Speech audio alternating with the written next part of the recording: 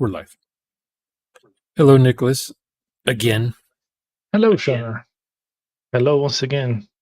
Do you hear the drag race going past my window? I don't. Good. So maybe your noise isolation is working. They're spinning their tires at the red light, getting ready to race.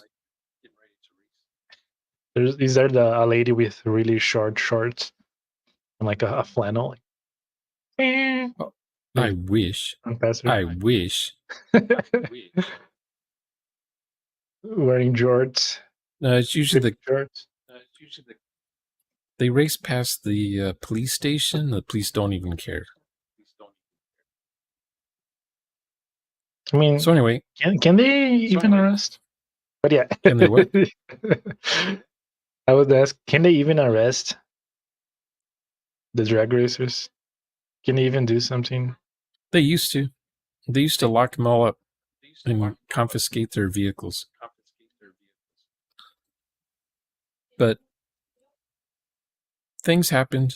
We live in a new normal now. We live in not so much interesting times.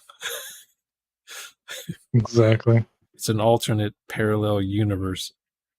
Yeah. Imagine role playing in a setting that is literally just the world, real life.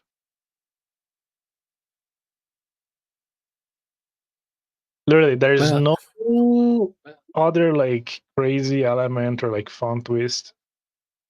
What if you knew the past, but you're not allowed to bring it up ever again? So you have to just exist in current day Earth?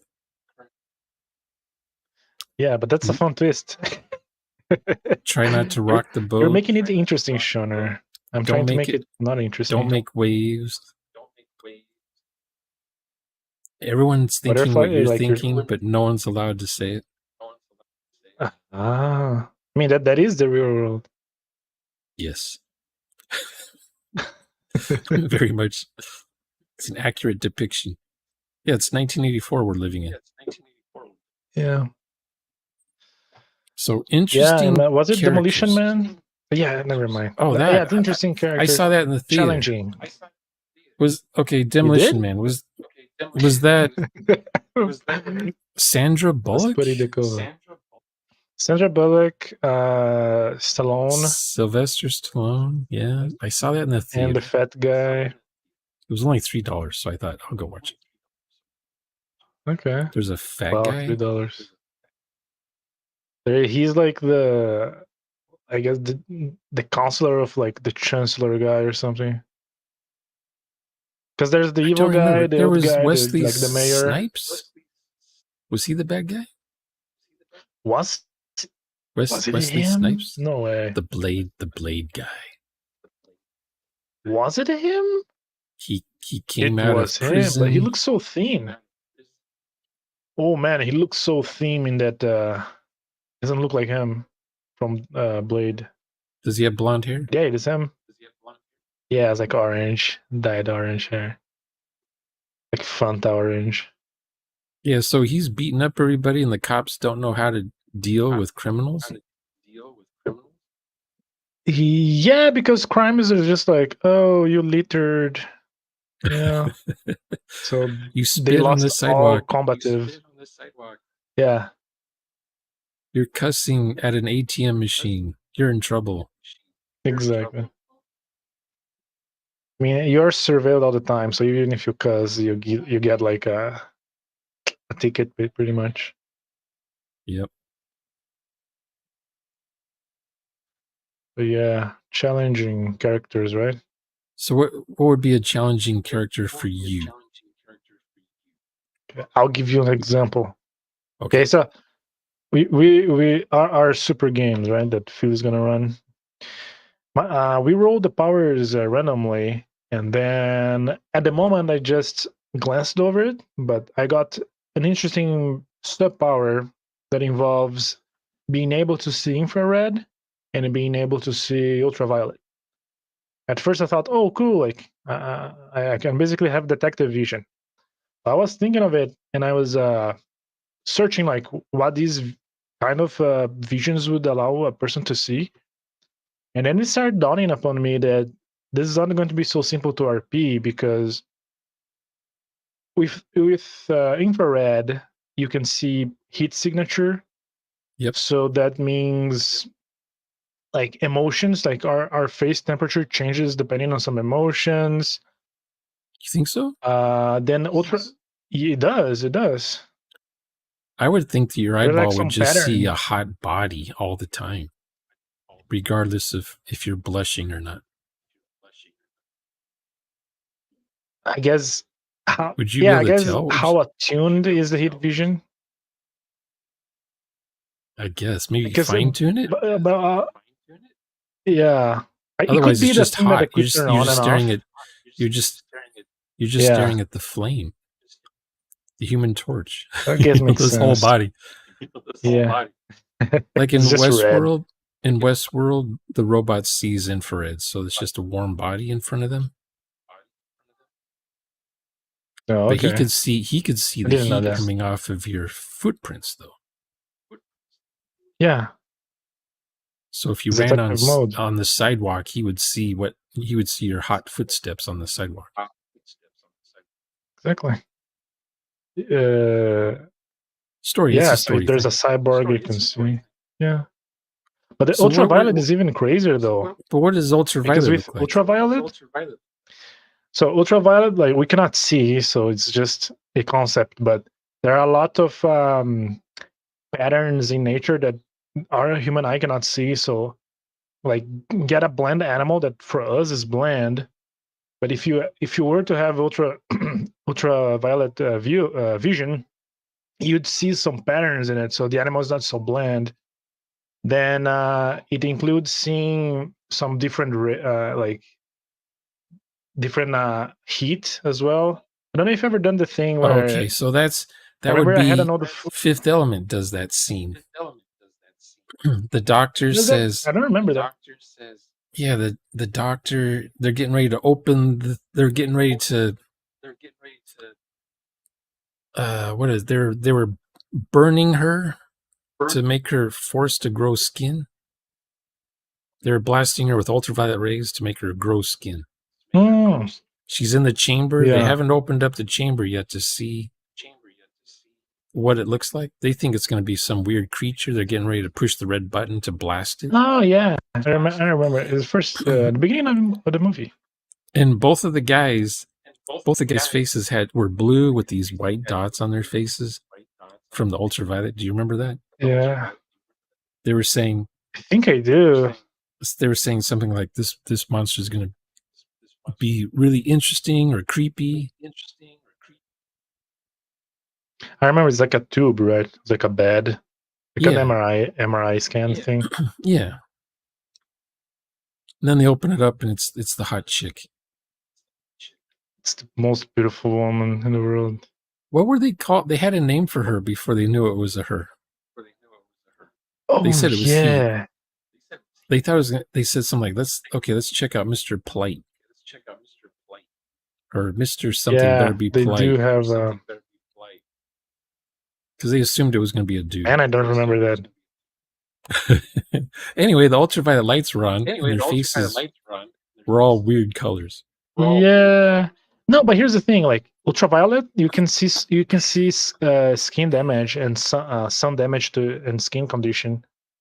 So, like, if I were to have ultra, yeah, I could see like, oh, you got exposed on the sun today for like at least 3 hours.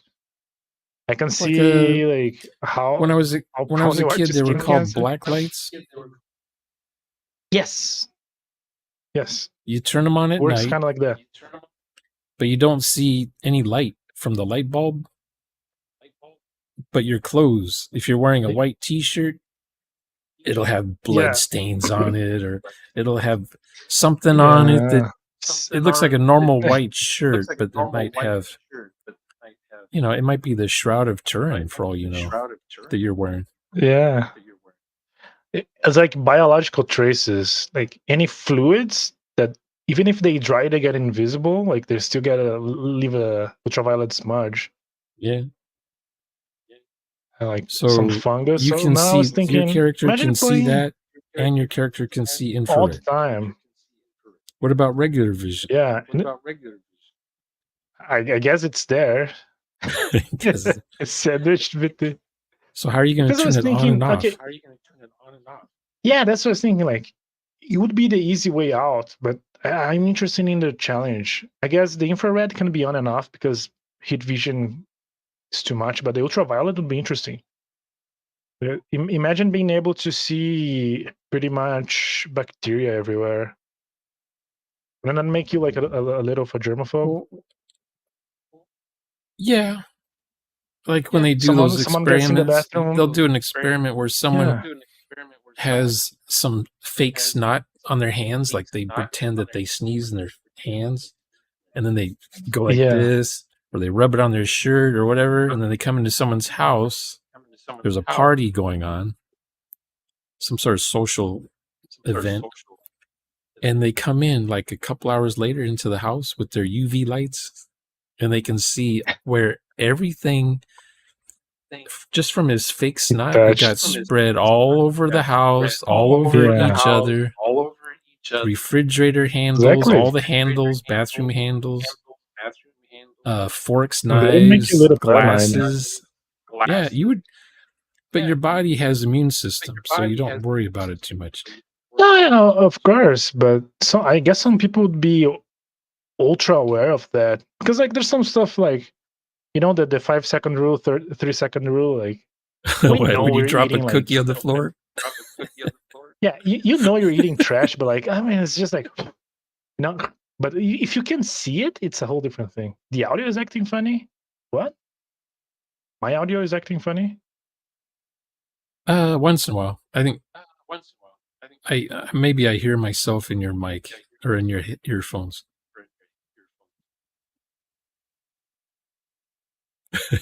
Excuse me. Once in a while. This is supposed to be. This issue is supposed to be resolved. If I blast you like this, do I hear myself? Oh yeah, I totally hear myself. Okay, I know how to fix it. Do your magic. Give me half a second. Half. What about now? Testing 1, 2, 3. Up.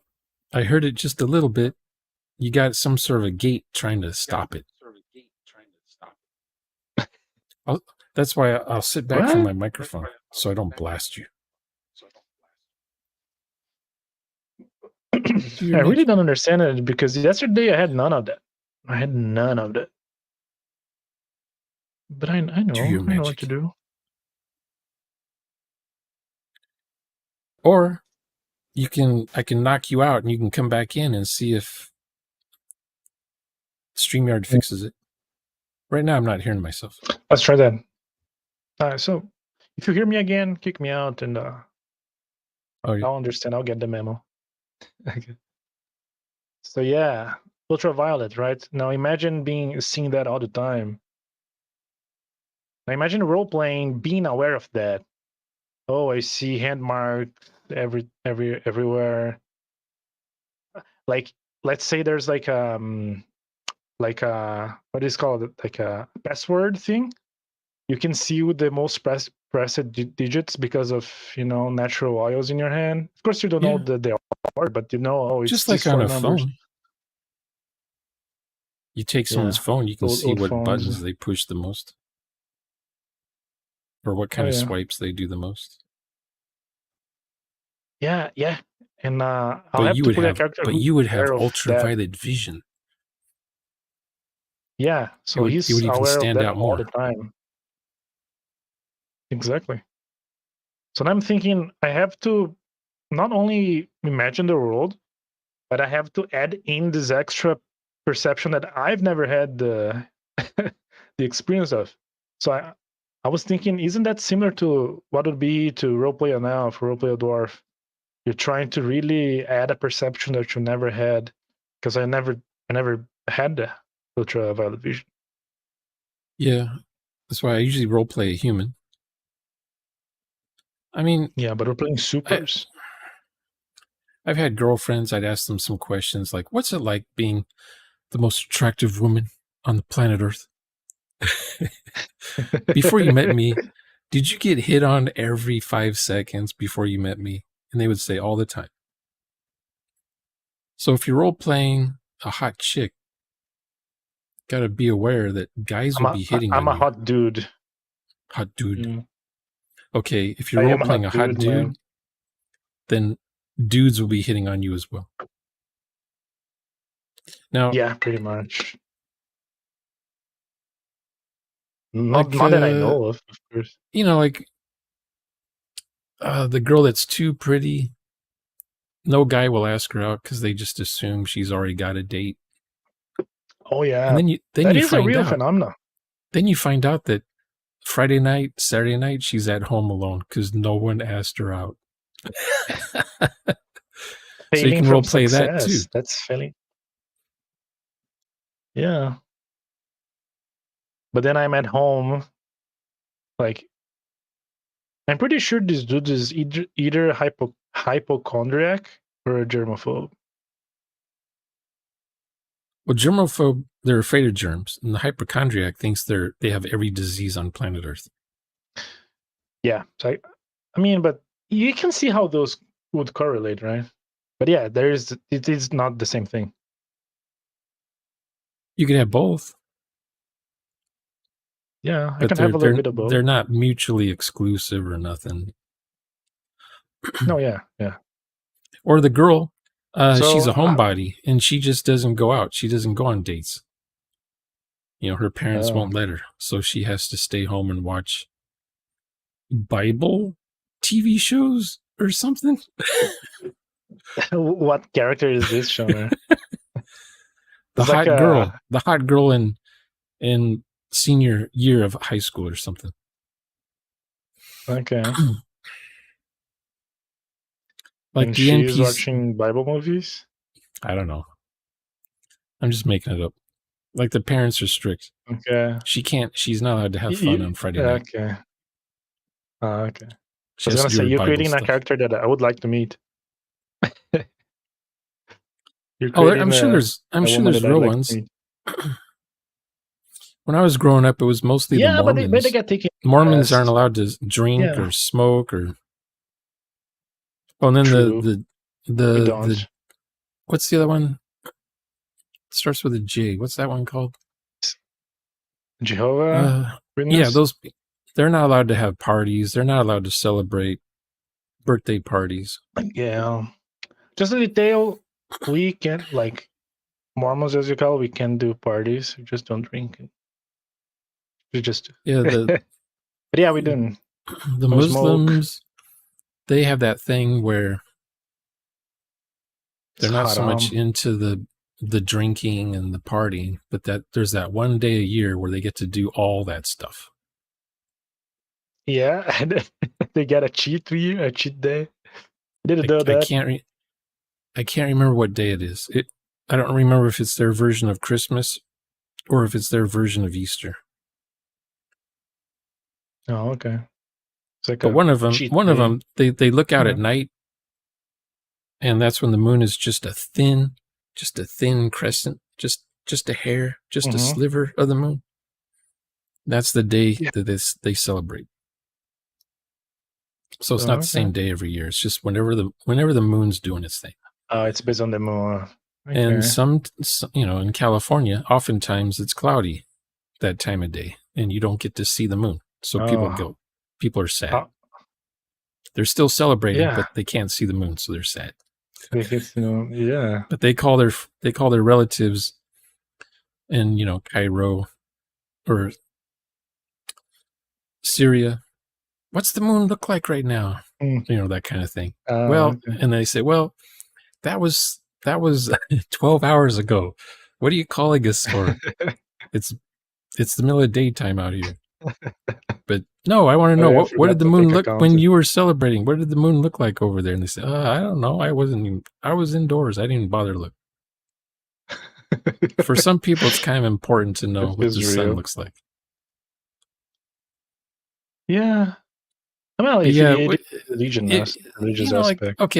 Like science fiction writers from the 50s and 60s, they probably didn't have girlfriends. So they're writing stories that have girls in them. and they just basically write the character like another dude, or it's a dude that won't shoot rifles, just makes coffee, does the cooking. They've met their moms. You know their mom. Is there a female reference? So either the girl is a super hot model, or a singer, or a dancer, or she's just the cook. She does the cooking and the cleaning on the ship. It's really funny how like these old programs the robots sci-fi or fantasy novels. Yeah, like the dude is like super basic. I mean, it's like kind of a self-insert. The main guy. The dude is and the chick stoic. Instantly. He has no emotions. He's just he has no empathy at all. But the women don't have empathy either, because the guys don't know how to write for women characters. I think they don't know how to write social life. Girls are into relationships. They want to make friends with the bad guy, or they want to try to fix the bad guy, make him nice. You know, your typical, the girl that thinks everything's rosy. You know, she isn't jaded yet in real life. In real life, she would probably. It's a matter of time. You know, the Ripley character, she's jaded, so she's going to say, "Nuke it from orbit," just to be sure, certain. She isn't going to try to make friends with the alien. But you know, the girl wants the baby dragon. A little bit cuter. Yeah. The wise man, he's like, don't go near it. Wouldn't you... If you could have the prospect of having like a dragon attached to you, like a dog, wouldn't you be interested in the prospect of that? I have a dragon. Okay. How much reason, okay. When I was younger, the only reason I would have a dog is to go to a park and get chicks. Because puppy dogs attract hot chicks. That's true. Now, if I had a baby dragon and I went to the park with it, what would that attract? Now, I'm talking back in the 80s. No, okay. Not now. If you brought a dragon now, you'd attract only the weirdos. But you're talking in the real... Oh, I was imagining like a fantasy world. I'm talking about... No. I always... When I'm getting ready to roleplay, I first see how the character works on Earth. Then I worry about, so we're going to be in this setting with my character? Okay, so now I'm going to... Well, this is how they work on Earth. So I do a compare-contrast. Now, maybe what my character looks like or does on this other planet is nothing interesting at all. But on Earth, people are getting out their, their flip flash Insta cameras, those Kodak flip flash things. Yeah. With the roll of film inside of them, taking pictures of the baby dragon that I brought to a park. And then you got the people saying, is it real? You know, National Enquirer shows up. They want to know, is it real? Is that a fake photograph? Is it a dinosaur? What'd you say then? You resurrected. I don't know. If it's super cute, if it's anthropomorphic or whatever, it's got like the smiley face and the big old anime eyeballs on it. Girls would want to pet the thing. How to Train Your Dragon. Yeah, it's How to Train Your Dragon levels of... Yeah, one of those kind of things. But if it looked like it had sharp teeth, and if you approached it, it would snarl gaseous fumes at you, and when it opened its mouth to bite you, you could see flames in the back of its throat. And the dragon's midnight black color with some silver around its sharp, pointy parts of its scales and wings. And cold, when you touched it, it was cold as your skin would stick to it. That's how cold it was. Like cold-blooded? Sticking your hand in a refrigerator made of metal. Or putting your tongue on a frozen pole. I prefer warm heat blooded, but okay. Women can won't work touch through. the thing if the dragon's made like that. That's all I'm trying to say. Okay, fair enough. If it's made like Yeah, a it's a real plush toy, phenomenon. they all want to play with it. Does it do any tricks? No. Yeah. Now, what if the mom showed up flying around, and the mom is like 60 feet long, like your basic modded dragon from Skyrim? It's flying around looking for the baby, and Okay. it starts killing people with its mind. It's a psionic dragon. It drains the Mind. life out of you Okay. instantly. The dragon has to stay young somehow because it's lived thousands of years. Anyway, people would say, "Oh, they're making the mental connection. That baby's going to grow up to be one of those things." They want to kill the baby instantly as they see the mom dragon destroying all the museums in the park, burning all the forests. That's and why you everything. gotta. That's why you gotta save the baby. You know, it's gonna be a journey to save the baby. At the end of the movie, the baby dragon is gonna like lick your forehead. It's like, thank you so much, goodbye, kind of thing. And then flies off into the distance with the mom. What was the point of it? I guess my I don't train know. of I thought don't was remember what. the dragon was, could it attract hot chicks like a puppy does? But I guess it depends on what the dragon looks like. Yeah. Now, what if, okay, let's say you don't have normal vision. You only have ultraviolet vision, and that's how you see people with normally. You'll never see a beautiful woman. Or what would a beautiful woman look like to you using ultraviolet? I would see all her skin damage all the time, and like the layers of makeup. Every woman with makeup is a clown to me because for me it's like glowing, It's like. Would you wear special glasses? So maybe to my turn off? concept. Could you do that? I guess it could be a thing, huh? Yeah, like But I don't think he won't, cyber though, shields. You because wear a cyber shield so that yeah, it converts the ultraviolet rays to normal rays, but then here's your the thing, brain because I'm has to know what thinking, you're looking at. because I think he's a bit of a germaphobe, so he doesn't want to unknowingly, touch things. Oh, your that he character's sees a really dirty. germaphobe even? Okay, so the germaphobe is part of your character too? I'm like 70% decided on that. Well, just be lucky you don't have X-ray eyes then, because then you'd be looking at people's cancer inside of them, and you're thinking, Yeah. I'm gonna get that if I even go near them. Exactly. And then he has wings, you right? see only the imperfections. So that's another layer to the thing.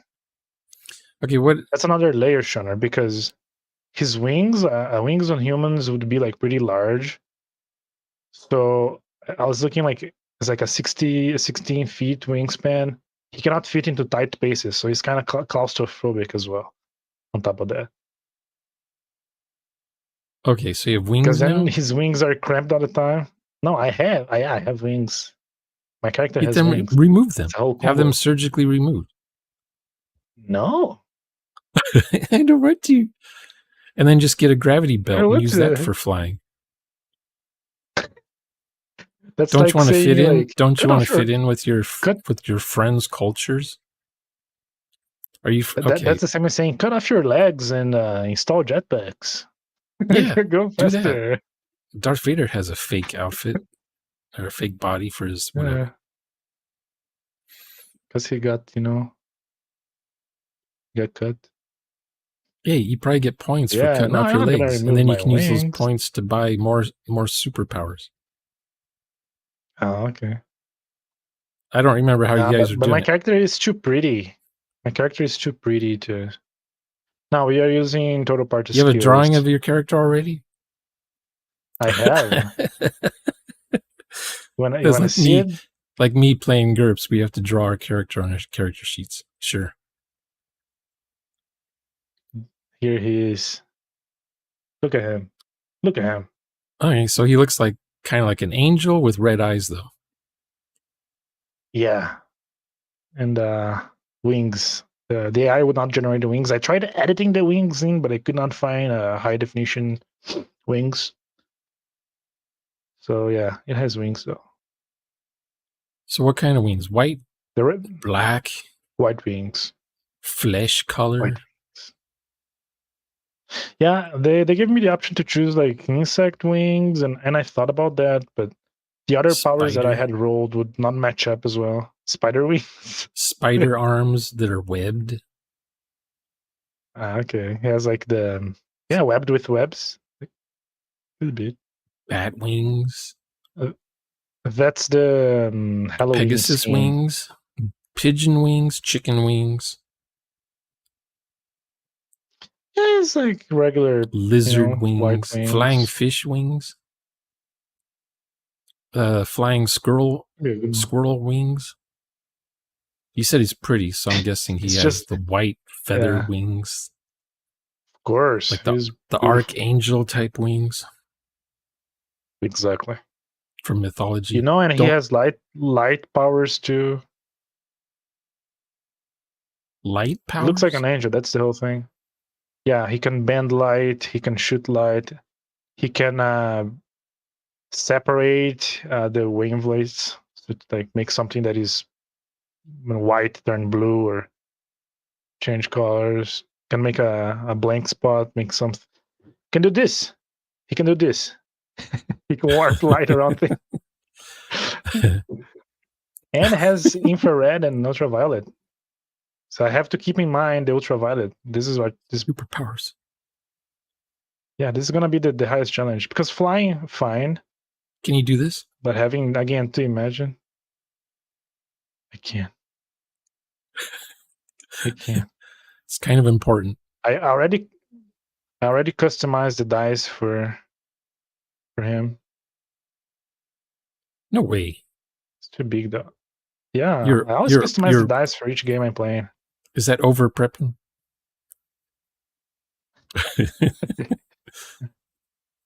These dice are for this character. To me, it's similar. These dice were for this game. Yeah. Well, I play Traveler, so I use Traveler dice. This is like dressing yourself well, applying a cologne before an event. Same thing. Really? I want to feel your camera has smell-o-vision. Yeah. It's just mostly about me. It's about my own thing, This is for me. This is for me. The picture. Here's the thing. I like role playing and being able to look at my character. It really helps me remember. Yeah, this is the guy I am. It helps me, remember who he is. If I can see his face. Yeah, one of my sisters, she's a germaphobe. She won't touch. She won't shake hands. She's constantly washing her hands all the time. But guess what she will touch? Her dog. Money. Okay. She'll walk around with wads of cash in her hand. So you know how many filthy hands that money's been in, or filthy wallets, or filthy, someone's ass pocket. Who knows what stripper had the money in between, put in her thong bikini, That money's the only thing she'll touch. She can never go to India. She can never go to India. She'll die before stepping out of the airplane.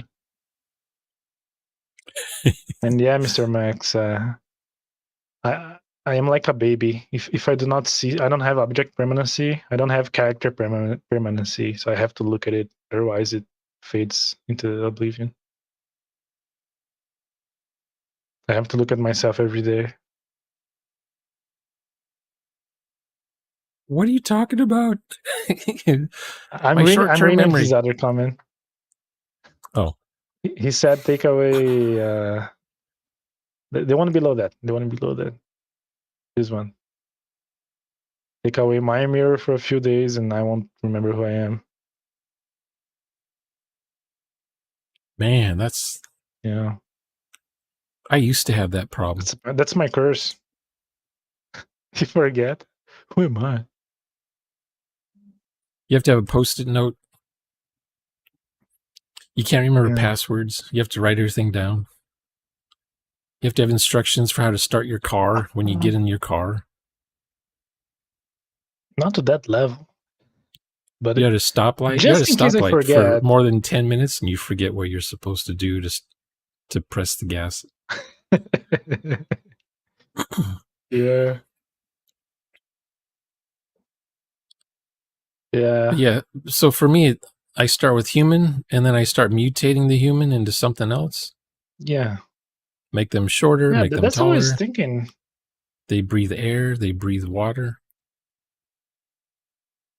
Yeah, because that's my player prep. I think about the character and I start putting him in fake scenarios in my head and trying to imagine like, so how, like, what would he do, you know? And then questions pop in my head. So I was putting him in scenarios, and then wait a second. Well, how were they made? How was your character made UV or light born?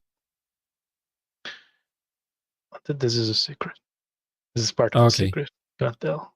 Feels looking. The other players are looking. I cannot tell. It's part of the drama. Because you have to have an origin section of the game. Yeah, I do. And that's when your worst fears are exposed, or your worst secret, your secret identity. People find out who you were before time, before the thing happened to you, or you were always that way.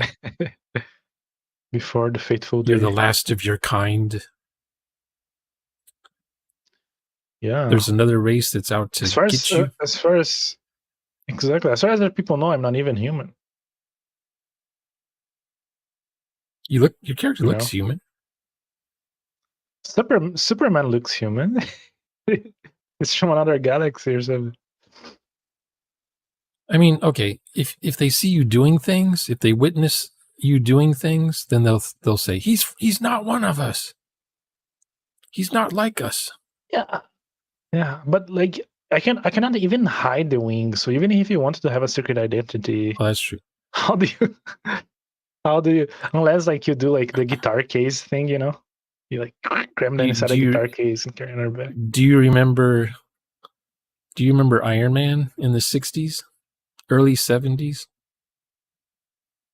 The comic, I remember the drawing, the design. He could never take off the iron chest plate. He always had to wear the iron chest plate. So basically he's like an iron lung that he wears. Yeah. It's bulky. It's got ridges and crap on it. It's got plates of armor on it. And in the comic book, he would put on a dress shirt, tie, a suit, and it would hide it. He would dance with women. They'd have their arm around his neck and they wouldn't notice that he's got this metal plate that he's wearing. Plus he had that is rigid. It's rigid, sharp edges. Yeah. Slow poly. He fooled all of his girlfriends that he wasn't Iron Man underneath that wool suit. Maybe they thought he worked out. I don't know. But then the readers of the comics got older and they started realizing, hey, this is dumb. When I was 10, it was cool, but now I'm 15. This is stupid. You can't just put a t-shirt over his body and hide that he has a suit on. Anyway, so the writers decided, okay, he has a artificial heart put in. So problem solved. He doesn't have to wear the chest anymore. Yeah, that's the design we have today, right? Because every third episode, he was dying because his chest armor was malfunctioning, and that's what keeps his heart beating. Oh, okay. You know, some giant robot crushes him, and his armor starts to crack. Oh no, my heart, it's not gonna pump anymore soon. I'm gonna be dead in minutes. And then you have to tune in Sounds like that. next month for the next issue of Iron Man. Back when it was only 25 cents, maybe 50 cents. Yeah. 23 pages, and about maybe 3 of those pages were ads. Those are the good days. And then they'd start where they left off, and of course something happens. You know, the what's it called when the giant eagles come and save your ass? Oh yeah, it's When you're about to die. Man. Lord of the Deus Rings Ex is Machina. yeah, that happens. That happens, and he's saved for the moment. Something out of nowhere shows up and saves his ass. Yeah. Phil's not gonna do that. I'm aware though. Yeah, Deus Ex Machina. That happens 3 times God in from Lord of the machine. Rings. I'm not a fan of it. Yeah, I don't like that you kind know of what? writing. Lord of the Rings gets a pass. Gets a pass. You like when the Can do Ghost Army, all what is it? It's more nuanced. It's more nuanced in the books. Helm's, what is it called? Helm's Deep. Helm's Deep. They're having a fight, a big old fight. Looks like they're going to lose. The orcs are just going to wipe their asses. Yeah. And then this Ghost Army shows up out of nowhere, saves the day. It's not out of nowhere. There's build up. That. Well, they probably made a Yes. pact or a truce or save us, or just happen to be around when this battle starts because we might need you later. No, man, it was like a debt that they had with the antecessor of Aragorn. So he went there to end his deal. Well, his antecessor's deal of the contract to release their spirits. So they did it for that. I don't remember. Yeah, it was perfect timing. They all show up right when everyone's dying. Yeah. I mean, that's movie magic. And then it happened another time in the movie. I was like, what is this? This is how Tolkien writes his stories? I run out of ideas. Oh, let's have something show up and save the day. I like O. Henry. He does the opposite. You think, oh, happy ending. And then the guy dies from a tiger clawing the guy to death at the last second. Just out of nowhere. He opens the room to his bedroom. There's a tiger on his bed and it just leaps on him, kills him instantly. Just out of nowhere. Shocker ending. They're called shocker endings. Yeah. I like twist endings. Fire of the Rings is not about that, man. It's a different It's only 5 minutes of the movie. The movie's 3 hours. That was only 5 minutes of it. It doesn't ruin the whole movie. Just that 5 minutes of it. Exactly. Like the overall experience, 10 out of 10. Would watch again. We'll watch again. So what would be for you, Nicholas, what do you think is the hardest character for you to roleplay? Or the most challenging? Hardest character? To roleplay. Something that's not human. I guess that's too broad of a definition, right? But because that got me thinking, like, if just the UV aspect is making me think about life, universe, and everything else, imagine different biology. Imagine perceiving time slowly or faster because you're a tree. You're a sentient tree. So for you, time is like 1 year is like 5 minutes. Like how do you roleplay that? How do you? Because here's the thing: you have your mental stack, right? Your mind is occupied. I'm playing the character. Every now and then I have to interface with the system. I know how to be a human, so the being human part, it's in the background.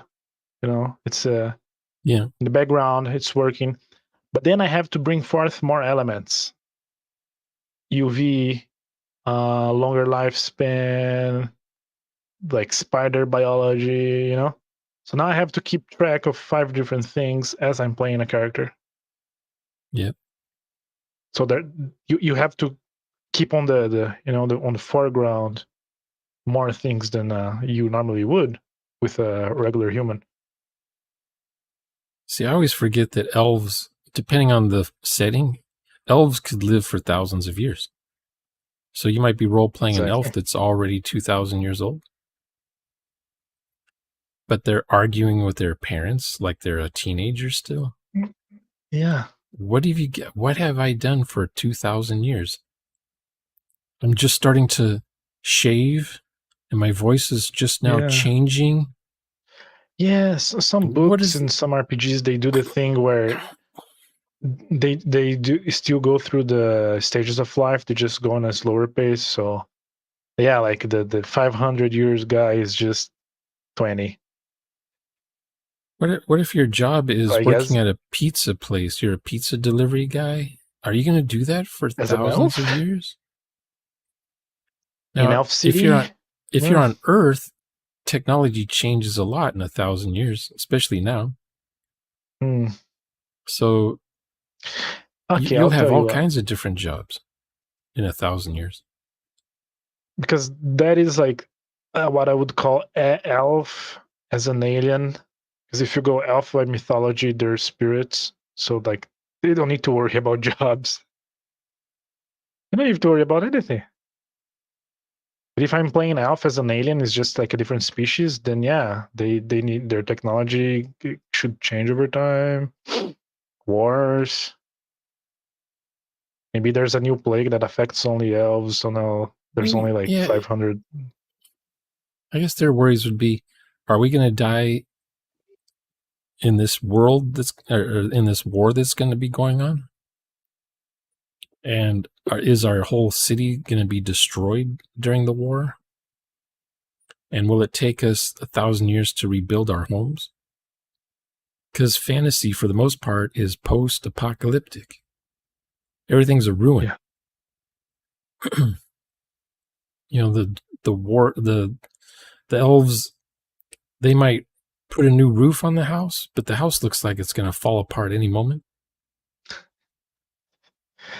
I think. Wait, are you talking about the aesthetics? Like everything looks The dirty cobwebs and destroyed? might be 500 years old. It's just that it's fossilized. It's stagnation, setting stagnation. Yeah. The setting doesn't change for 1,000 years. Okay. We've had peace for 1,000 years. I don't think if it's a thing that the setting is not changing. It's just we are focusing on this time period now, you know. Because like even some the works that give itself some it's worth their salt. They describe like there was a Bronze Age, there was a a Stone Age. We're just happening to the story goes on X age. This is the time frame we were focusing on. But then you have some settings that it's been like millennia, the same level of technology. There should be a good explanation for that. Like, do they keep getting resetted because of someone? Like, is there like a millennial dragon that comes in, kills everyone, makes everything restart from zero? Or maybe to keep balance. the elves think about how there used to be a lot of elves and now there's not very many left. They might be the last of their race. Many? But it's kind of like what you said. They just worry about what's happening right now. Because if you think about their past or you try to imagine what their whole life was like before you showed up, you'd go crazy. Or it wouldn't make any sense. These elves that live thousands of years. You just do potions. Yeah. You're learning how to do potions still. You're learning new spells. There is a book. I wish I could remember. You might know it. The elves there. It's not that they live like for thousands and thousands of years, but the world they live in, like this different dimension, time runs slower there. So if they go home, they spend like 1 year there and come back to our world, it's been 10 or 20 years here. So humans have the perception that they live long, but it's just a matter of like time zones. Yeah, that could just be interdimensional time zone. Yeah, the elves and the shoemaker. So the elves show up and make all the shoes for the shoemaker. But where did the elves come from? Probably another dimension. Yeah. Like how does Santa travel so fast to deliver toys to every house? It's magic. Doesn't need any explanation for that. And he has to go in the house from the chimney. Yeah. When I was a kid, I always wondered, like, because I lived in an apartment, so I was like, well, yeah. So you have to make a fake chimney then. So the kids have a place to hang their stockings and things. I assumed he'd like teleport through the window or something. I imagine like he would open the window or like he would go through the window. That's how I imagined it when I was very young. Yeah, I guess so. We had our chimney closed and we never used it. Because the hobos would that is it. No, just I guess birds or something would try to fly in the house or something. I don't remember. So we but just don't you put like a little thing there to block it? Forgot a name. A grate? No, not a grate. Don't remember. A grate, yeah. I don't remember. Never California. You don't really need it. I did have you one. Don't in the desert. You don't. Where I live, you don't need a chimney. That's for sure. Oh yeah. I forgot. Major overlooked detail. I guess he comes in through that little pipe where the water where the water the Roto-Rooter guy, the sewer guy comes to unclog your pipes. He goes up on the roof with his snake. It's California Santa right there. Comes out like all dirty. Or the kitchen has an air vent on the roof of the house or something to suck smoke out of the kitchen. Maybe he comes in through that. Yeah. He can travel to the fourth dimension. That's why he can squeeze into holes that he should not be able to. He's using the fourth dimension.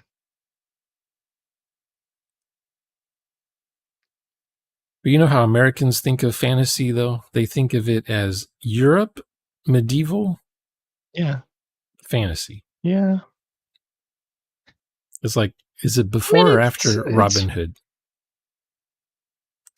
Because, okay, man, like, look, I love the Americas, the continent, they're pretty dope. They're pretty cool.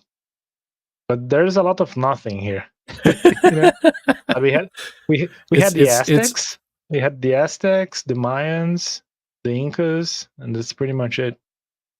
They're pretty cool. Don't get me wrong. Like I still love to run a setting in like an Aztec, like Macahuitl, the RPG. I would like to run a setting like that.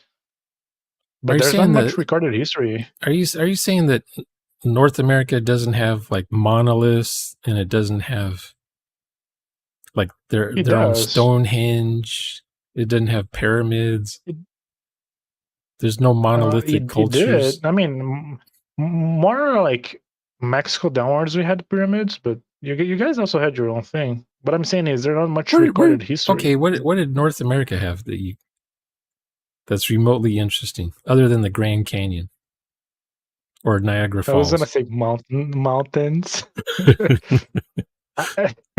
I can call it any out of my head, but I'm pretty sure we have dinosaur bones. Educated people in chat can see. Because North America used to be underwater. I'm talking about human. Yeah, I'm talking like a human recorded history. We have pretty much zero of that here. Just saying. So if you go fantasy, it's easier to roleplay a fantasy where you already have some people. What do you call point of reference, and then you go through like medieval stuff. They have archived folklore from different regions, so it's just easier to get into the mindset. Yeah. because we know their culture. And plus, if you live in certain countries, you can just look from your house and see a castle ruin. Exactly. Every 50 miles, there's another castle that isn't used anymore. It's now a park or a museum. Around here, I guess we have mines. There's a lot of mines that aren't used anymore. Copper, silver, gold, nickel. Yeah, that's your perfect adventure site. Ghost Go there towns. We with have your ghost friends. towns. We have towns where no Yeah, one there lives you there go. anymore. But that's not ancient. That's like No, it's what only like 150 years ago. yeah, exactly. I'm talking about really ancient stuff. Really ancient stuff would be oh, what is it? It's we have nothing. We have nothing. Yeah. We have earthquakes. As old as time. It's very old. You have the Appalachia, but again, mountains. I'm not. Oh yeah, we have the Rocky Mountains. I'm not being That's cheeky, exciting. We have snow. Like, that's cool. I'm not being cheeky. We have I'm desert? just saying, like I said, yeah. You got Wendigos. They're kind of But neat. when the Aztecs were making their temples, what were people in North America making? I ask you. When Easter Island was making its, the faces out of the lava rocks and stuff, those big giant heads, what were people in America making? We were still making what? Eating corn. I guess there'd be teepees. There would be hunting bison. Right? There would be nomadic tribes everywhere. Yeah. No one stays in one place for very long. Is no joke. There was no plumbing. No joke. That's an achievement. There were no cities. There was no plumbing. There were no streets. There was no internet, no phones. There were smoke signals. There was yeah, that's kind of cool. Horses were being tamed, I think. I don't remember. Did Indians have horses before the white man showed up? Recall it with their horses. White man. I want to say the Indians. I want to say the Indians didn't know what a horse was until after Columbus. I think there's something to that. Yeah, there's something to that. Because the guys would ride on these horses, especially with Montezuma. He'd see these Spaniards on these horses and think they were gods. They didn't have horses. Yeah. But, within a year, they had guns, they had horses. They traded guns with the Indians. How did that work out? The Indians learned the language. They dressed the way Europeans dressed. They ate the European food. They got Christianated. All the things happened. Yeah. It was called the white man's burden. Brought out, pushed down on other people's cultures. Here's what you have to do. Same thing happened in Australia. White man's burden shows up. Man, that's such like crybaby. To be honest with you, it's the same thing in Brazil. Like for like millennia, people were living the Neolithic. When Portuguese came, like they introduced like basic stuff, and then like society flourished. People don't like to talk about that, but there were a lot of cannibal tribes here. So there were a lot of natives fighting alongside Portuguese. Yeah, who were the crybabies when you said crybabies? In Brazil, it's like because of it's the same thing in America. Like, because the Portuguese they came here and destroyed the culture. Like there was no man. It was like we just know of the culture because the Portuguese came, because people didn't even keep records. Like I said, the highest level of technology was a stone attached to the end of a stick. They're super smart of the way of the land, of course, but like they would have been wiped eventually by nature. So, because you don't every other civilization, like that were isolated, they grew to the point where they become a real civilization. Like take Japan, take what else? Yeah, they There's do another trading. island. The countries did trading with Yeah. each other. Yeah, It's like, oh, I can make this and cheaper than like, this other country can do it. and there were quite a lot of people here in the Americas too, but they did not progress. You know, so like, It's like the evil white they man. didn't have to. I guess if humans aren't pushed, they won't do anything. They'll just sit Yeah, that's true. around and have sex with all the women. The women bring them Yeah. grapes, popcorn. Popcorn, The women take yeah. care of the guys don't care about the kids unless it's a boy. Then they want to teach the boy how to hunt, be a man. And the women are like hanging out with the other women, doing their gossiping and all that stuff. Talking about which husband has the best physique. And then the girls gossip about which girl is the prettiest. Make cassava cakes. That's something here in Brazil. And then that goes on for like 500 years. No change. Zero. Because their religion, they're going to have a religion. But here's the thing. The religion doesn't change. There were enemy tribes. So they did like I said, there were cannibal tribes. So much so some were very happy when the Portuguese came because finally someone that can help us like eliminate those crazy guys. Yeah. So there was conflict. Yeah. But like same with not America. To the point where the Indians fight each other and they would make a pact with the white man. You know, like in Skyrim, right? The Reeklings, the King Reekling, you follow me. You killed Nord. You killed Nord. So you kill the Nords for the Reeklings and they're happy. Yeah. Over on Solstheim. So same thing, you know, I don't remember the names of all the Indians, but some of them are pretty nasty. Like they were killing each before the white man showed up. They were killing and raping each other constantly. And they make it sound like, the natives were nice, peaceful before yeah. They lived in a perfect communist utopia. Yeah, and Christopher Columbus, he never saw America. He was the governor of Cuba.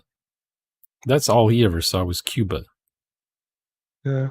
He never saw Florida. He never saw America. There was other people after him that found America. As far as he knew, he was in the West Indies. Yeah, that was a common thing, I guess. He didn't find Panama. I don't believe in the discovery by accident theory. What's that theory? There's a discovery by accident? Yeah, like, we're going to India, like, what's this? Let's call it America. I think they knew there was land here. Or at least there was supposed to be something. Well, how many miles? People are very smart. How many miles is the East Coast? Smart. Like 1,000 miles? Well, it's giant. I mean, more? if you take like the whole American from continent, it's from just like New York, giant line. From New York to Miami, that's a long bit of land. And these sailors, these captains, the whole would show continent up. is a wall. Yeah, people in ships would come across the Atlantic Ocean and they'd see just this long ass shoreline from the equator on up, practically all the way up into snow. And they just imagined that, well, how far back does that land go? It's got to be huge. It's got to be huge. If it's this long, like let's say America was a square shape, they were probably imagining, well, it's 1,000 miles going up and down. So it must be at least 1,000 miles going inland. So I don't know if they could see mountains from their boats. It looked flat to them probably. Because it's mostly swamp that they're running into. Oh, okay, it's swamp. Okay. Like Florida is mostly swamp still. But Washington, D.C., that's all swamp until they paved it.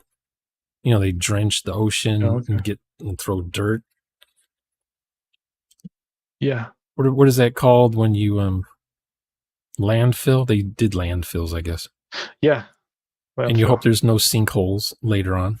You try to get all the sand nice and packed before you Here's another start thing. building houses. The Aztec managed to create fake islands that are still up today. You could still walk, and they would build houses on them. Have you seen that? Probably. Yeah, it's I've like probably a seen it soft not ground, like it's really still it's still crazy. above water. Yeah, it floats above water, and like it can hold like houses. I mean, houses back then, right? Not like our house today. So that's what I mean. Like, yeah, of course they were like very stagnated, but they did develop in some other ways. Like I said, very wise in the ways of the land. Very, very intelligent, so much so that they survived, but stagnated nonetheless. Yeah. I guess it was more of a horizontal progression than a vertical one, technology-wise. Yeah, that makes sense. I mean, until skyscrapers were invented, America wasn't really doing much as far as buildings. It's like, oh, the tallest we can do is 10 stories with bricks. Yeah, that was like, that was the 10-story building in New York City was considered a marvel, an engineering marvel.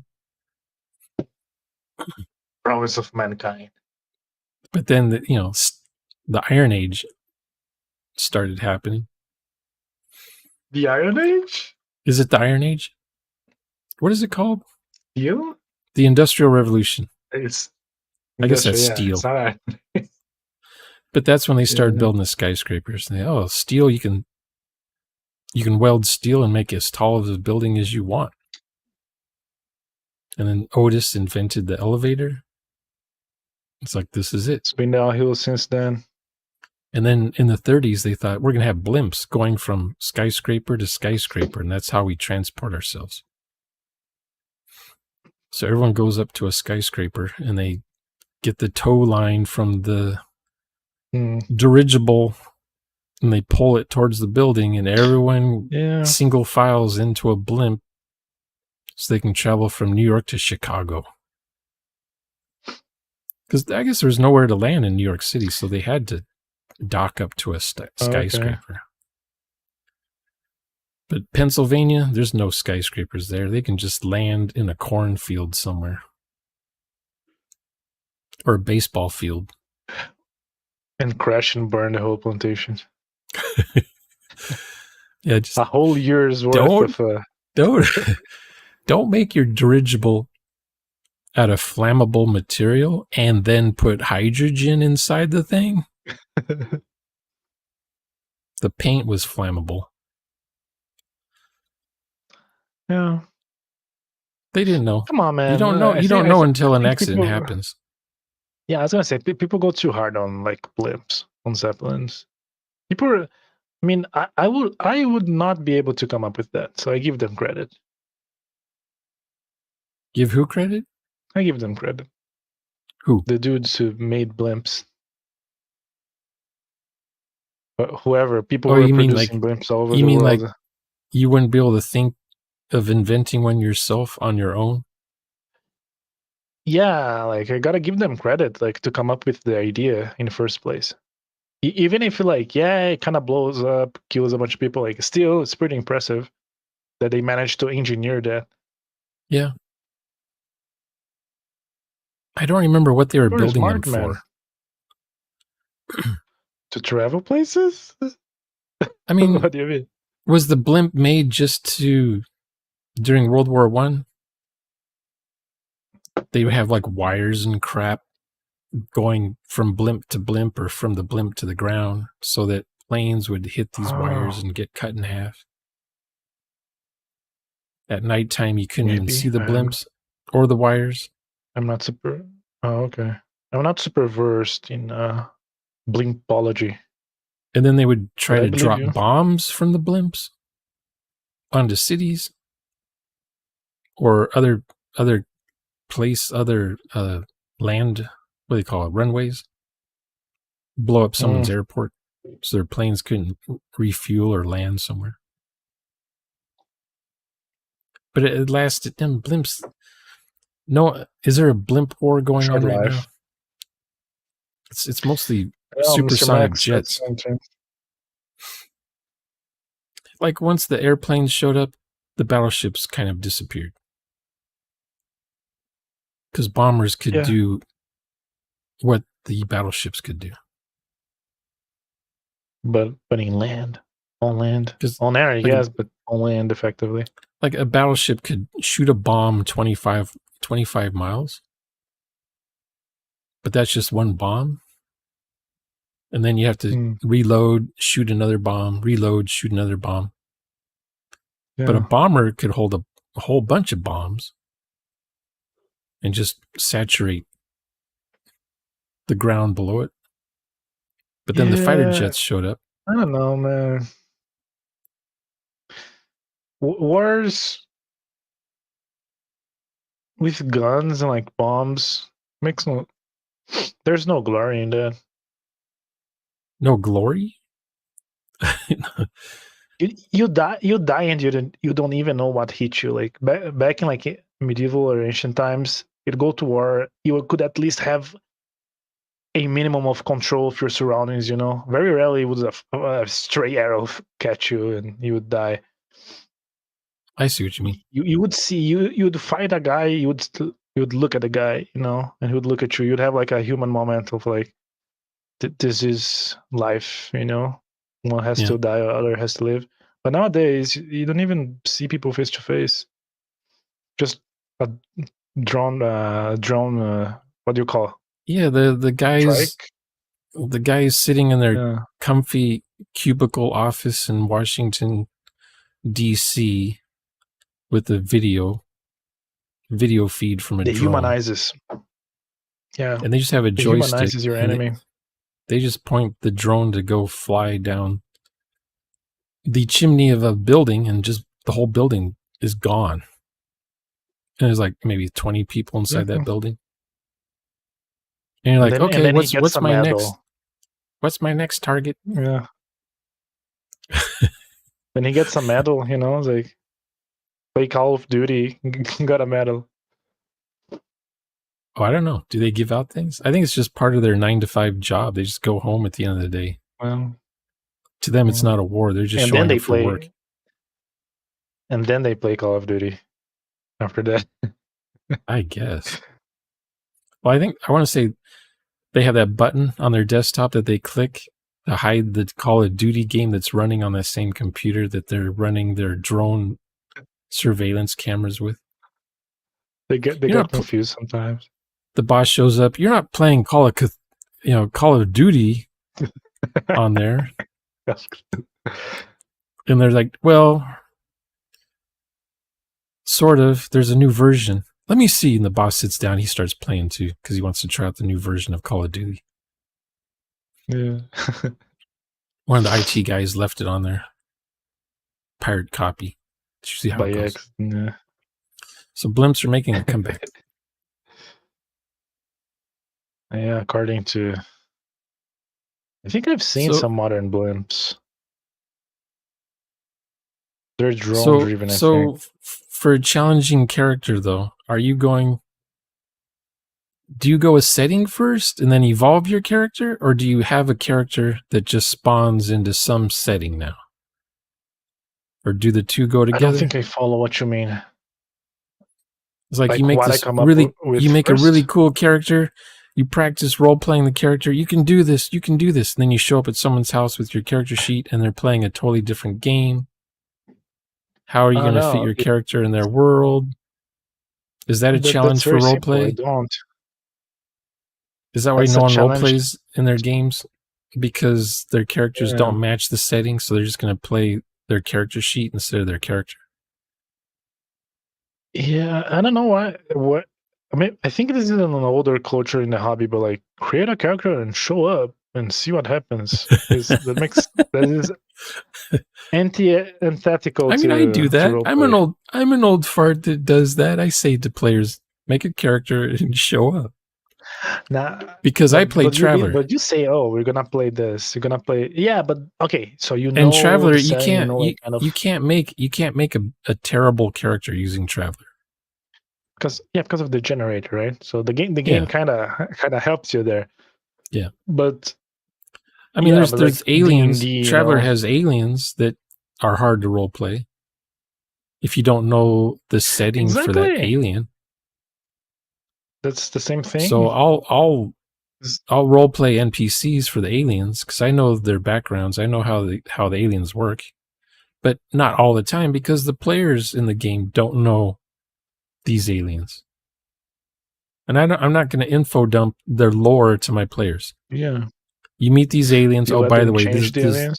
this is the culture of the aliens. This is what the aliens do. This is how they work. Do you let them change the aliens? Like they 4D? Oh, this is a Clipothonon. Nope. I've met them before. No? Nope. I mean, if they 4D aliens, then we just invented a new alien race for the game. Okay. I'll come up with stats for the aliens, but the players know more about the aliens than I do, pretty much, because they came up with it. It's not.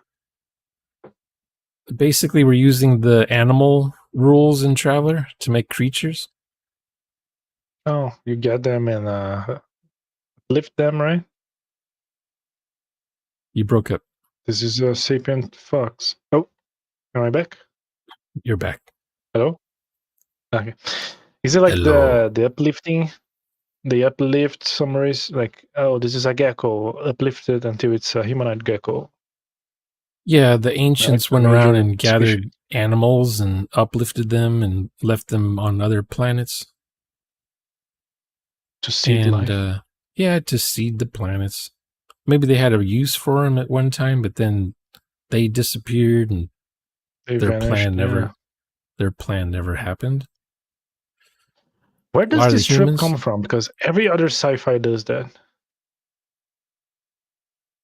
From the 50s. There must be a Patient Zero. But who is the Patient Zero? Oh. I don't know. There's always a Patient Zero.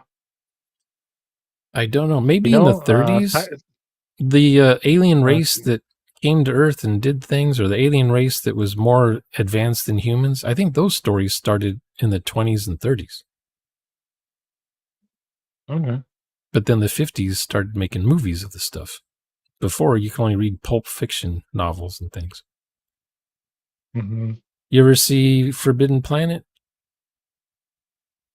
Forbidden Planet? 1950. Was under a different name here. 1956? Probably not. Technicolor. Produced by MGM and Disney. It's about humans going to a planet. They use faster than light travel. They go into a suspended gravity field thing, so their bodies don't turn into mush when the ship travels light speed. Okay. And because seatbelts aren't strong enough for space travel, they'll go flying out of their chair once the ship accelerates. Oh, okay. The G-forces are too strong, so they go into these little tubes that put them into stasis field for the journey. Anyway, they arrive at this planet, and there's an alien race that used to live on the planet and far more advanced than humans. And those kinds of stories were popular in the 50s. And people were scared of the Russians in America. Mm-hmm. So Hollywood's like, hey, let's make movies where instead of the Russians are attacking America, it's aliens attacking America. So you had War of the Worlds came out around that same time. Oh, yeah. Day of the Earth Stood Still. Wasn't Body Snatchers as well? Body Snatchers, This Island Earth. That was like the 50s were known for the alien invasion movies. Mm-hmm. Plus, they had the technology to make those movies. Because before that, it was just books. Mm-hmm. Then the 60s, the Italians and the Japanese and the Germans and the Russians, they got in on that too. They started making their own bug-eyed movies. And then Stanley Kubrick made his 2001: A Space Odyssey, and that pretty much put an end to that kind of filmmaking. Yeah, there was no doing better, so they just gave up. Yeah, people had to start over. I like how you don't even see the aliens in that movie. I like that. You just feel their presence. Yeah. And then Kubrick did it again in that movie AI. Did you see that one? AI. What? It's his movie AI? You're talking about the little boy? Wasn't it Spielberg? The little boy who's what was these? He was a robot, right? He's a robot. I don't know. That movie was kind of strange. I didn't like much. He wants to be a real live boy. That was Kubrick. Yeah. Kubrick had this idea for a film. He was getting it done, and then he died. Kind of weird. Kubrick took over. Yeah, Kubrick took over and finished the movie. Yeah. Or not Kubrick. Steven Spielberg. The government had to kill him. He knew too much. Oh yeah. He didn't die of old age. No. Yeah, Spielberg took over, and they put the ending in there. The ending of the movie has a 2001 look to it or feel to it, with the monoliths and digging under the ground, but it's the aliens that are doing the digging. It's not humans. Like this is like a long time later. Yeah. It's like Ice Age in a planet. Yeah. And they dig into the ice, which was the ocean. Find the boy. They find the boy. They make his dream come true. Mom. Yeah. That was weird. Was it a hologram or was it like a homunculus that they've made from her DNA? I don't remember. But they said he could only talk to her for like 30 minutes. So there was like some weird time limit. Yeah. I should become goop again, like traumatize him even more. But there was a time when sci-fi movies were trying to become realistic instead of pulpy. Because the audience grows up. Bicentennial Man. No, I'm not a. Do you like that? I'm not a Robin Williams fan. So I didn't see that one. You need to be his fan to like a movie. No, he was acting weird. When actors act weird, I don't go to see their movies. Yeah. Okay. But yeah, it's a weird movie. I like some of his earlier stuff. It's a bit uncanny.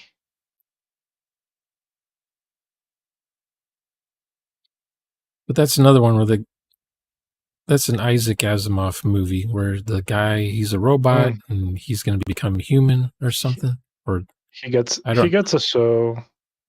Yeah. Robot gets a soul. Construct achieves soul. That's a. Have you ever role played a robot? Time. Nobody would like to. I think it would be easier than an alien. Much easier. Because if you grew up in the 50s and you were going to run a game and your players were going to be robots, you would know about the 3 laws of robotics, and you would pound that into your players. These are the rules for your characters. Yeah, I can. I don't know if I want to play that type of robot. I think that's better for the NPC because they don't have drive. They're still like following rules, but a robot where the line between like real life, like real intelligence, sapiens, and machine is blurred. I think that would be more interesting to roleplay as. See, that's more realistic. Because then you're getting into the cyberpunk, cyborg. Yes. Machine has a soul. What? Is the machine sentient? Data from Star Trek Next Generation is from that. Exactly. That kind of thing. More realism, I guess. Mm-hmm. Robots that is interesting to roleplay as. Empathy. Instead of a robot that's just a metal man who serves mankind.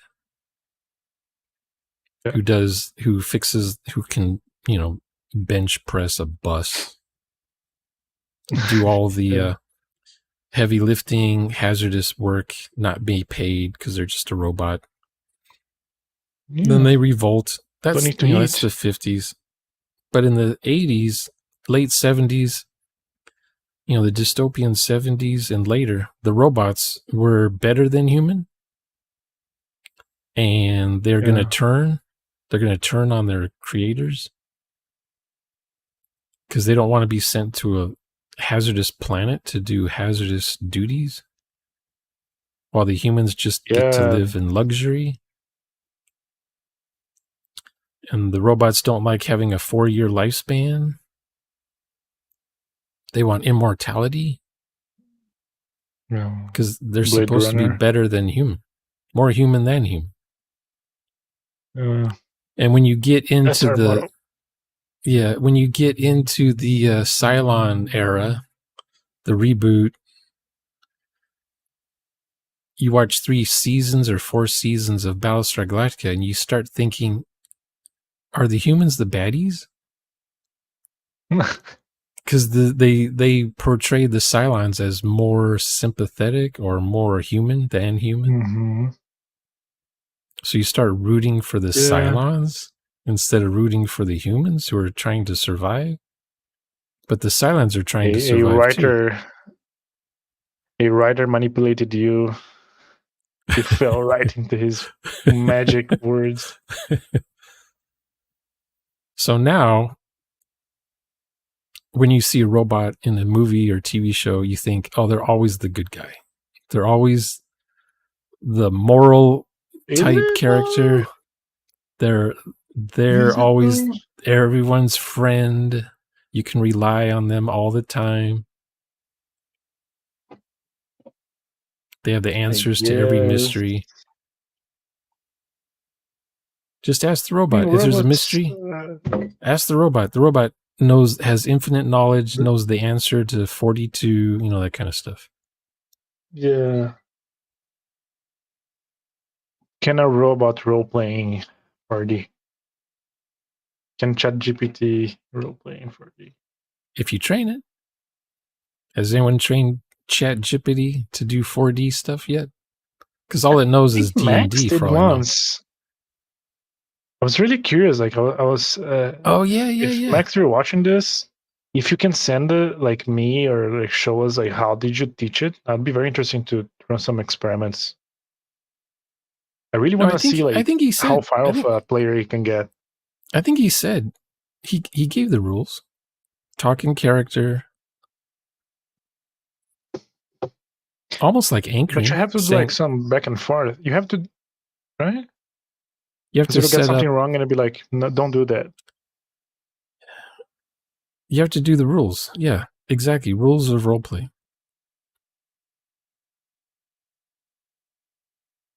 I don't remember how many rules he gave the computer. Maybe 5 or 6 rules. Can it roleplay better? Not better, but like to a similar level of.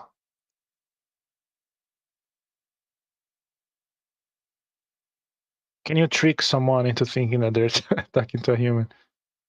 So, like an example of a roleplay session, and the AI is saying what the players are saying when it's their turn in character. So, it's playing like it's role playing. People role playing characters. It's like, okay, when you look at an RPG book, there's a page where they have a sample game session. Oh yeah, that's standard. And it's all out of character samples. Yes. I think Max wanted a sample game session where everyone's talking in character. Okay. When it's their turn. Good point. I'm manually writing these in mine. I should do like Max. It's best. I had Crispy write my examples. Yeah. Crispy is a wordsmith, so uses he did a fantasy one, a sci-fi one, and a modern one. I think I had room. How to roleplay the hard way? Yeah. The last chapter in the book. There's a sample. Was it him? He wrote that. The one with like Braga. I remember Braga because it's a very Portuguese name. Yeah. Yeah.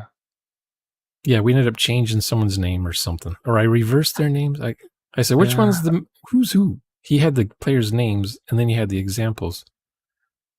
I'm like, which one's player 1, which one's player 2? It doesn't matter. Yeah, he gave me pages and pages and pages of different game sessions where the players are doing a sci-fi or a modern or a fantasy. Hmm. And since I had a lot of sci-fi AI pictures, I thought, I'll use this one. Oh, okay. Yeah, I like that part of your book. It was very... Yeah, I was doing the 5th edition. I thought I informative, probably should have a sample session in here. Yeah. And plus, there was something I took out. People were in 4th edition. People got upset because I was saying bad things about D&D. So I took out that chapter. It's a taboo, Shoner. You can't say that. So people that if you write that, it gotta be at the end, because then like they already read the book, you know. Yeah. I already bought it. So people that are giving it thumbs down reviews, they're still talking about 4th edition. They don't know a new edition came out. Oh, okay. So, oh well. Like 5 editions came out. There might be a 6th one. Who knows? There might be. It just needs more pages. Then it could be hardcover, because it's too thin to make a hardcover. the covers are thicker than the pages. Yeah. It's gotta be like 100 pages for it to be hardcover. It's only 60 or 70 pages.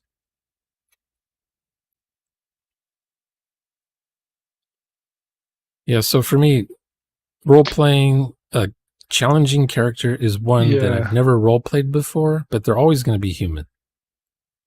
Yeah. And I like role-playing futuristic and far, ancient. I like role-playing ancient characters, like during the Egyptian age, whatever. I like doing if you... your character, let's say your character is just a Brazilian guy. How well do you think you can role-play that? Well, see, Brazilian is huge. I'd have to know what city. I know. I gotta know what city. That's like saying American. American. Where in America? What town? Yeah, because like that's another thing. I could roleplay a movie guy. I can like mimic that, but like there will be things that I can't because I have no experience. I have no idea how it works. If I do an American, if I do a Japanese guy, if I do like a Russian dude. What's the name of the town that has the two buildings? They're like twin buildings next to each other, and it's got this giant bowl and a spoon. Oh, the Senate? Yeah. That's all I know about Brazil. Brazil, yeah. Yeah, Brasilia. It's like 1,000 miles inland. It's not near anything. Yeah, it's strange. They just built it to be like the capital. Let's put the capital here in the middle of nowhere. Yeah, it was supposed to be planned. 1950s modern architecture. Yeah. So I could role play there in that time. I don't know what it's like now. Has it been abandoned? Is it an abandoned ruin? Would be cool if it were, but it's not. And there's like a Planet of the Apes around it or something. And they don't know what it was before because it's something humans made a long time ago. Brazil is Planet of the Apes, overall speaking. What's the other place that has the big giant Jesus on the hill? That's what you would call Rio de Janeiro. Okay. Yeah. The only thing I know about that is it got blown up in Starship Troopers. It did. That's all I know about that place. Was Argentina actually, wasn't it? No. Or no, it was Buenos Aires. Buenos Aires. They got it was Argentina. Up. Okay. I got my cities mixed up. I probably got some of the blast. I'm like, if you continentally close. Yeah, because Rico, he was born there, so his parents died. Yeah, they're going to a vacation on a Paradise Planet, I think, but they did not leave in time. Okay, so I know even less than Rio de Janeiro. because it's not in a Yeah. disaster movie. Exactly. I mean, aliens don't bother us, disasters don't bother us. Do you have alligators Superheroes. or crocodiles? We have alligators. We have a bunch of them. Do you have hippopotamuses? No. Do you have And a good thing we do you don't. have those anaconda snake things? We do. Do We you do. have those fire ants? Yes. Do you have vampire bats? Yeah. Do you have Got anteaters. buffaloes? No, just cows, regular cows. To be honest, when I think of Brazil, all I think of is all the green I see on most maps. Yeah. The globes. It makes it look like a rainforest. The whole entire country is rainforest. We got all biomes. Like this, people always think it's in a jungle all the way from south to north. Yeah. I know there's got to be snow around there somewhere, Yeah. and desert, Yeah, it and snows volcanoes, sometimes. Yeah. and its own weird, not hurricanes, but whatever they have down there. What's the name of her? It's mostly tropical storms on the coast sometimes. Is it? Yeah, are they monsoons or typhoons or are they hurricanes? Yeah. Hurricanes. I don't remember a hurricane. There are like some storms that really do some damage, but not hurricane. Not like the twisting thing. I never heard of it. Yeah. Because I don't know. I'd have to look at the map, a satellite map, to see what clouds do down there. Yeah. What is that fish in English?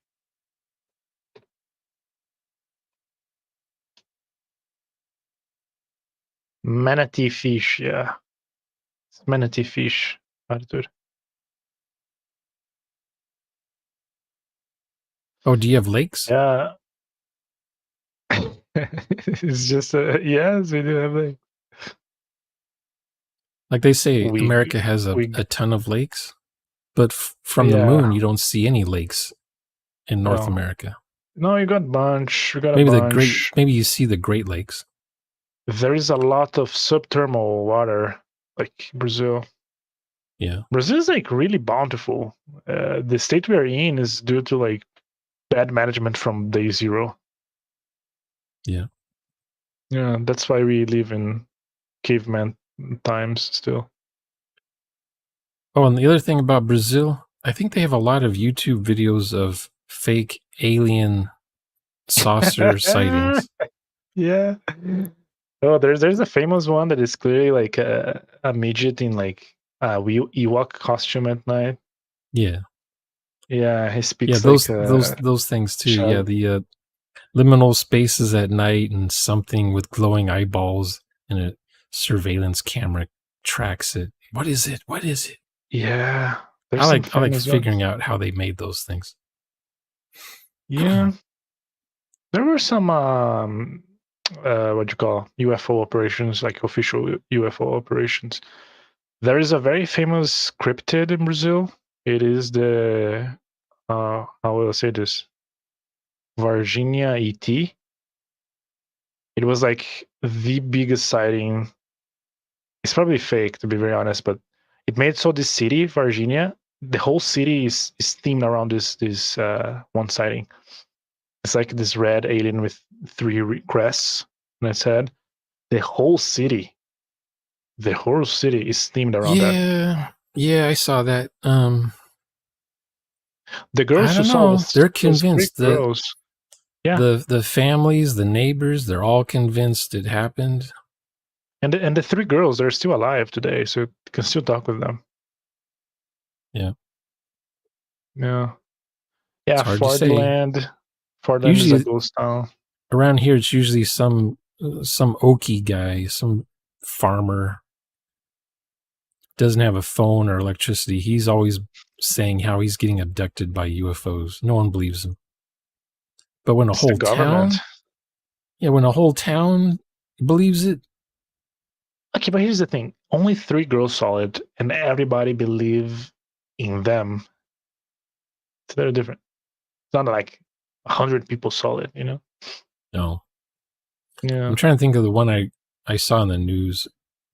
But yeah, the whole town. Is this one? Is that the one I'm talking about? I'm pretty sure. It might be. Because it's the only one. If I saw the video, I'd recognize the people in it. Yeah. But That's the cryptid, the Brazilian cryptid, if you will. You know, like on the radio over here, we got these radio shows talking about alien visitations and stuff like that.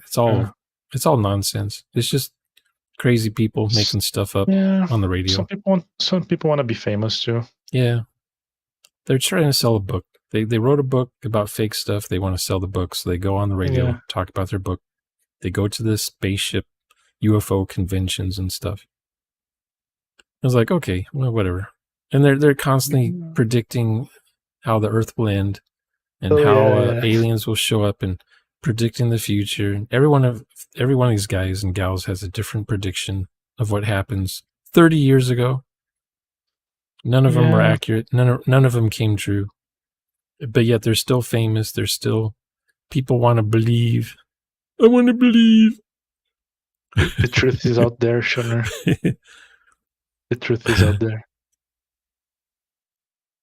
So have you ever role played going to another galaxy? Another galaxy. And if you did you just role play it like you were in the same galaxy as always? I've played Star Wars. Ooh. Okay, so that was a long time ago. Is that galaxy still around?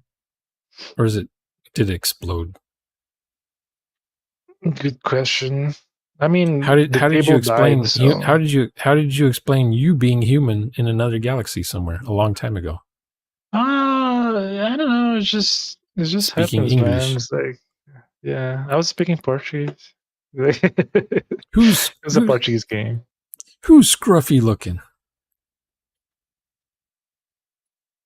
Yeah, I don't know, man. It's just, because humans, we are the best, so we can go everywhere. It's just that's your explanation. Yeah, we're the best.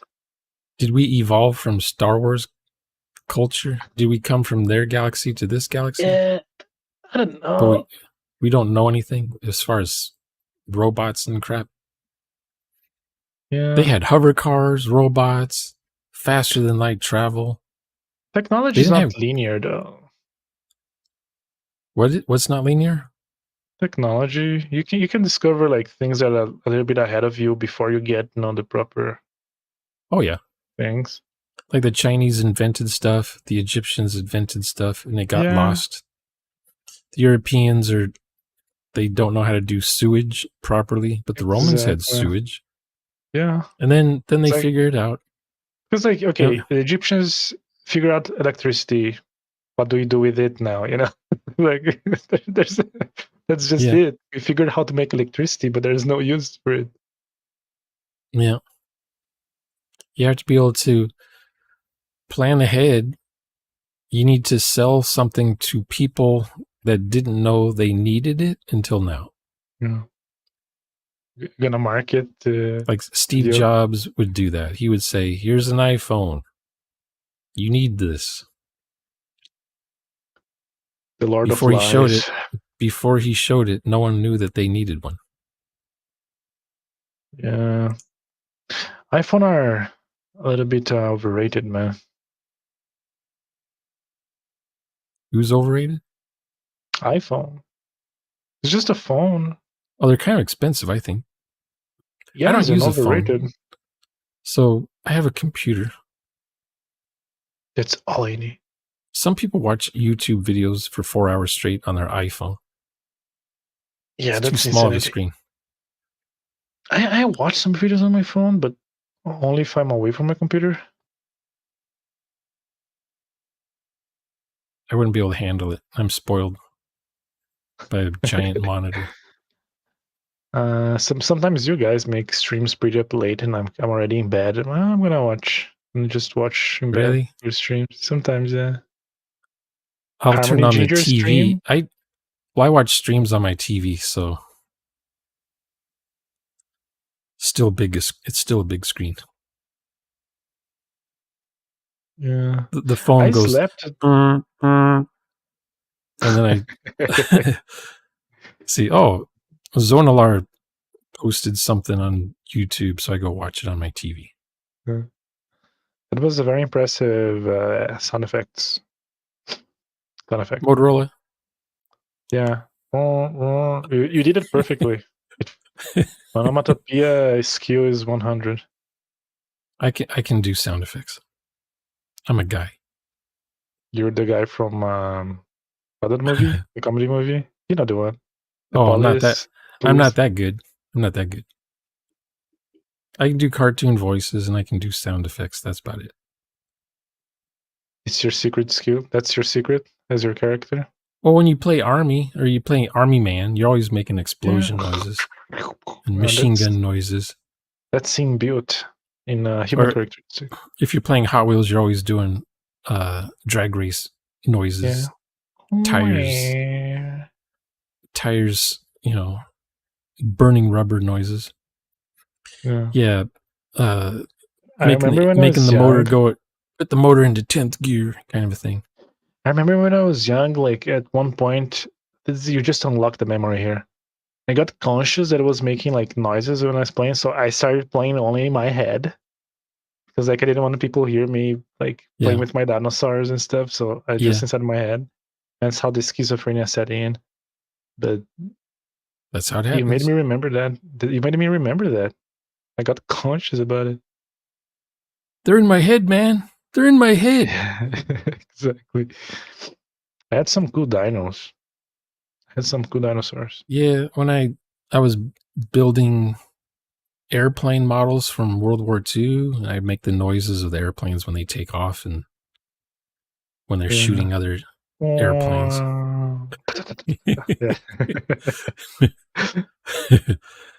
Or a speed racer, His car has the sound effect when it jumps. Oh yeah, it wasn't like a bam or something like that. Chonk chonk chonk chonk chonk. Oh yeah.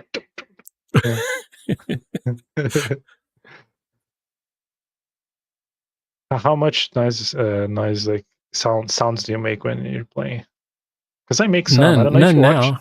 I don't do it. I don't do it now. Now I'm like you. It's in my head, man. It's in my head. Okay. Because I make some. I don't know if you watched the Primal game. I was making the dinosaur noise, and I think I got too much into it in that game. I was like screaming. Maybe I didn't watch. There's like 3 episodes. I didn't watch all the episodes. Yeah, that's hyperbole, but I was like making some strange dino calls. I did. I was like, I nailed it. Yeah, I nailed it. Yeah. I don't think it was necessarily good, but I was into it. I mean, when it was decent. Okay, it was decent. When Jurassic Park came out, I was probably making dinosaur noises to my stepdaughter because she was into Dinotopia. Dinotopia was her thing. She was like 10 years old. She had all the Dinotopia stuff. And the dinosaurs don't make any noises in Dinotopia. They're all trained. They talk. Yeah, they talk. But so I would draw the dinosaurs with the doing their things in the fancy cities, and she would draw the people. And I think I was probably making noises when a certain dinosaur shows up on the paper. Oh yeah. Or maybe she would make them like the pterodactyl noise from Johnny Quest. Those kinds of noises. But it doesn't work if you're making the noises and no one's seen the movies or the TV shows. They don't know what noise you're making. Okay, the automatic door. You can go like, you can do that. That's like, yeah. Is it like air pneumatic or is it electric motor? Exactly. See, you can convey so much emotion just with the. Yeah. You know, So is it they can help. the noises? Okay, that's Mystery Science 3000. The Mystery beginning of the Science show. 3000?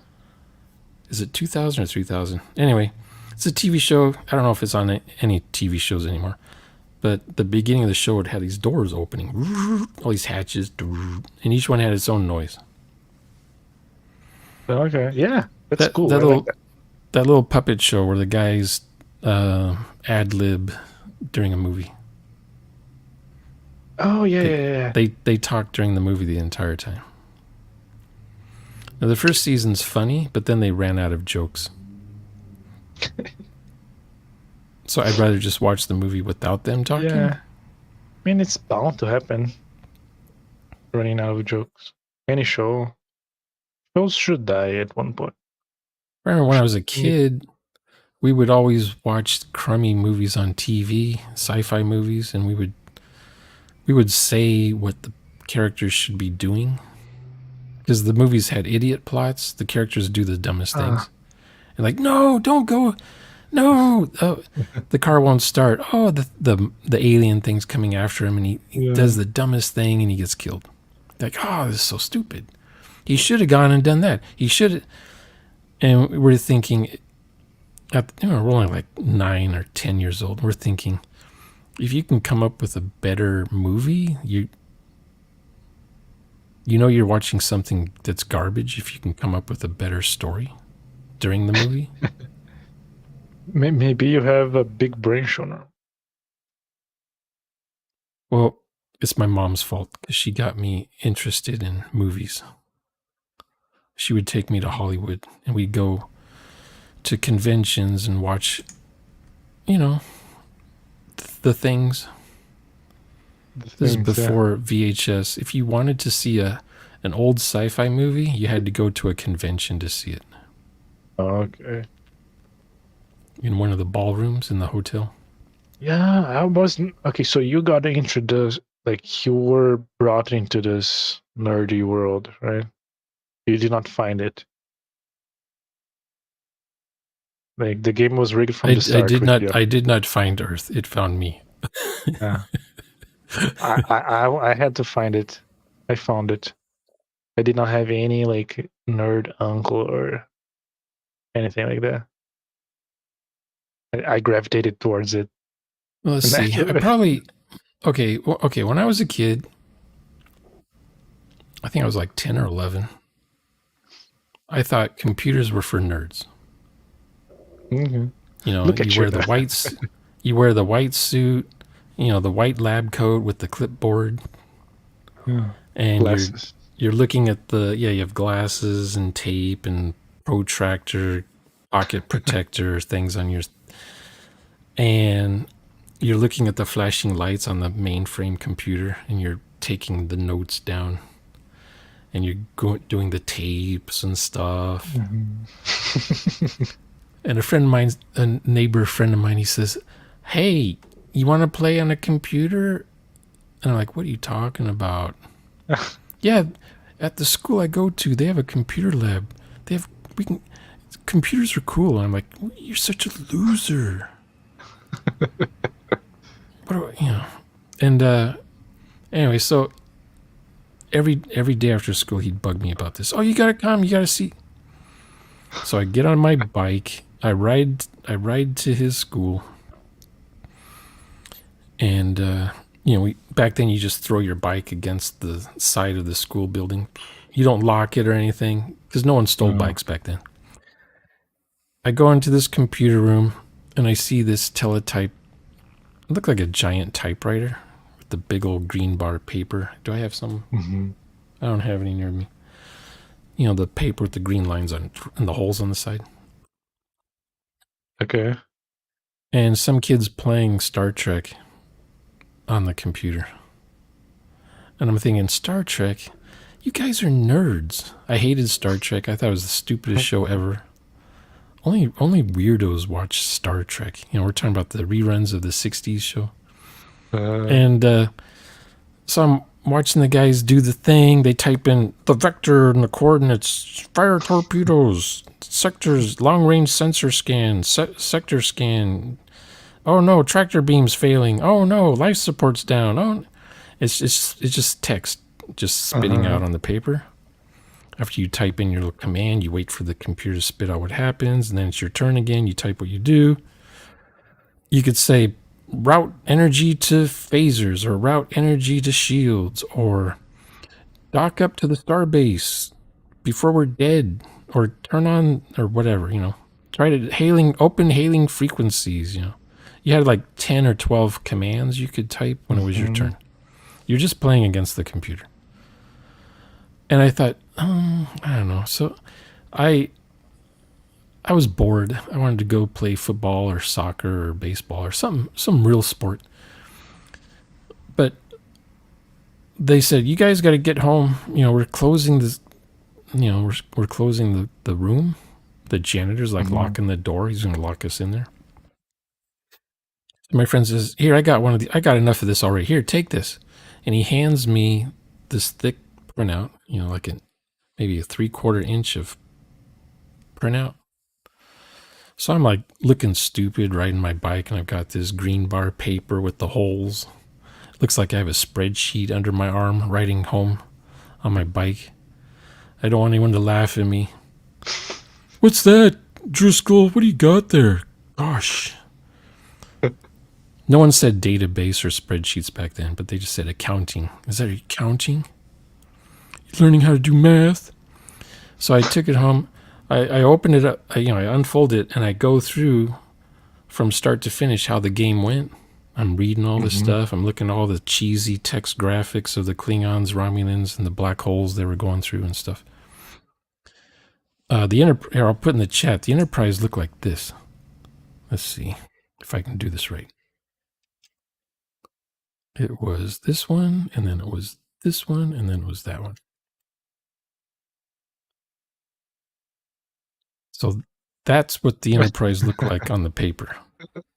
Okay. And then the Romulans look like this. And then a Klingon looked like, can I do it?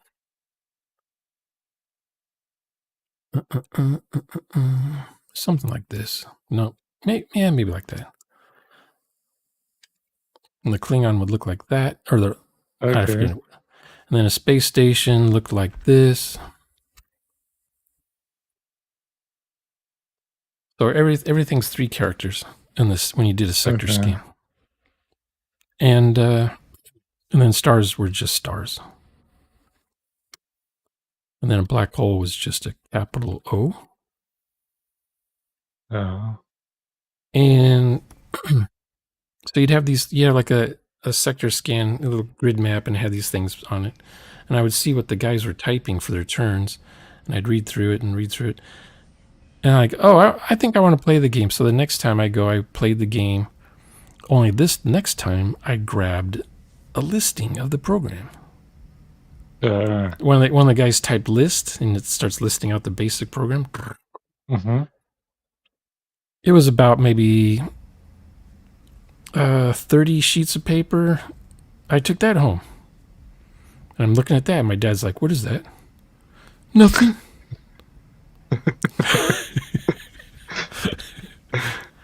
But I went to the library to learn how to do basic programming on a mainframe. There's no home computers yet. This is just on mainframes. And sure enough, there was an old 60s hardcover book, super heavy, telling you how to program in BASIC back in 1966. And I was like, okay. And I'd handwrite my program on graph paper and stuff. And then I'd go to the school and I'd type in my program that I wrote last night, and I'd type run and see if it works or not. Next thing I knew, I was hooked. Can you imagine that day if you just didn't you didn't go the butterfly effect? That day is like the origin point of everything. I guess. I mean, because when I got the Traveler game, the first print, the first edition, first thing I wanted to do was put it all on the computer. So I had the computer generating sectors and subsectors and planets and character generation. Do you think that's why you like sci-fi so much? Well, that's why I like Traveler, because it fits on a computer. I never was a Star Wars fan. No, I'm saying sci-fi in general, not necessarily Star Wars. But I like sci-fi movies where the computers take over and try to destroy the planet. Or the scientists that invent an AI and then the AI is evil and tries to eradicate humans or whatever, makes humans their slaves. Yeah. It was the 70s, so all the sci-fi movies were like that. Okay. Dystopian, computers are evil, computers take over the world, humans are slaves. I like those kind of things. But then Traveler had come out, and it had some of that, and then it had other things. You could do any kind of setting with Traveler. Mm. And soon after that, AIDS was a thing. You know, people are dying of AIDS. So I wrote a computer program to predict when all the humans would die from AIDS. And I just let the thing run overnight on this mainframe. Yeah. And came in the next morning, and it's got huge long ass printout. It would do like each by week or something like that. How many people got AIDS? How many people died from AIDS? And how many people were born as this is going on? And it's like the world population starting out with 6 billion people.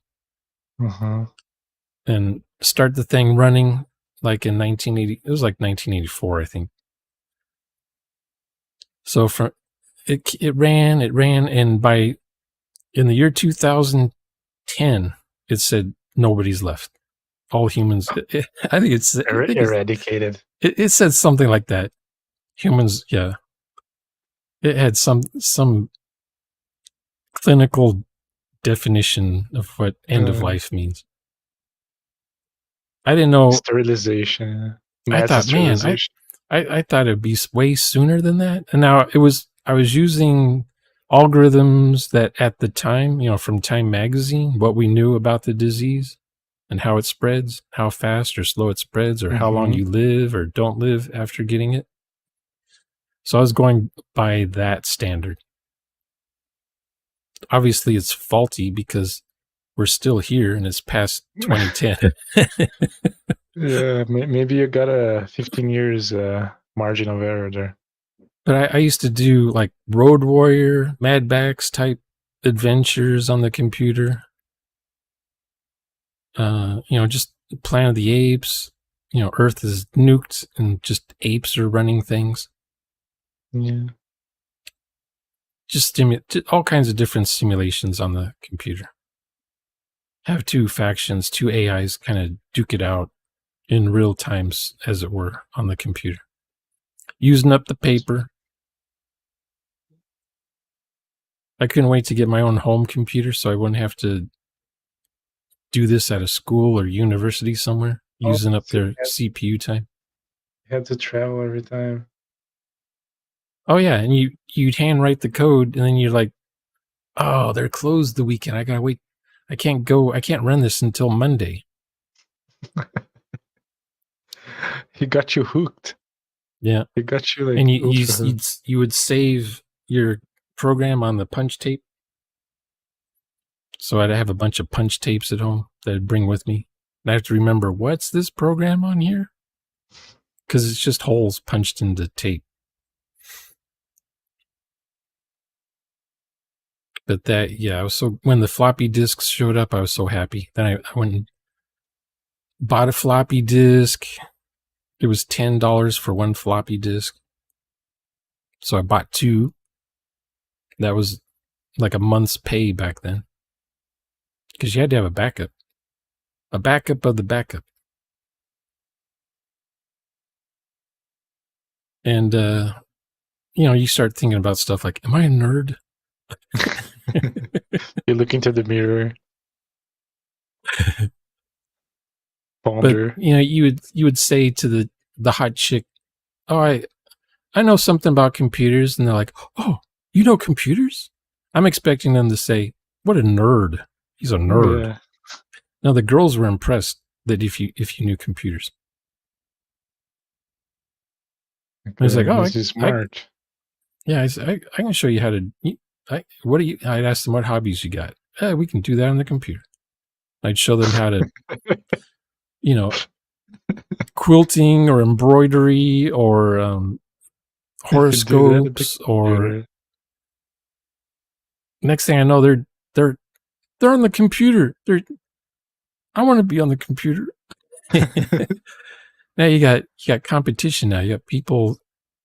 You had to start signing in to use the computer, and you only get 15 or 20 minutes to use the computer before it's someone else's turn. That started happening.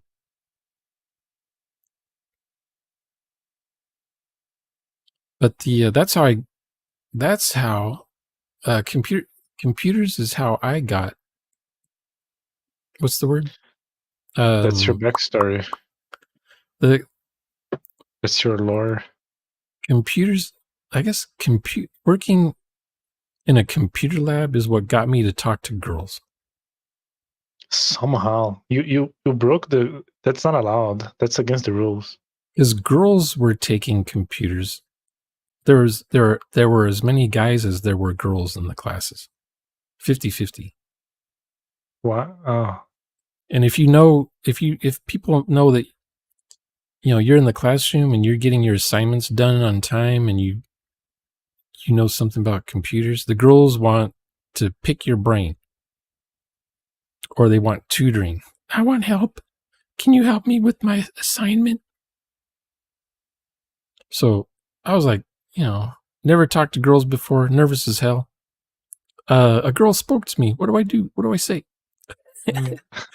So I just act all nonchalant. Oh, sure, I'll help you do your computer assignment. That's the best way. Just talk to them like they're a person.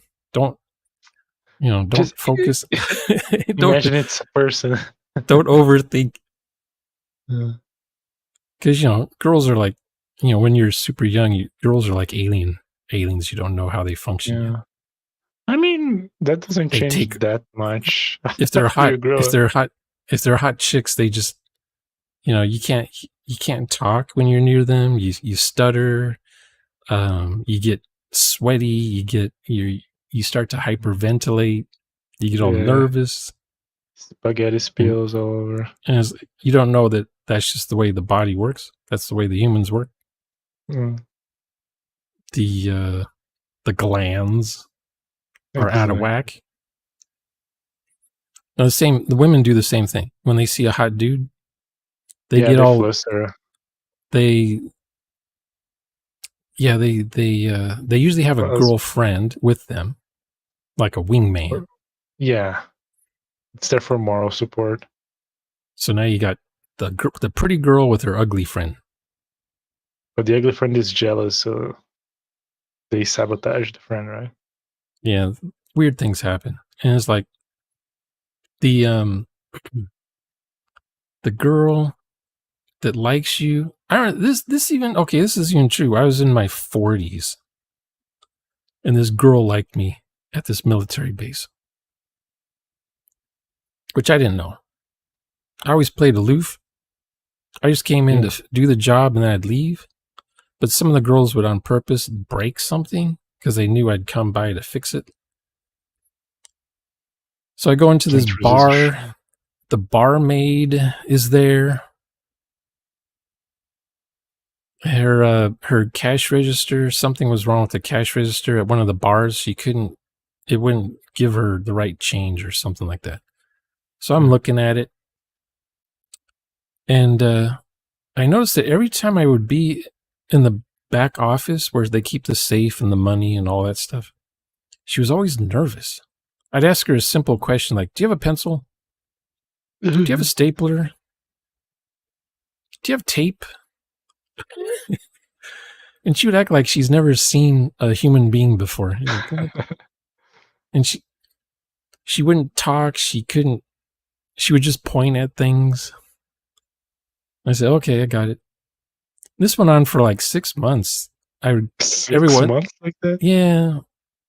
But once a month I'd have to go by that bar, fix their internet. They had a cyber cafe. Okay. So they had the Wi-Fi. We were installing Wi-Fi in the place. And I'd ask her for the keys to the electrical closet or to the room where the servers are, the air conditioning and all that kind of stuff.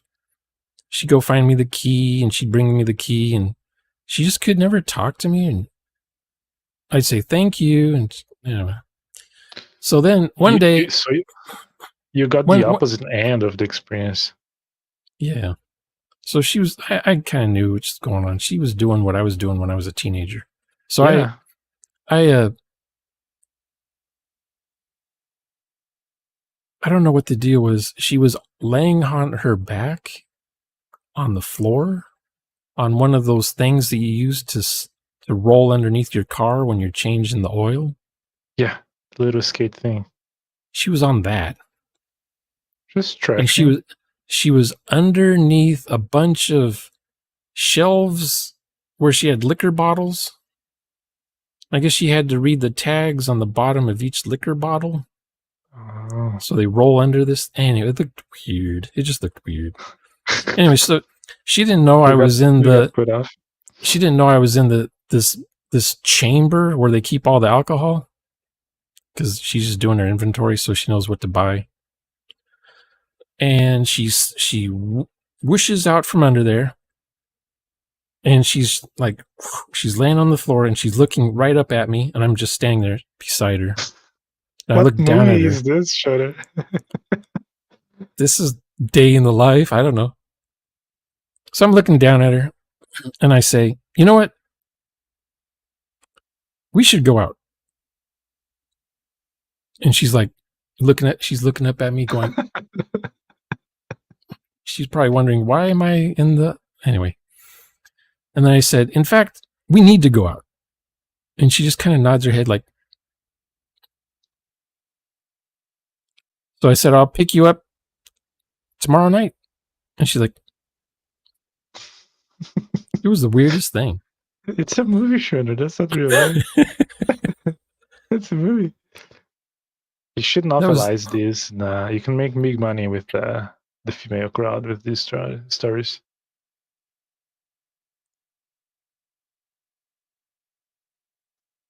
There you go.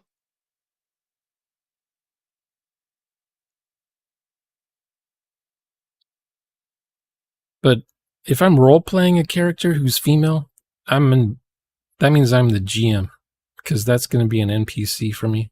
Yes. Because I'm not going to do my own character female.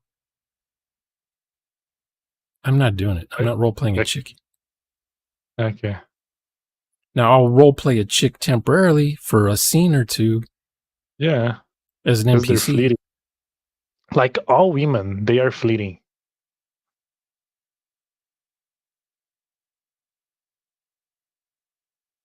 Now, the guys, same with guys. I try not to roleplay biker gang dudes or redneck dudes with the beer gut. Why not? I don't know. It's just, what can you do with that kind of a character? I tell you what. It's Leghorn, Foghorn. The guy with the wife beater shirt on. Yeah.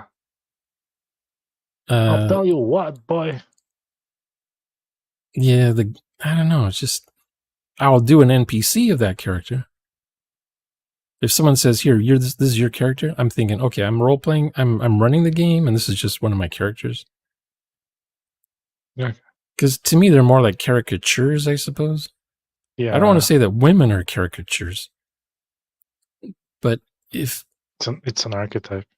If the woman you're role playing is the hottest chick in the room, isn't that kind of a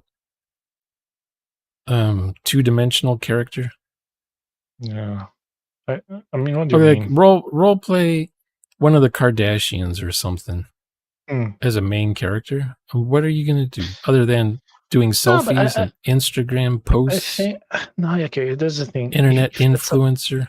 if that's a player character, you should add some depth.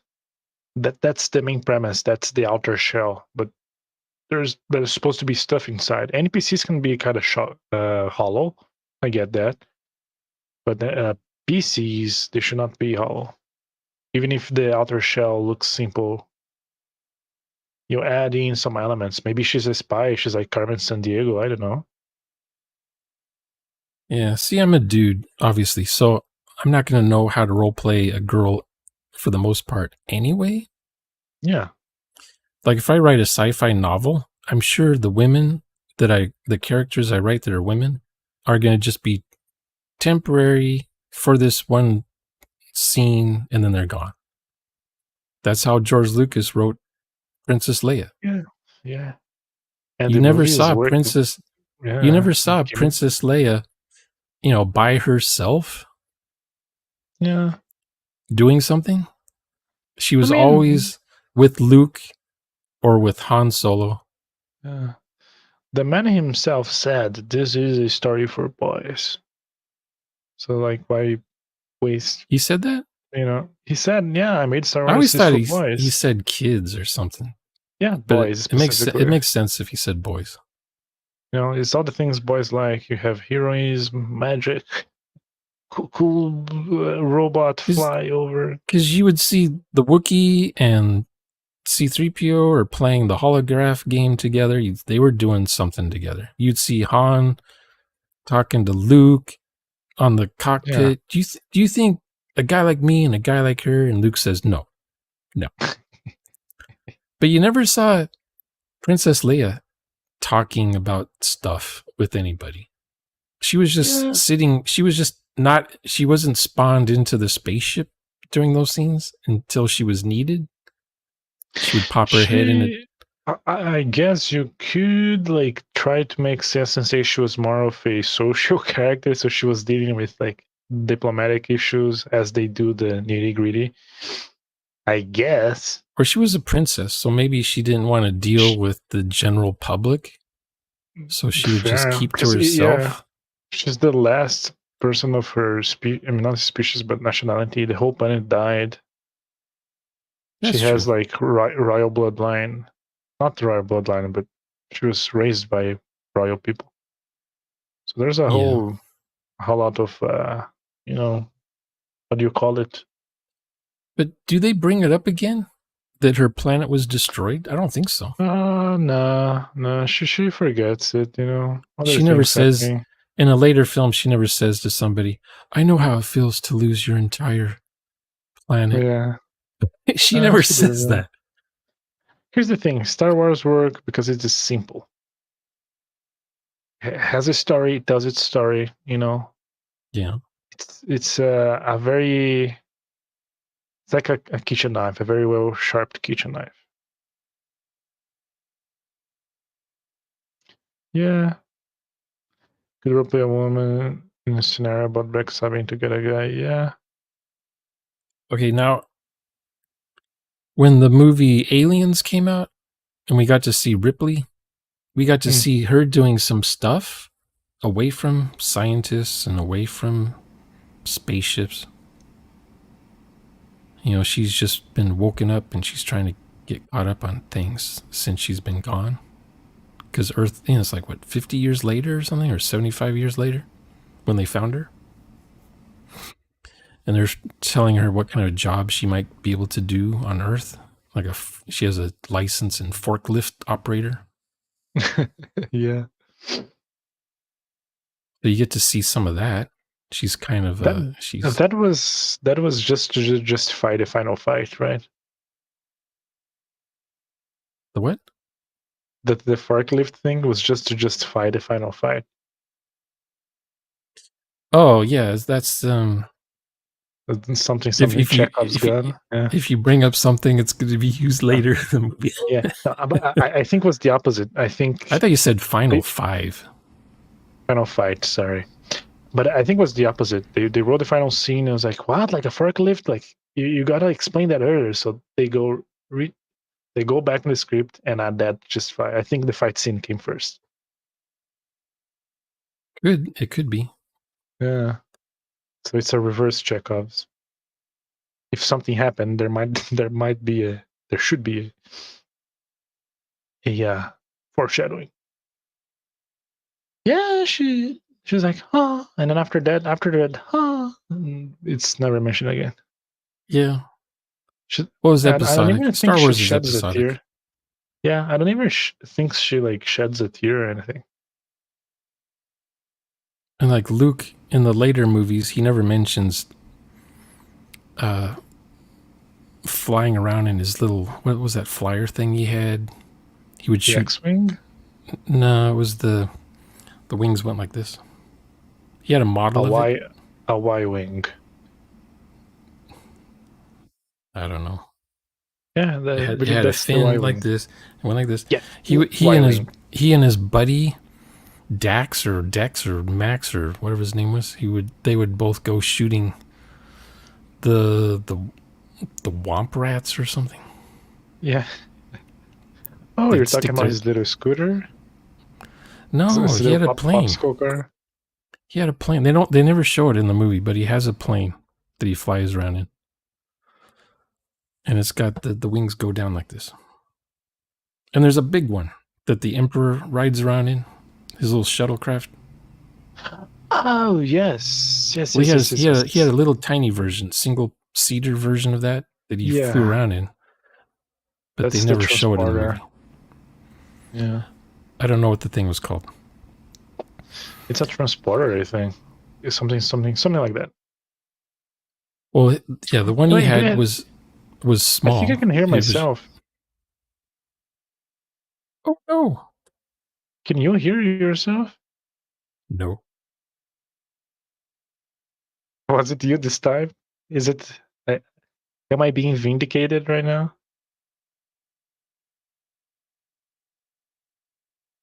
Oh, has a model. It's a toy, man. He's playing around with it for like a second when C-3PO's taking his little bath, removing all the grime and stuff. It's like he's being soaked in Tarnex. And he says, and this is my companion, R2-D2. And then R2-D2 goes beep, beep, beep. Beep, beep, beep. Yeah. Because they're in the house, and he's trying to figure out what to do with these droids. He'd rather be outside playing than deal with, because he didn't want to be a nerd hanging out with robots. Mm-hmm. So and then after that scene, he's cleaning the gunk out of R2, and he turns on the hollow tape. Oh yeah, of the princess, and he's like, "Hey, bring her back." And R2's like, "What?"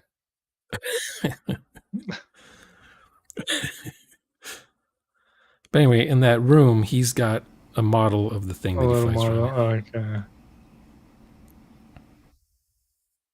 You don't remember? I saw that movie in the theater, and I still remember this. Episode 4 is the one I least watched it. That I least rewatched. So it's one. It's one. Star Wars. It's just called Star Wars, and the other one's called The Empire Strikes Back, and the other one's called The Revenge of the Jedi. Yeah, sure. Before George Lucas changed it because he didn't want Jedis to do revenge. They called it Return of the Jedi. And I'm thinking, oh, this is lame. This movie's going to be lame already. It's a bunch of pussies. It should be called Revenge of the Jedi. The generational gap here is evident. So. And then at that time I was too old to be watching Star Wars. So it was a hard pass. Star Wars was a hard pass after that. Yeah. You weren't even alive. You weren't even alive. I liked episode 1 and 3 and 2 and 3, man. It was made for me. I was its target audience. I don't know I think Blade Runner was made for me. Because that one stuck with me forever. Yeah, there are those things. You see, I connect more with the Ryan Gosling one, the 2049. See, I knew Sid Mead. I used to, show up at the sci-fi conventions, and he was always there, talking about Blade Runner or talking about Tron or whatever movie he was working on. Back then, the room would only have 20 people listening to the panel discussion. Did you see the latest San Diego Comic-Con last week? They have 3,000 or 4,000 people at the discussion panels. That's crazy. I don't follow up these things anymore, man. It's crazy to even see the person doing the discussion. They put a giant screen TVs everywhere so you can see who's at least on stage. Exactly. Can you highlight what Max said there? I agree. It should have been its own thing. It was kind of forced. And answering your question as well, like I don't think I understand the question above. When you said A New Hope is the one you watched the least, but include the prequels and sequels in that. So the sequels, I've only watched episode 7, and was like, I don't want to watch anymore because I could smell it. I knew what was coming, so I never watched any Star Wars program after that. But the one I've watched the most was episode 3. That one I saw in a electronics store because they had it playing on a giant screen TV with no sound, and it was on loop. So every week I'd go to this computer store to buy video games or whatever, and that movie would be playing on their big giant screen. I'd be watching it. Yeah, and I just liked how they show, the beginnings of these Star Wars movies. They always show space, and then the camera moves up or down to a planet. Yeah. And they immediately cut to the fight scene going on above the planet. And how did that work? They had I guess it was the one that had General Grievous in it. That's episode 2, War of the Clones. Oh, okay. Maybe that's one I see all the time. That movie starts on a war. It's already like ships flying. There's ships flying. They're shooting at each other.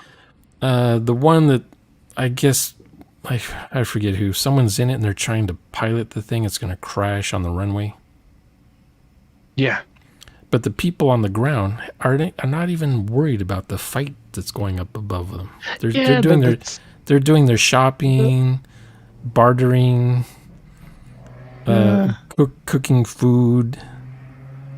Meanwhile, just 100,000 feet up is this war going on. Yeah. Okay. And then one of these. I'll explain that with a real life analogy. Okay, so in Japan, I used to go a lot to Indian restaurants, and what I've noticed is that the Indian restaurants that were food chains, like they were very clean, very organized, but the food was never as good as the shady one run by like Pajit. Yeah. And what happens, because Pajit doesn't clean anything, so there's more rich flavor. I'm pretty sure that the dirt under his nails is his special, season. It was much better. And Star Wars like that, it's the gunk that makes it good, man. It makes no sense. People should have evacuated like the whole hemisphere of the planet. They didn't. But that's Star Wars for you, man. It's the gunk. It's part of the charm. I would watch just that part of the movie, and then once the Grievous guy showed up, I didn't care. Once his character showed up, I didn't care. He's the coolest, one of the coolest designs. I didn't care. See what I mean? It was made. It's like, do you have to watch the cartoons or read the book to even know what his character is? Because he just shows up. Yeah, you watch the movie and you understand. They don't even say what his name is. Yeah, and he had a cough for some reason. Yes, the entire time because he was maimed. He was clearly like damaged. He had permanent lung damage. From what? From the? Is this where? Okay, you go to a game, game session, and the dungeon master tells you this amazing thing that happened before your characters arrived. Yes. And you're in a tavern doing nothing. It's like, why couldn't I should have showed up like a month ago to this game when all the cool stuff was happening. I could have been part of that. Oh, come on, the movie starts at a war in a space. It's already full action. It's already in progress. Like, who's fighting who? What's it all about? So I didn't watch the Clone Wars. Huh? You watch to understand. That's why you don't know, because you didn't finish the movie. And then the third one had the jumping Yoda in it. It's like, what is this? Skip. The CGI frog, yeah. But yeah, Max, the Energizer bunny rabbit. He's a cyborg. He's like a regular. He has like a regular alien species, but got all destroyed by Mace Windu, I think, in the lore, in the old expanded universe. So, and they patched him up. Would his character be a challenge to roleplay? Aliens in Star Wars are not really aliens. So I don't know. In Star Wars, it's kind of it's a human that looks weird or speaks like Yumba Balumba. You know, there's not much to it. Like Star Wars, the thing you can roleplay aliens pretty okay. Yeah, and you can see his body parts inside of his little cage. You can see his lungs, like they're kind of exposed, and his heart. Yeah, I think he had heart. Yeah, heart. Yeah, so Sidious patched him up with a different kind of tech that he used for Vader. I guess he could have used the same tech for Vader to give him more mobility, but he wanted Vader to like kind of suffer. That's why he's all clunky, you know, like because the more pain, the more dark power, more dark. What did you think about the Wookiee fixing the Millennium Falcon? How does the Wookiee learn that stuff? They only say one thing. Right? Yeah, how do you know to fly one too? Wookiees they only say one thing. Oh, yeah. I mean, people understand binary, or I guess they get used to kind of understand the most common words in binary because they have full-on conversations with R2. Oh, that's true. See, like, here's the thing: people are like, "Oh, Star Wars is fantasy. It's literally a medieval fantasy. Hero saves princess. Space That's opera. what it is." Yeah. So you should not be taken, because if you go in deep, yes, you break the whole castle cards, but that's because the nature of the work is just sit and enjoy. You know, you can dig and get some more like deep, meaningful meanings.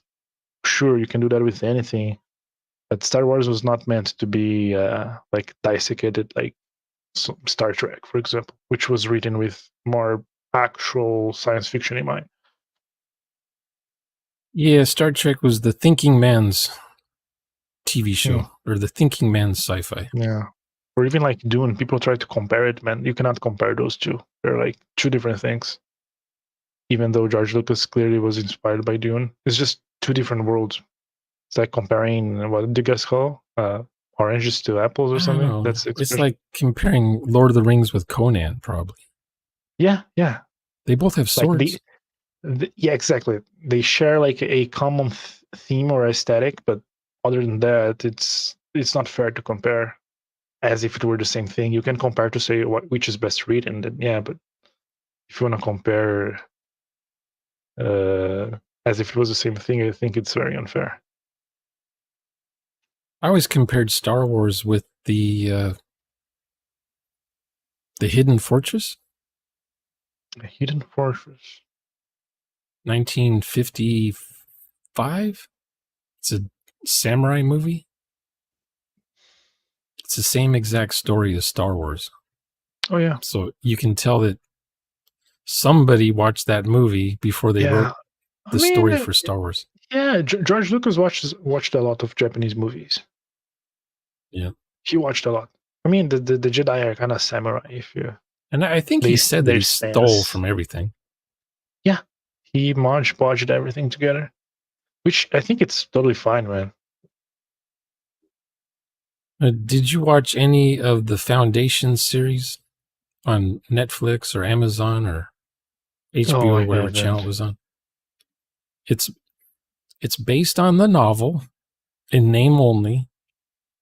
There's like one or two characters from the book or in the TV show. But what they do on the TV show is totally different. It's like just another story happening in that setting. Yeah.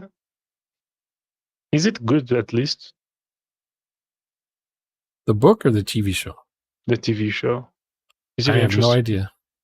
No one's talking So, about it on YouTube, so I don't know. okay, because I feel like that's the concept of that. I think that's a good way to write not sequels, but like continue on the work.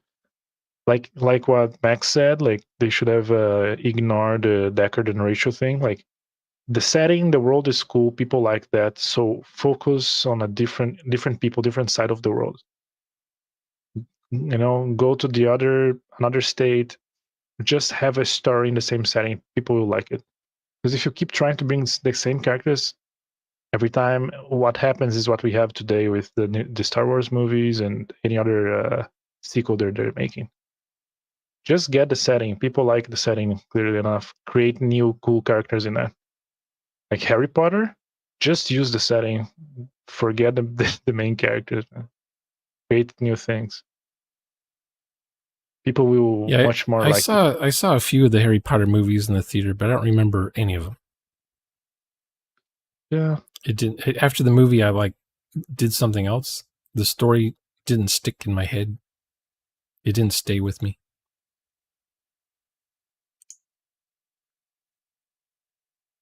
Is it? Is that canon?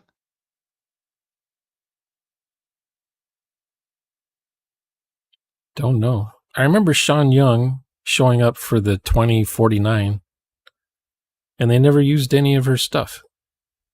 She was just there to watch how they make the movie, but they didn't use her in the movie. They had someone else playing Rachel. So she was kind of upset about that. It's like, why even have her in the movie, or why have Deckard in the movie? That's what she was thinking. Yeah. I don't know. Have you ever role played in Blade Runner? I would like to. I would love to. I would love to play that. Now, would you be a human, or would you be a replicant? That I would like to discover that in the game. So you want to role play not knowing? Yeah. I mean, I guess the mechanics is kind of a thing because they're stronger, but that was possible. How would you role play that though? Exactly. I mean, depends who I am. I would like a character generator to help me get going. So you want something with a life path, so you have a history? I need a seed. Someone else's memories? Yeah, I need a seed. Like, I am the soil, give me the seed, and I will grow something unique with it.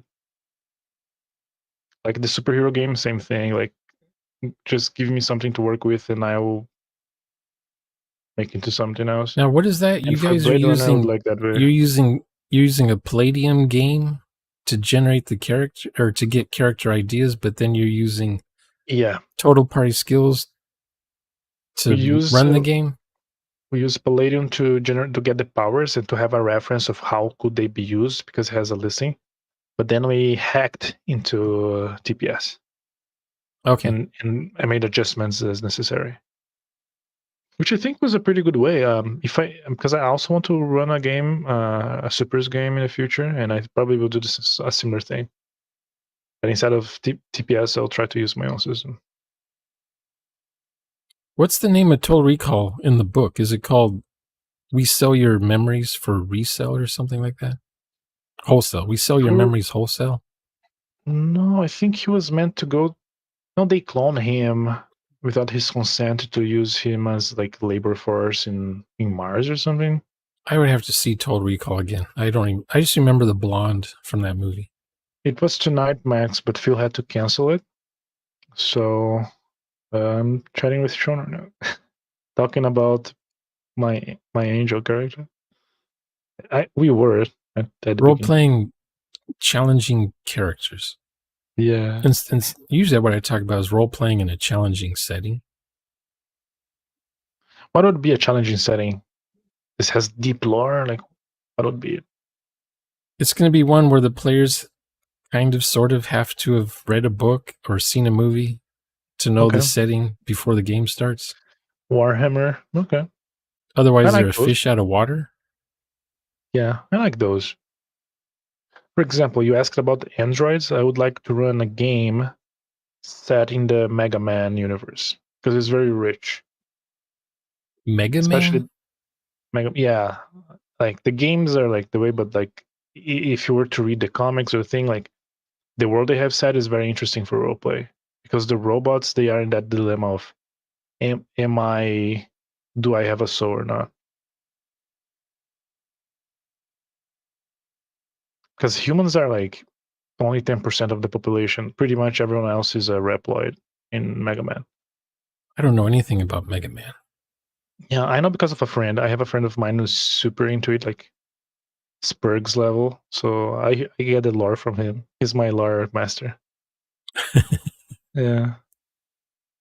Because in the old days, when you would just role play with random people, general public, if you were running the game and you said something wrong about a setting or the way a character is born and raised on a planet, that one player is going to say, well, actually, you're going to get corrected all the time in those games. Yeah, okay. That's why, like, it wouldn't happen that way.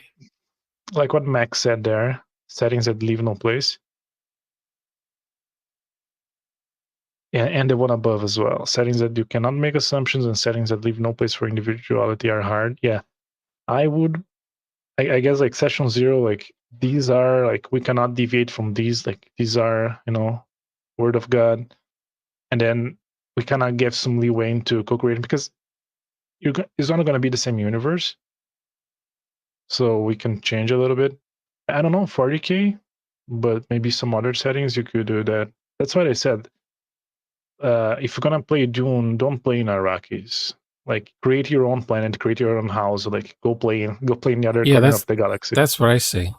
Make your own characters, your own planet in the Dune setting. You'll still have the navigators and the ships and the nobility and the houses and stuff. Heck, you might bump into, Duke Atreides or whatever, House Atreides. You might bump into that guy. I would rather not. In past, maybe all the Dukes show up, before Dune even happens, the movie.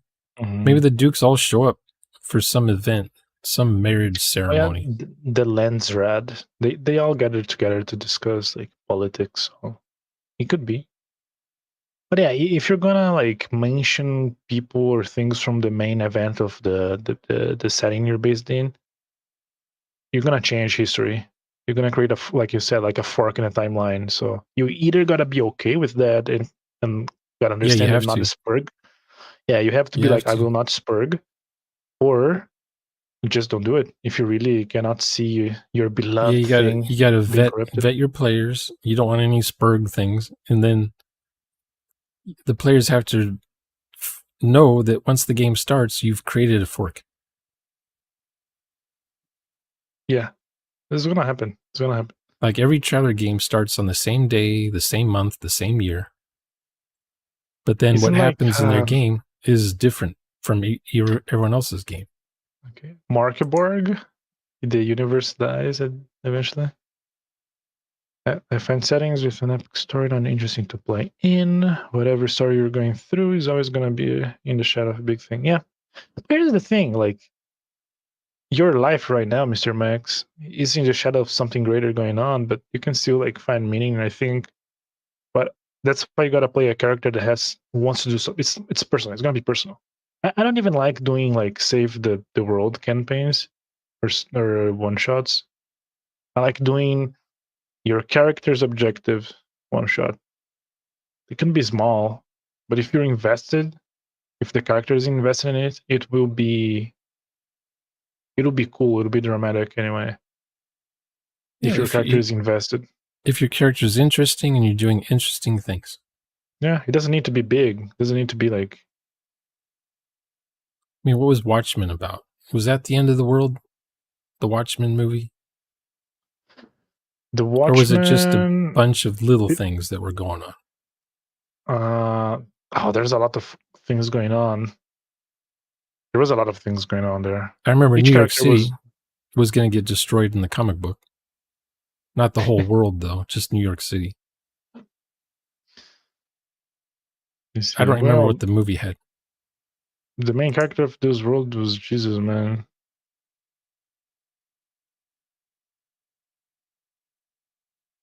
Now, I'll take a setting book, or not a setting book, like a adventure module, but not run the adventure. Just use the setting as a basis from the set. I would use just the setting from the adventure module. Yeah, and then the players sandbox around in that setting. They're not doing things in Storyland order. They're doing things in the order that they happen to be in. Exactly. Like, let's say you're gonna play. Is he joking? I think he's joking on this last one. I think he's being half facetious. He's being hyper real. Yeah. Like, let's say we play Curse of Strahd. I want, like, you're gonna create your character, Shuner. Like, I want to focus on your character. If you know, I want. If you don't even want to go to the castle, that's fine.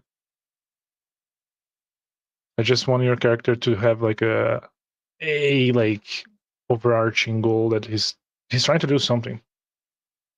Because if you're gonna just role play like a normal day, you know, like get up in the morning, like cut some wood, make some food, and nothing happens. That's how Traveler games are run. The players are just playing current day Earth. They're told it's the future. They're on a spaceship. They're going to other planets. But when they supposedly role play, they're just doing mundane things. Like as if it's 2024. And they talk like it's 2024. Okay. How do you talk like the future? How do you talk like the future? That's a, you would use different words. You would use different words for things. Oh yeah, instead of depends on the planet. Plasteel. The planet you go to is going to have a different culture. Microfiber. They have a similar language, but okay, like in Britain, they call elevators lifts. Yes. So if you go to another planet, I use this one a few times. Hilton. You go to, instead of going to a hotel, you're going to a Hilton. Hilton became the generic name for hotel. It is the Demolition Man setting then. All right. It's Taco Bell. It's Pizza Hut. Yeah, someone says, I'm going to get some Taco Bell, but they're not going to a Taco Bell. They're going to some place, but the drive-through experience, getting Mexican food, that whole thing is just called Taco Bell. Yeah. We're getting Taco Bell food. But I get you, yeah. Change your words. Try to make it fit more. But that can be a challenge too. Like, especially for me, if I'm playing in English, it can be, you know, like my English is modern day English. I cannot, you know, take it back to the 2000s because I was speaking Portuguese in the early 2000s. Well, I guess in 2000 was the end of. What were people saying in the 2000s? Not much. Not much. Not much change. To be said. Well, people talk less now than they did in 2000 because most people are just on their phone the whole time. More antisocial, yeah, because it's nobody talks as much as they used to. Nobody talks about the weather. That doesn't happen anymore. How about them Knicks? No one does that anymore. Knicks? Nicotine? What? The I think the basketball team. Oh, okay. That was like a conversation. How So, what do you think of those Knicks? How about them Knicks? Usually, after a game, people show up the next day at work and they talk about the game at the Small water talk. cooler. Yeah, I guess some maybe people the can't Knicks. do it. I don't know if the Knicks were a good team or not. So I don't know if it meant like they're always winning their Oh. games or they're always losing. Yeah, there's those. There are those. Answering your question, Max, I could try. I need to read more classic literature from my own country. I can fake a Portuguese accent, so that'll make me sound old. That is a Okay, good hack. can you speak broken Portuguese? Or bad Portuguese? Like as if someone who doesn't speak Portuguese were trying to speak Portuguese. I know English and I know bad English. Oh, I see what you mean. Yeah, I can speak broken Portuguese. It's gonna be a mental exercise. I like talking like Iranians that come to California and they're learning English fresh off the boat. Okay. Yeah. Now in Finland likes making fun of us the way we pronounce their names and stuff. Because their letters they look like our letters, but they don't have the same sounds as our letters.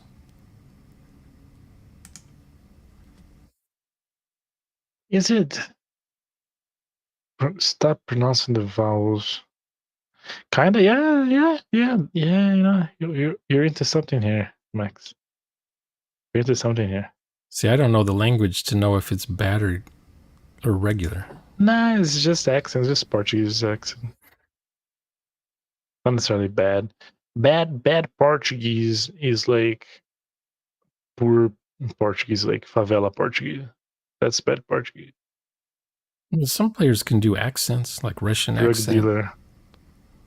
Yeah, but or Spanish accent. Most foreign accents in Portuguese sound similar. So it's not kind of cool because in English you have like you can clearly differentiate Russian from German from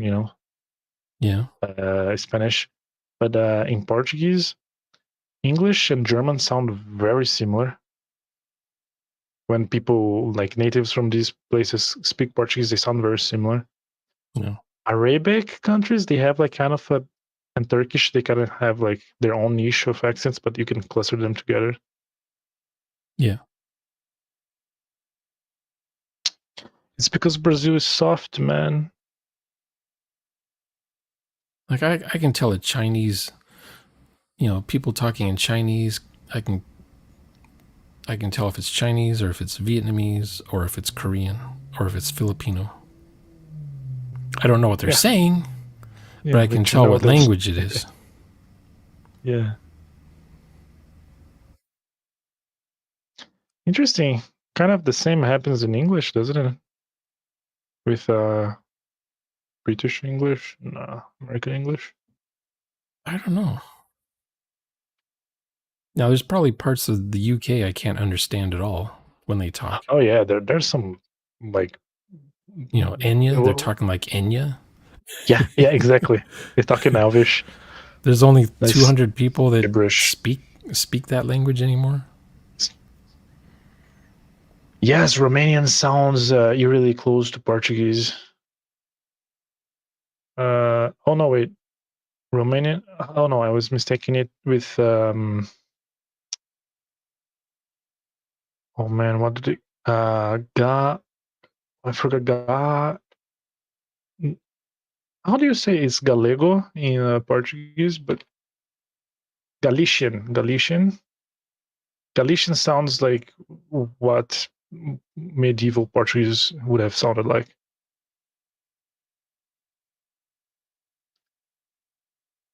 They have some similar. Galician, yeah. Galician sounds like what probably medieval Portuguese sounded like. Now the Iraqis, it's very weird. The Iraqis, they will tell me they're speaking the what is it? The oldest language, like Mesopotamian. Oh yeah. It's not bad, but they're speaking the language. they're speaking the same language that Jesus spoke, that kind of thing. Yeah. Kind of cool. It just sounds Arabic to me, but to them it's, Oh no, yeah, they can differentiate. yeah. Yeah, it's the same thing with Spanish. The Persians. Spanish-speaking countries. They all know where they come from when they hear each other talking. Like Bolivians and Mexicans and Venezuelans, like they all know each other's accent. I can. It's all the same to me. But if I role play a Russian or a German, I'm not going to do the accent. You should though. That's the fun part. That's how you role play. Use the voices. Why even role play a Russian guy if you're not going to do the accent then? That's the point. I can say some lines from 2010. Yeah. When the guy says, "Easy as pie," or no, he says, "Easy as cake, piece of pie," and the other guy says, "No, it's easy as pie, piece of cake." Stuff like that. Yeah. He would get words reversed. I mean, I could reverse words, and people who saw that movie would know I'm trying to be a Russian dude with my bad English. Yeah, they know that you're mixing up idioms. Yeah. It's like, exactly. Like within the language, people, they know where the other speaker is from. The accent is strong enough. Well, yeah, that's like America. Yeah. North America, you got Canadian, you got the Southern drawl, you got the nor'easter Hawaii types, you got the Californian accent, you got the Texas. Australian. Yeah, Australian. Yeah. I like Australian accent. That's a knife. Yeah. I can only do it if I watch a, Crocodile Dundee, Road Warrior or Crocodile Dundee. Foster's. Yeah. But I have to hear it first to copy it. But they might not be saying it right to begin with, so I'm copying junk. Yeah. It's just for role playing. It's for ambientation. Just set an atmosphere. You don't go crazy when a player's doing the Scottish accent for his character. See, that's the thing. I've never had a first-hand experience with that because here the dwarves don't have Scottish accent. Because the players do it either to be funny or they say they're in character. I wish that when players did the Scottish accent, they were doing something interesting with their character or they were role-playing their character. Here's the thing. Instead of just playing patty cake, which most of these guys do. Yeah, I'll give my hot take. You might not like it. I don't even know if it's a hot take or not, but for me, character voice is like a cherry. But here's the thing. A cherry on top of the cake is only interesting if the cake itself is good. You cannot have a crap cake and put a cherry and say, look, it's perfect, It's kind of like that. It's just a cup of whipped cream with it. Exactly. With what looks like a cherry on top, but it tastes nasty. Yeah. So Brazilian dwarves, they kind of have, sometimes they sound a little bit like the Southern, like Rio Grande accent, but it's mostly like, it's pulling a little bit from Portuguese and Southern accent. You mean like Brazilian, like real dwarves, or in a fantasy setting? Fantasy setting, yeah. So what are the Brazilian dwarves? What's their homeland? Are they living in the hills and the mountains? Are they living underground? Okay, so if I were to write my Shadowrun Brazil, like I think there will be a higher concentration of dwarves in the south and in a very specific point in the north where it's literally called like what would be Minas Gerais, like average mines. And so it's a very mountainous range. There's one point of the north and where I live. It's very mountain, so dwarves would probably be concentrated there. Do they have airships? I like that. I like blimps, war blimps. Do they have steampunk technology? Subdued. Not Because over the top.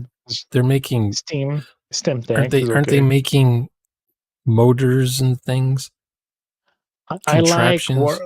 I like Warhammer Fantasy level of tech when it comes to dwarves. Oh, I have no idea what that's like. They have steam tanks, they have blimps, but You talking about Warhammer Fantasy? Yeah. I know nothing about its setting. I know Warhammer 40K, some of that stuff. I like 40K, but I prefer fantasy. Fantasy 40K is too cynical. It's too not cynical, it's too Yeah, they sold a lot of books. I forgot the word. I know what something you mean. Is like Pessimistic. dark. Yeah, I forgot that there's the depressing, word. The niche made the word. Nietzsche made the word. When nothing matters. Pointless. But the people I know that got all of the Warhammer 40K books, they never played anything other than Dark Heresy. On YouTube, I've only seen Dark Heresy being played from like those 6 or 7 books you could buy. There was Rogue Trader. Rogue Trader is cool. Yeah, some people played that one, but I didn't see anyone ever play the Man one. The Man? Or was it called Only War? I think Only War. Oh yeah, Only War. I don't remember which settings. And then there was like there was one called something Crusade, and then there was one called. Oh, there's a bunch. Yeah. People bought all those books, and then they came out with 2.0. And then the players gave up. They're not going to spend money again to rebuy all the books over again just because 2.0 is out. Yeah, the Inquisition one. I don't like the system. It's too chunky for me. It's too crunchy. I didn't play it because it was D100. Yeah, and what's the crazy? Like, you're counting 1%. Oh, this item give me 1%. This little thing one because you want, so like you're literally like counting beans like to get 6% advantage. It's like, man, that's too much. That's too much. Some of those games, it's like every time you level up, add 10% to your score or add 5% to your score. Yeah, it's like why do that if you're not? Why do a D100 if you're not using all the numerical range? Yeah, you're not using all the ticks on your ruler. You only have 1 inch, 4 inch, 7 inch instead of 2 and 3 inch and 5 and 6 inch. So it's like, bring it down to where you were saying, where you just add 1. Just bring it down, the scale down. Yeah. So the point, the +1 means something. Exactly. Yeah. I don't like math much, so I like to simplify things. Math is fine, but you don't want to be doing a lot of it in your head. Trying to figure out what your target. If you have to calculate the target number, and then you have to calculate all the pluses and minuses to your die roll. The game stops whenever someone's rolling dice in the game. That's why I like minimal systems, minimal die mechanics like Traveler, Mongoose Traveler, or Total Party Skills, or Core Micro. Yeah. It's always roll. It's either roll over or roll equal or over. Yeah. And you're just adding things to your dice.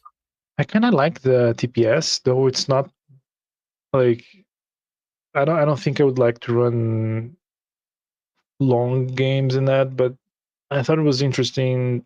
What's a long game? What do you say is a long game? Mm, 4+ games. Three. More than 3 sessions is a long game for me. Because that's a month. If you're playing weekly, that's a month worth of games.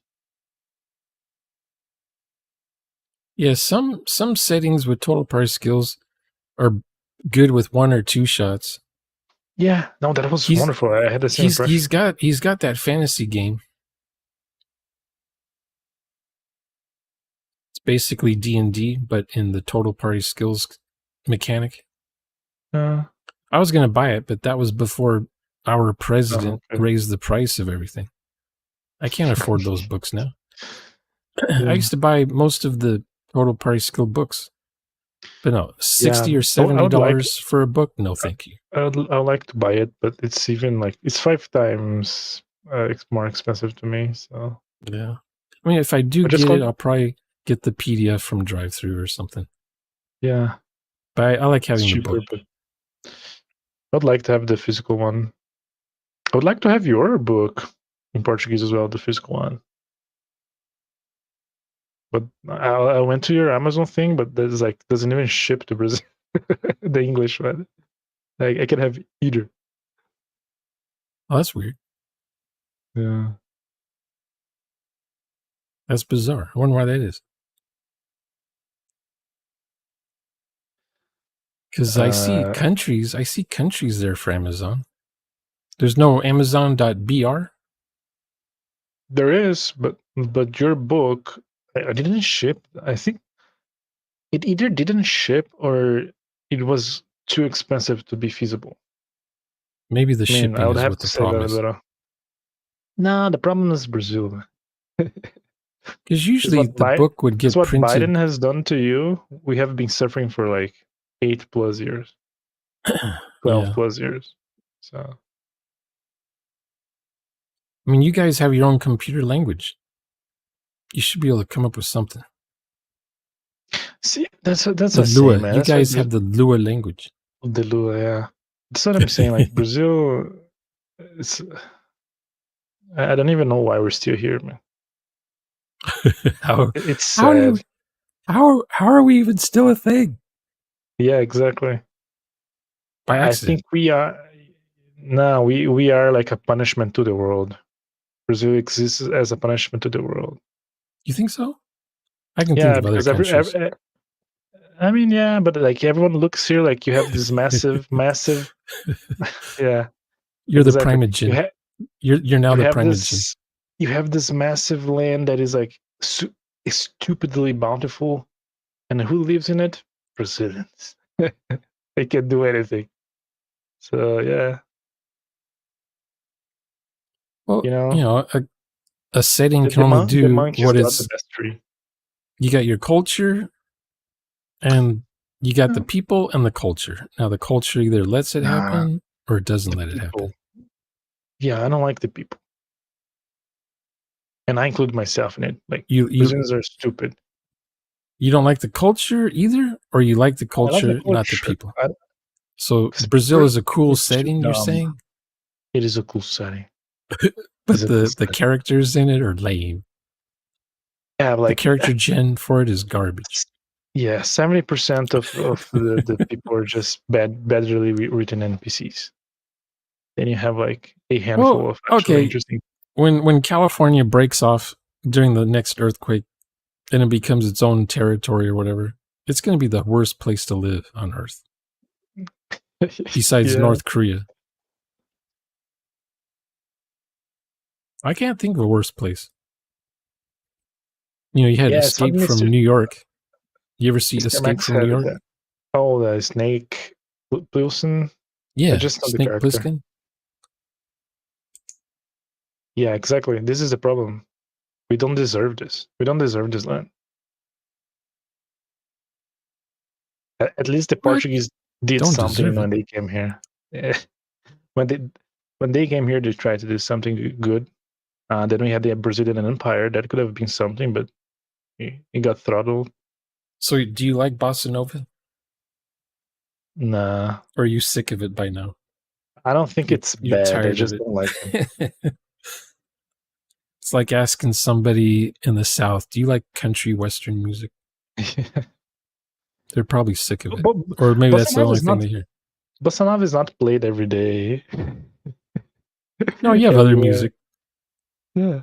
I'm not saying that every radio station is still bossa nova from 1961 We like in Fallout, we stuck in the time frame. or Brazil 66. Yeah, I would love to. Okay, that's something I would love to create a Brazil setting for Fallout. I think there's a lot of potential. Oh yeah, totally. I would love to do that. I cannot do it alone though. But Max, here's the thing.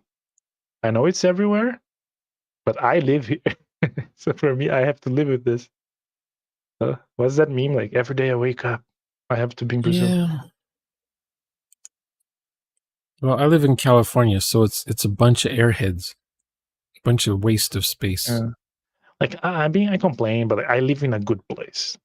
After the end of the day, I'm still privileged. I live in a very decent, good place. Yeah, you have to. You think you're thankful that you're not somewhere Yeah. else. You could be living Exactly. in there's worse places to be. Yeah, I don't even think Brazil would have vaults. That's why I think it would be so interesting. We would not have vaults. It would be something completely different in the Fallout universe. But try to like accommodate some of No, the Vault. It's the rules. Brazilian version of Vaultec. You're saying? Yeah, no, we wouldn't have that. Do you guys have automobiles?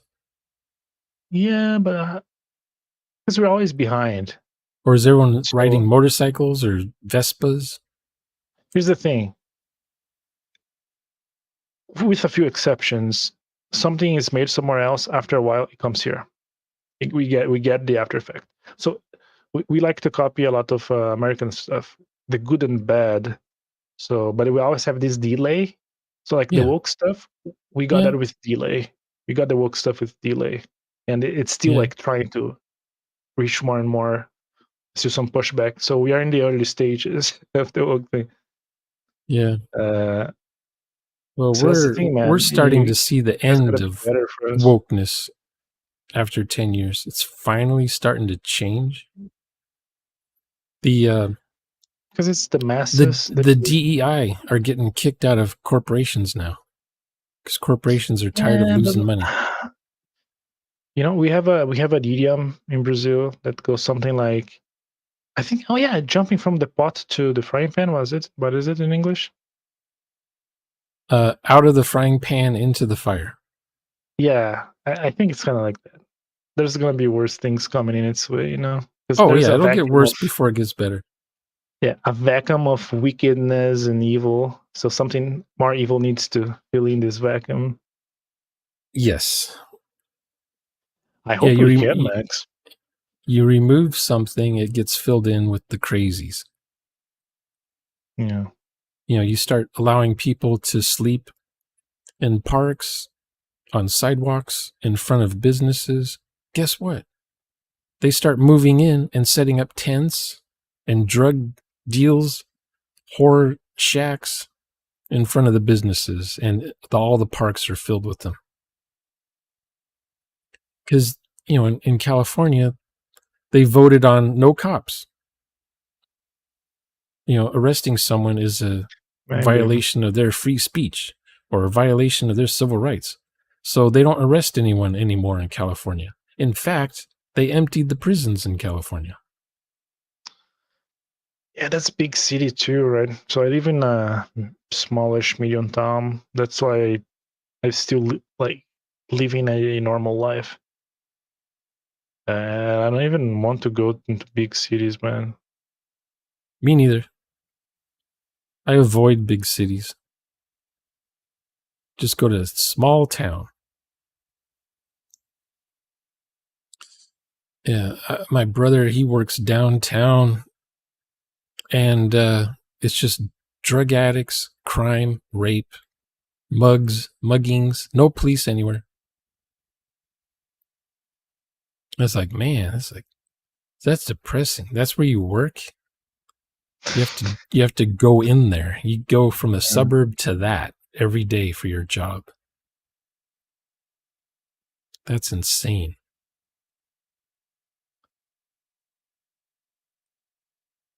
There's no, what they do is the mobs will break the windows on all the businesses and steal everything. Like they'll go to an Apple store and just steal all the iPhones, and the police do nothing. They can't. No. The governor says, those people need it more than the stores do.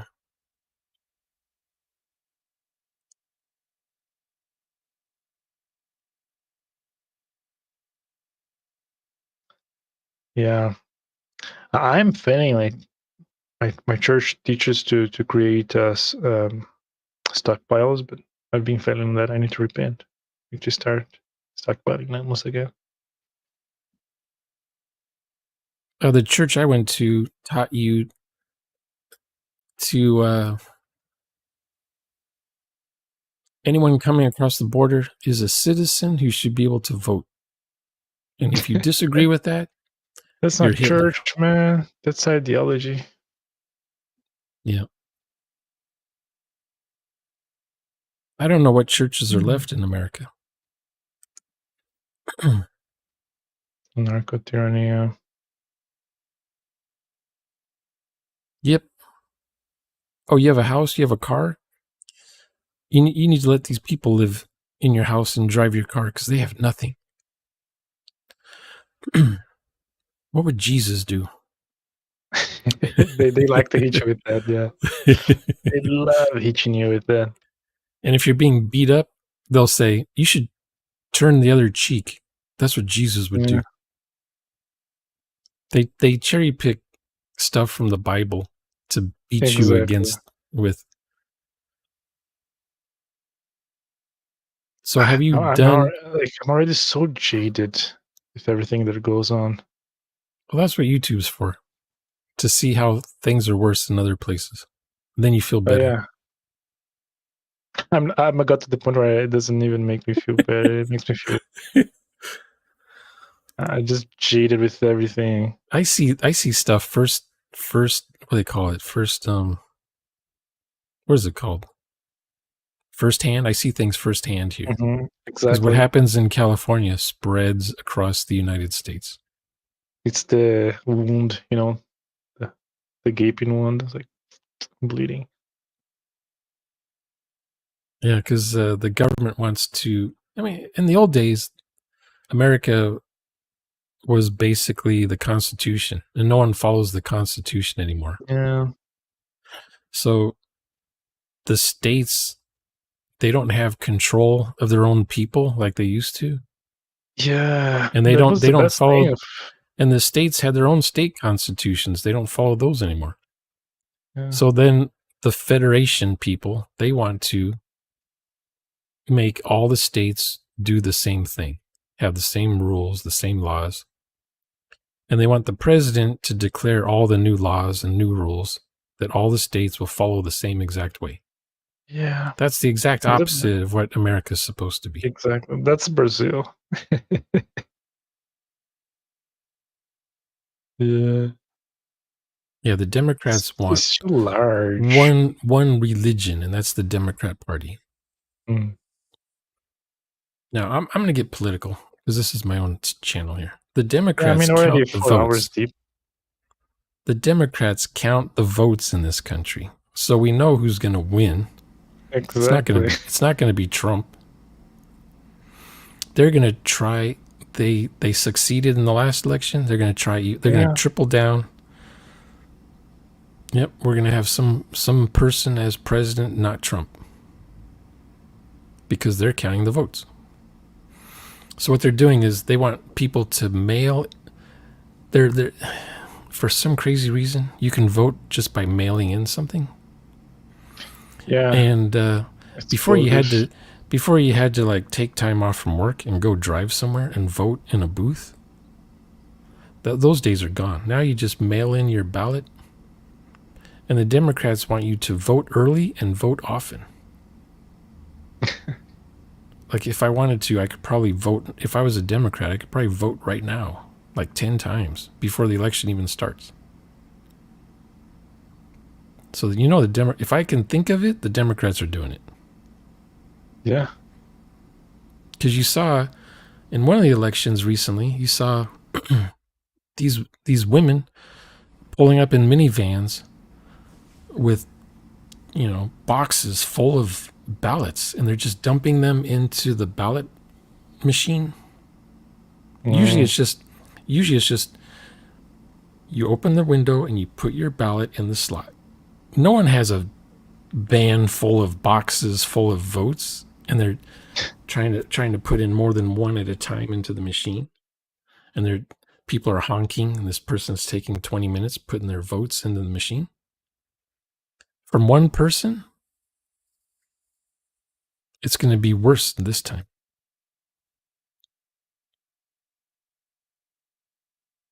And if Trump wins, there's going to be rioting in the streets, Black Lives Matter all over again, burning down cities. And the cops can't do anything about it. There's no way out. That's the thing. You just have to go through this period of crap. Yeah, so I just tell Jesus is back. I just tell my coworkers, it will get worse before it gets better. They're like, that's reassuring. Yeah, it is not even black pill. It's just reality. It's just how it will be.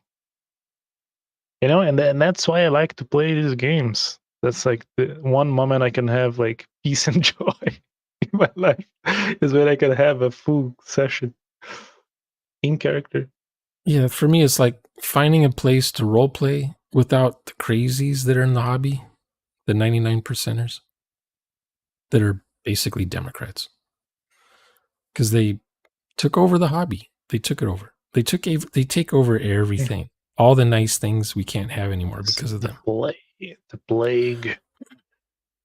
So finally, Disney fired a bunch of DEI people because they saw how well Deadpool and Wolverine's doing in the theaters. They want to make more of those kind of movies. So instantly, they already lost me. Yeah, that's the thing. It's going to take time. It'll be 3 years before any good movies start coming out again from Disney. It's going to take a while because they have to start from scratch because they fired and canceled everyone from Disney who was good at doing those things. Exactly. How do you get that talent back? It's going to be rough. But do we even need Disney, the old Disney back? Will it make even a difference? Let something new come in its place. That's what I say. Instead of wishing that WotC would go back to the old ways, they were never in the old ways. TSR is gone. Make a new TSR. Exactly. Make a new company. I was hoping China would buy D&D, but they didn't. Not yet. It would be so cool if another company owned the D&D property. Disney will own D&D. Because WotC's treating it just as a brand name that does something totally different now. Yeah, sell a mug, license some toys. Yep. That's all, because the geeks, the weirdos, the Democrats buy all that shit. Exactly. The pop figures, right? What is it? Funko Pops. Funko Pops. Yeah. I want to waste the space for those things. Yeah. Come on. And that's the thing. You know what's that? I started playing D&D. I was young. I was happy. That's attachment to memory. That's another term for that. I just don't remember right now because I'm a little sleepy. But it's just association. They like D&D because of the association they have in their memories. Like, I was young, I was happy, I had friends.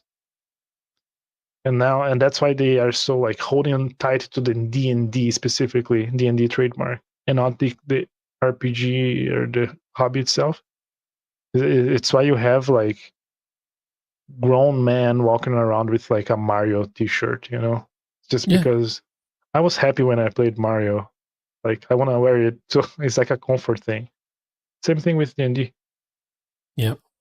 That's why they didn't let them let go. Because what's stopping them from making their own game or finding another game that simulates whatever they like so much in D&D in a way that it's not crap like 5e or 6e will be. Yeah. And then you got the crazy OSRs out there, the army, using their ordinary system rules. They showed up because WotC wasn't selling D&D anymore. So they're like, well, let's just make the game ourselves and file off the D&D serial numbers. So they did that forever. Well, okay, WotC's selling every version of D&D out there. So what's the point of OSR now? But OSR is like, oh no, WotC's evil. Don't buy their old D&D stuff. Buy our OSR stuff. It's all branding. Yeah. They're shilling. OSR people are just shilling their stuff. Don't buy OSR. Don't buy WotC. Don't buy AD&D first edition, second edition, 3.5, whatever. Don't buy red box, blue box. You should be buying OSR. That's what you should be playing is OSR. Our mundane, trivial, run-of-the-mill, done that, been there before, game systems. With new art by so-and-so. Ooh. Yeah. Ooh. We still use the D20. You know you like it. Ooh. That's the D20, that's brand.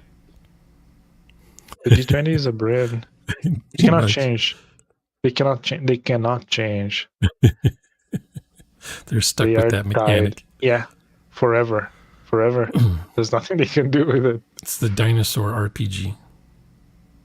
Exactly. But yeah, they were first, so they win. And they're owned by Hasbro. That's fine, man. That's fine. Yeah, they were first. Gygax was first. Like that. That's fine. But that doesn't mean you need to worship it. Just recognize its value. Give its credit and move on. It's like what I said, like Star Wars. It's the like very bad stuff, like bad movies stuff in it. But move on. Can you imagine what the hobby would look like today if everyone was doing videos like us instead of just shilling something as a internet influencer on their channel, talking about their 5 tips, 5 ways to better dungeon mastering, 5 tips to be a better role player, this, and none of it works. None of their ideas work, and they don't use it themselves. Can you imagine? Can you if you replace all those YouTubers with regular people talking about games and roleplay? Real people? Yeah, real people, self-actualized, self-aware people talking about role-playing in a role-playing game for a change. Instead of listening to someone just read sad, sorry news about, the latest propaganda from WotC, or the latest drama from WotC, or oh no, WotC's finished, they're done. Oh no, D&D is over. Every 5 days we see the same stuff on YouTube over and over again. It is. Yeah. WotC is going down. I've seen that so many times now. WotC really did this time. Yeah. Who's the guy? Professor Dungeon Master. No, it's the. It does that. It does that now. It's the. Oh, what is it called? Anyway, it's a guy that dresses as a woman, wears glasses. Oh, Lacey something, whatever. No, not that one. Didn't say it. Something Jim. It's Dragons and something. Too many videos. Dragons and dresses. That's the one. Dungeon and Discourse. That guy. Yeah. That's the same fucking video every time he posts something. But people listen to it in the droves and they hang on to every word he says. Yeah, I was there too, man, at once, I was there when I was watching this slop. when Matt Mercer was running games from his friend's house, or maybe it was his house, his apartment, in a kitchen table. The cheesiest video, the cheesiest microphone, dial-up internet speed, and they were just playing the game. They were just playing the game in character for the most part. They weren't doing what they do now, the performance in front of a live audience. They were just recording their sessions and posting them on YouTube. It was real. It was real. There was real blood in those veins. They would laugh if something cool happened in character during the game. They would get up and get more munchies from the fridge or whatever. Chips, Doritos, Pepsi, whatever. A lot of background noise because the TV set would be on in the other room. Yeah. See, it was low production value. Yeah. I kind of like low production value just because it feels more real. Of course, it's not like a precise math, right? Like low budget means good. But usually you got more, you can see that as a real person. Even if it's a bad thing, it was made by a real person. It had intent behind. There's beauty in that. Other than like corporate robot made garbage. Yeah, they're being genuine. Exactly. Genuine. Earnest. I like that word. Now, those videos are hard to find because YouTube doesn't bring them up in the searches. It hides them. YouTube wants you to watch the new stuff that's monetized. The one you showed with the Sebaceous Nerd, it was a bad game, but like I was enthralled by the whole video. Just because of how... Which video? Sebaceous Nerd. I mean, I kind of be a little mean, but it was like a fat guy with long hair, and he's like, the spider gets a little dizzy, runs around. I don't know. You posted it. I'd have to see that video to know. I've seen thousands of videos. You say nothing in the whole video. You just look at the camera. I say nothing the whole time? Yeah, you just look at the camera. I've only done that 4 times on my channel. Yeah. Maybe I can find it if I think of it that way.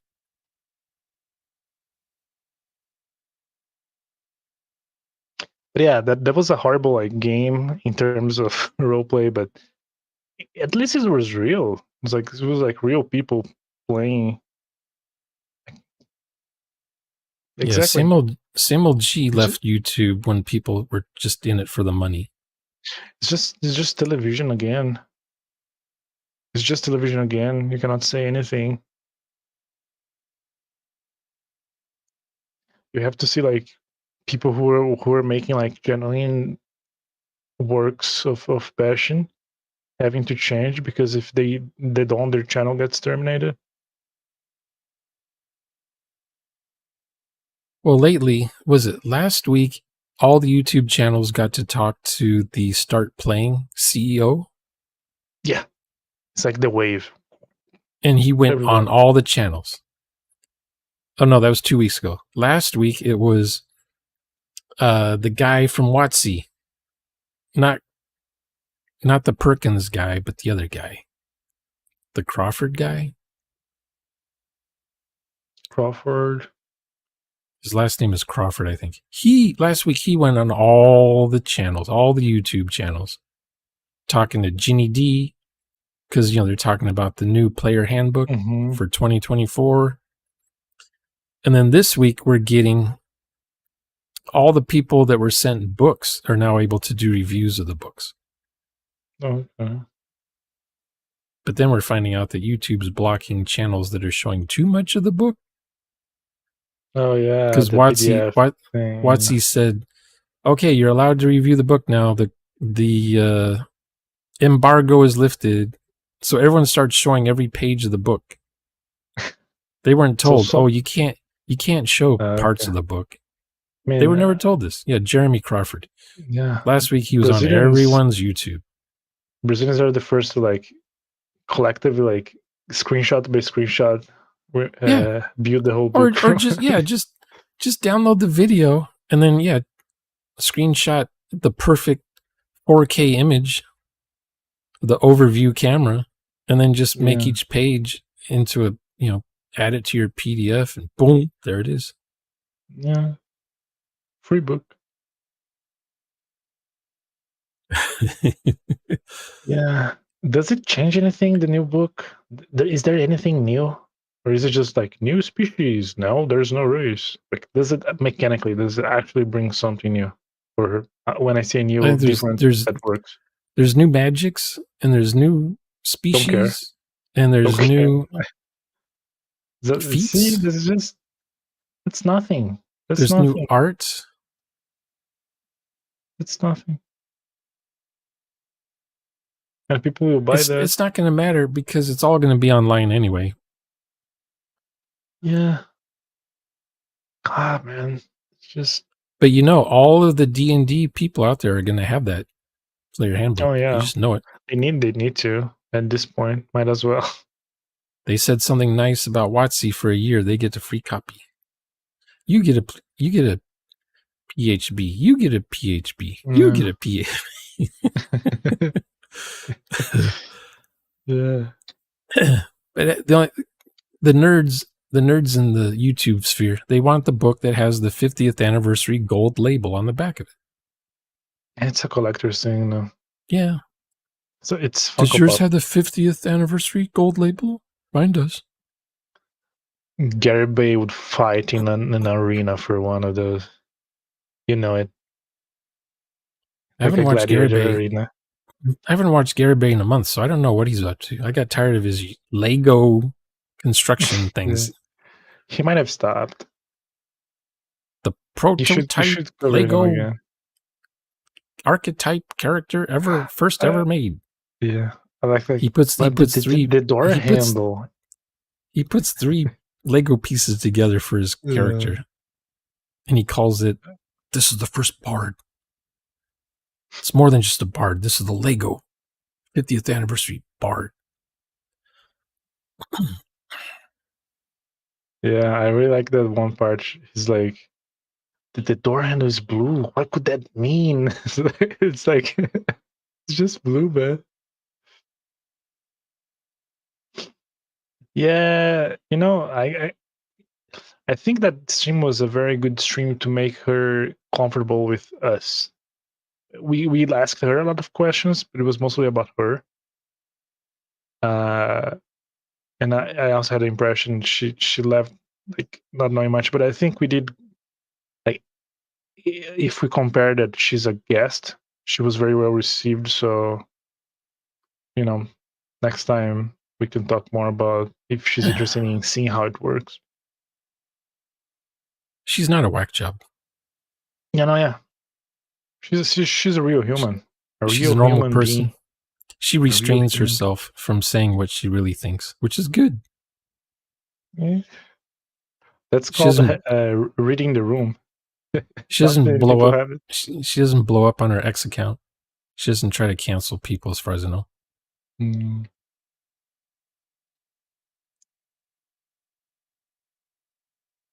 Oh no, poor Garibay.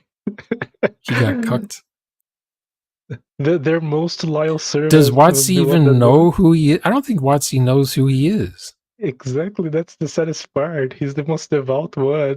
It would be like me talking about WotC every day and getting only 100 views on my videos. Poor guy. No, you need to be in the 100K or whatever, instead of the mile high. Yeah, isn't that what's called reading the room? Like, you get like, oh, this is not appropriate right now. That's not the right time, right place. Is that how you say? You read the room? I think so. Okay. I think that's right. Yeah, we should start a GoFundMe and like buy a book for Garibay as a gift. Here you go, champs. Oh no. You go do it. He'll say only nice things about the book and how it's going to change the human experiment or whatever he calls it. Yeah, but he's entertainment. So that's true. I'm waiting for our space elevators. We're supposed to have space elevators that these fat bastards who play D&D 5e are supposed to be building for us because they're geniuses.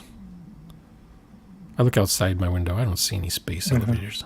I see SpaceX launching rockets twice a day now from where I live. Really? Looks cool. The night launches, those are amazing to watch. Can you highlight what? I guess you don't need to highlight, but yeah, Crispy. I like all think of you're it. right. Know what Crispy said? Yeah, you have to bite the bullet. You have to take one for the team. You know, you can be ambassadors. I failed my sanity roll just now. I cannot highlight. You cannot. I mean, okay, the 4Ders did roleplay Wendy's. If they can do that, they can do a 5e game. No, they can't. Here's the thing. You guys can do it. Because here's the thing. 5e was made to be, you know, things to be taken away. It's called a role-playing game. A lot. Yeah, you're gonna strip a lot of crap in it and homebrew it. Here's the thing.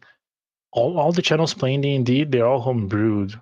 Like you have like only a handful that plays the game as it's supposed to be played anyway. So if you just say it's 5e and play anything else with D20, no one's gonna notice the difference. Oh, exactly. You can play Shadow Dark, you can play like Mark Borg and just call it D&D. Just say D&D. Nobody will notice. Here's the sad part. Here's the sad part. The people you would like to watch the videos don't watch the videos. Oh yeah. It's not D&D. They don't care. Oh, they're not playing D&D? I don't care. What else is on? I'm looking for my favorite D&D internet influencer to click on.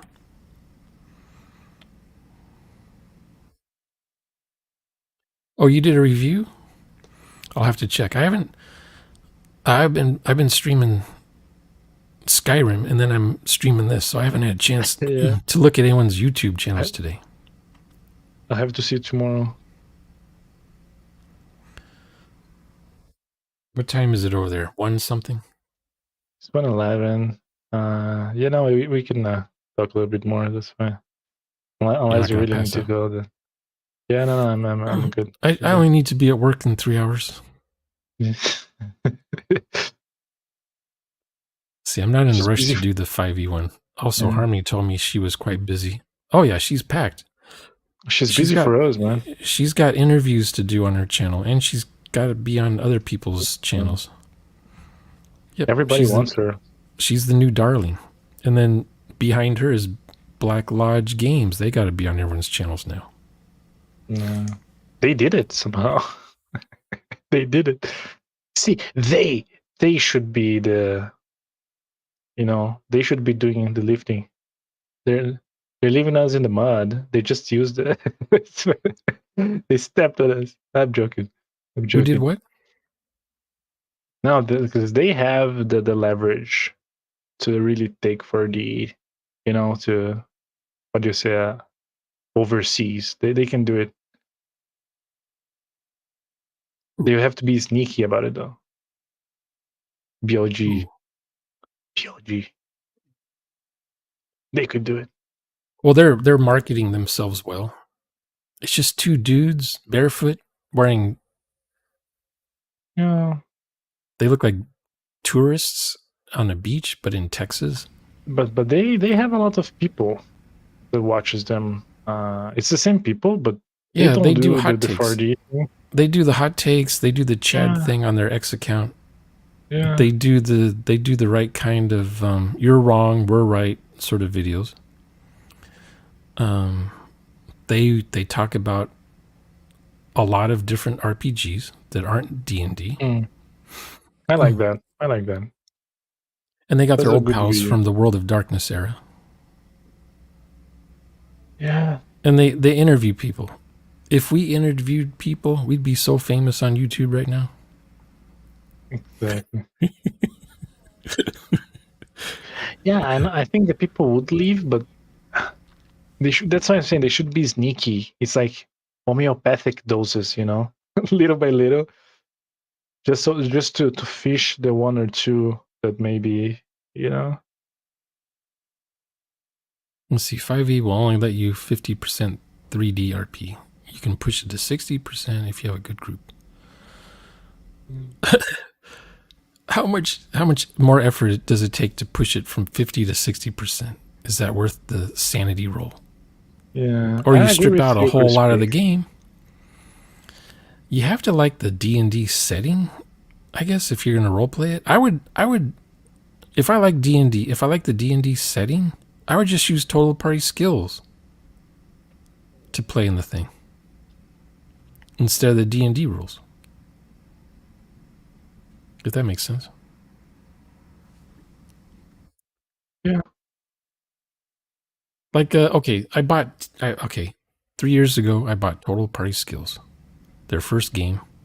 I bought it because I like the setting, but I was not going to play it using Total Party Skills. I was going to play it using Mongoose Traveler 2nd Edition. So I was prepared to just throw away the TPS setting in favor of Travelers, or the TPS mechanic in favor of Traveler's mechanic.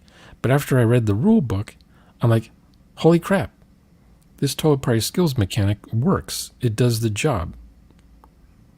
It's 2d6 rollover, bee's knees. The target number It's fairly simple. floats around. It's not a target number that moves depending on whose turn it is and what they're trying to do. It's not like GURPS. GURPS is that. GURPS moves the goalpost when it's your turn. It's very annoying. Yeah.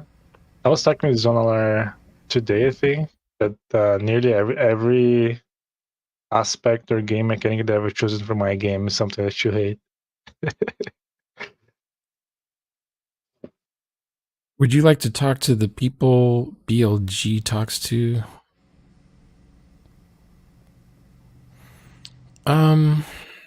I don't know. I don't after my last interview with somebody, I don't go to interviews anymore, and I never have done interviews. Who was it? Ed Hupp. Can you say it live? Can you say it live? Okay. I think it's this guy.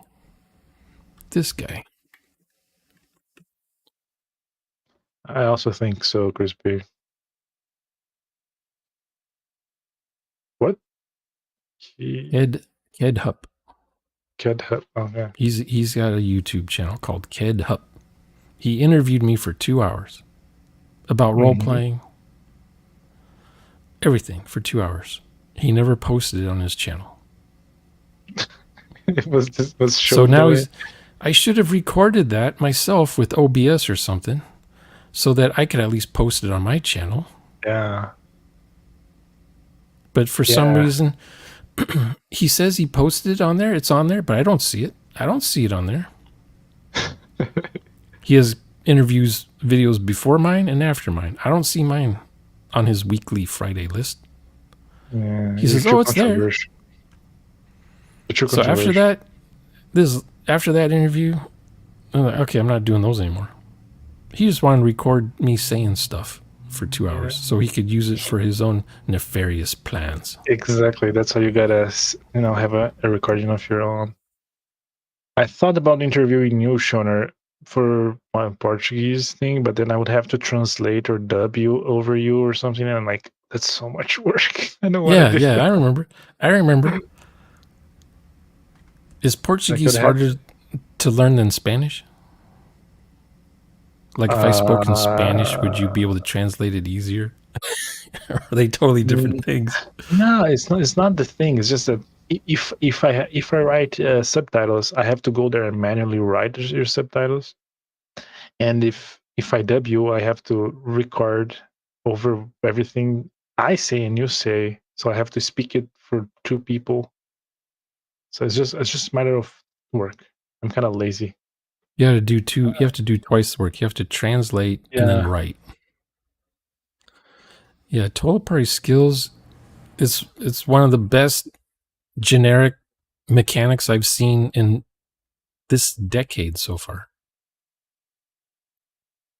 It usually takes a decade for one good game mechanic to come out, because most games just copy what's already out there. Basically it's you got your body, you got your mind, you got your spirit. So if your body is a value of 3, you get to roll 3d6s. Mm. And then you have a skill based on that. So you have like a skill, a strength skill, or you have a mind skill, or you have a spirit skill.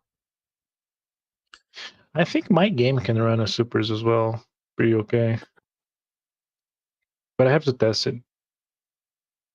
Yeah, I'm curious how your game goes in the TPS as far as scaling goes.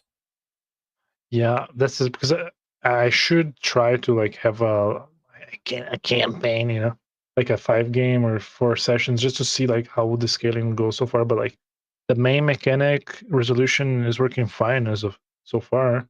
We've managed to play like a primitive game, a sci-fi game, so it's kind of we're getting there. And I think it could do a super game. Because I think the limit that TPS works with is your attribute cannot be more than 5, and your skill cannot be more than 4. Because the dice pool will get, yeah. Otherwise, you're kind of like, I don't know, it's heavy. What's it called? It's top heavy after a while. The mechanic. Yeah. Yeah, it reaches a point where it cannot. Yeah, my game definitely has some of that. Like, it's really not meant to be played in a year-long campaign with the same character. Usually, the big bad is the one that has a 4. Their skills are 4, and their attributes are maybe 1. At least one of their attributes is a 5. Yeah, because adding 4 to a 2d6 is a lot. Yeah, that is. And then there's the other things too. You got, let's say you're trying to do mind control of another character. That character has to do a save roll, or you have to roll and beat their spirit or mind value. What he does, Joshua makes everything a table, a difficulty table. You're always rolling for a difficulty. So if someone has an XP of 30, and they have a strength of something, they have a mind of something, some high level, it's going to be the task that you're doing is going to be very hard, or the next one up. What's the next one up? Like impossible or something? I just have the character sheet.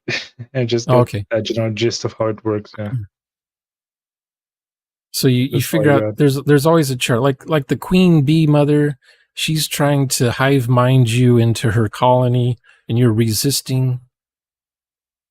So in order for her to control your mind, she has to roll a certain target number, or in order for you to remain in control of your own well-being, you have to make a difficulty roll. Mm-hmm.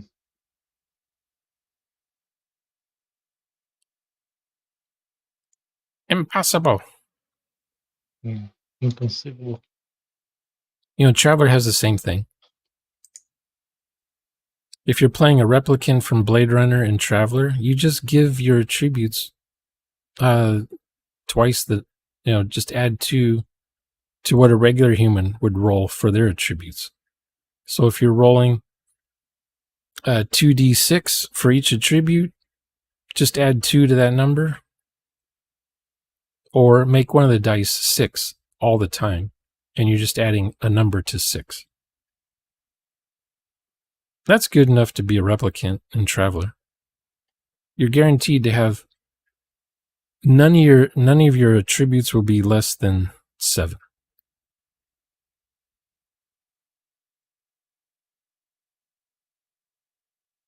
Yeah.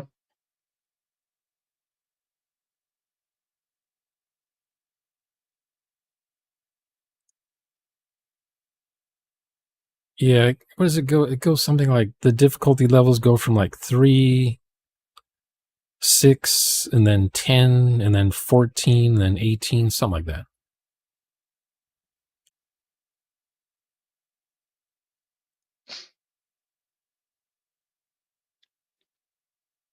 Yeah, that's his first gen TPS book, so it's got some jank, man. well, it's the layout. He used Chromebook to write the document with. Whatever app that is. There's no formattation. It looks like he just stuck the paper in a typewriter and started typing on each page. So the character sheet, I thought. Oh, I thought the character sheet that Crispy gave me was like something that he made, but that's the real thing. Because the one he gave you, sheet. The one he gave you, I've seen that somewhere online. It looks like just blank text. Okay, I retyped it and like manually changed like some of the powers because I can type this in Word, so I quickly made it and printed out. Here, I'll show you. I'll show you a character sheet. Let's see if I do. Oh, I got it. Come on, man! You gotta put some flair into it. There's gotta be some candy for the eye. Oh, it's on my other hard drive. I don't have it. But I was going to show you a PDF of a character sheet I use for total party skills, but it's on another hard drive. I lost power today at some point, so I had to unplug everything from the back of my computer, and I forgot to plug the stuff back in. You had to turn off your computer for once. Well, it was off already when the power went off, but my router and the switch and the other stuff and the Wi-Fi and the other stuff and just the whole city lost power. So I guess it took a while for the ISP to come back up in the neighborhood. Mm-hmm. So I had to keep rebooting my machine because it kept telling me the DNS domain thing is not found. I was like, what? I could log into Discord and talk with you guys, but I couldn't get anything to show up in my web browser. It was the weirdest thing ever.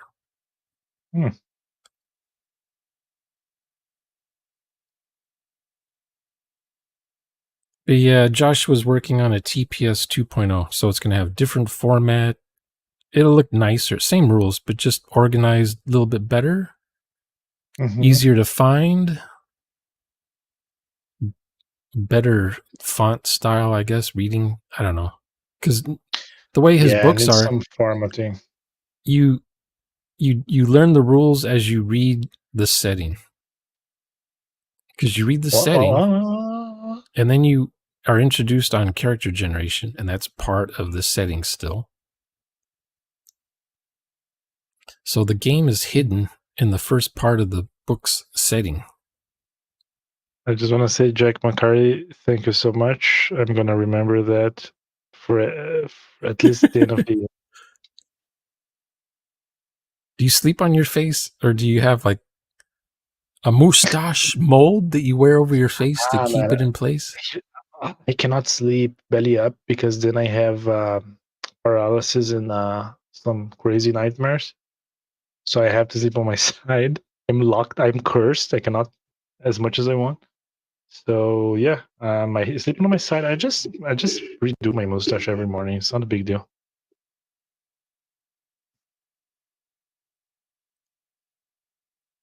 Yeah, poisons, fatigue, encumbrance. What else? They're mixed in with things like burning to death, drowning, but there's nothing is separate. Nothing's bold printed to find.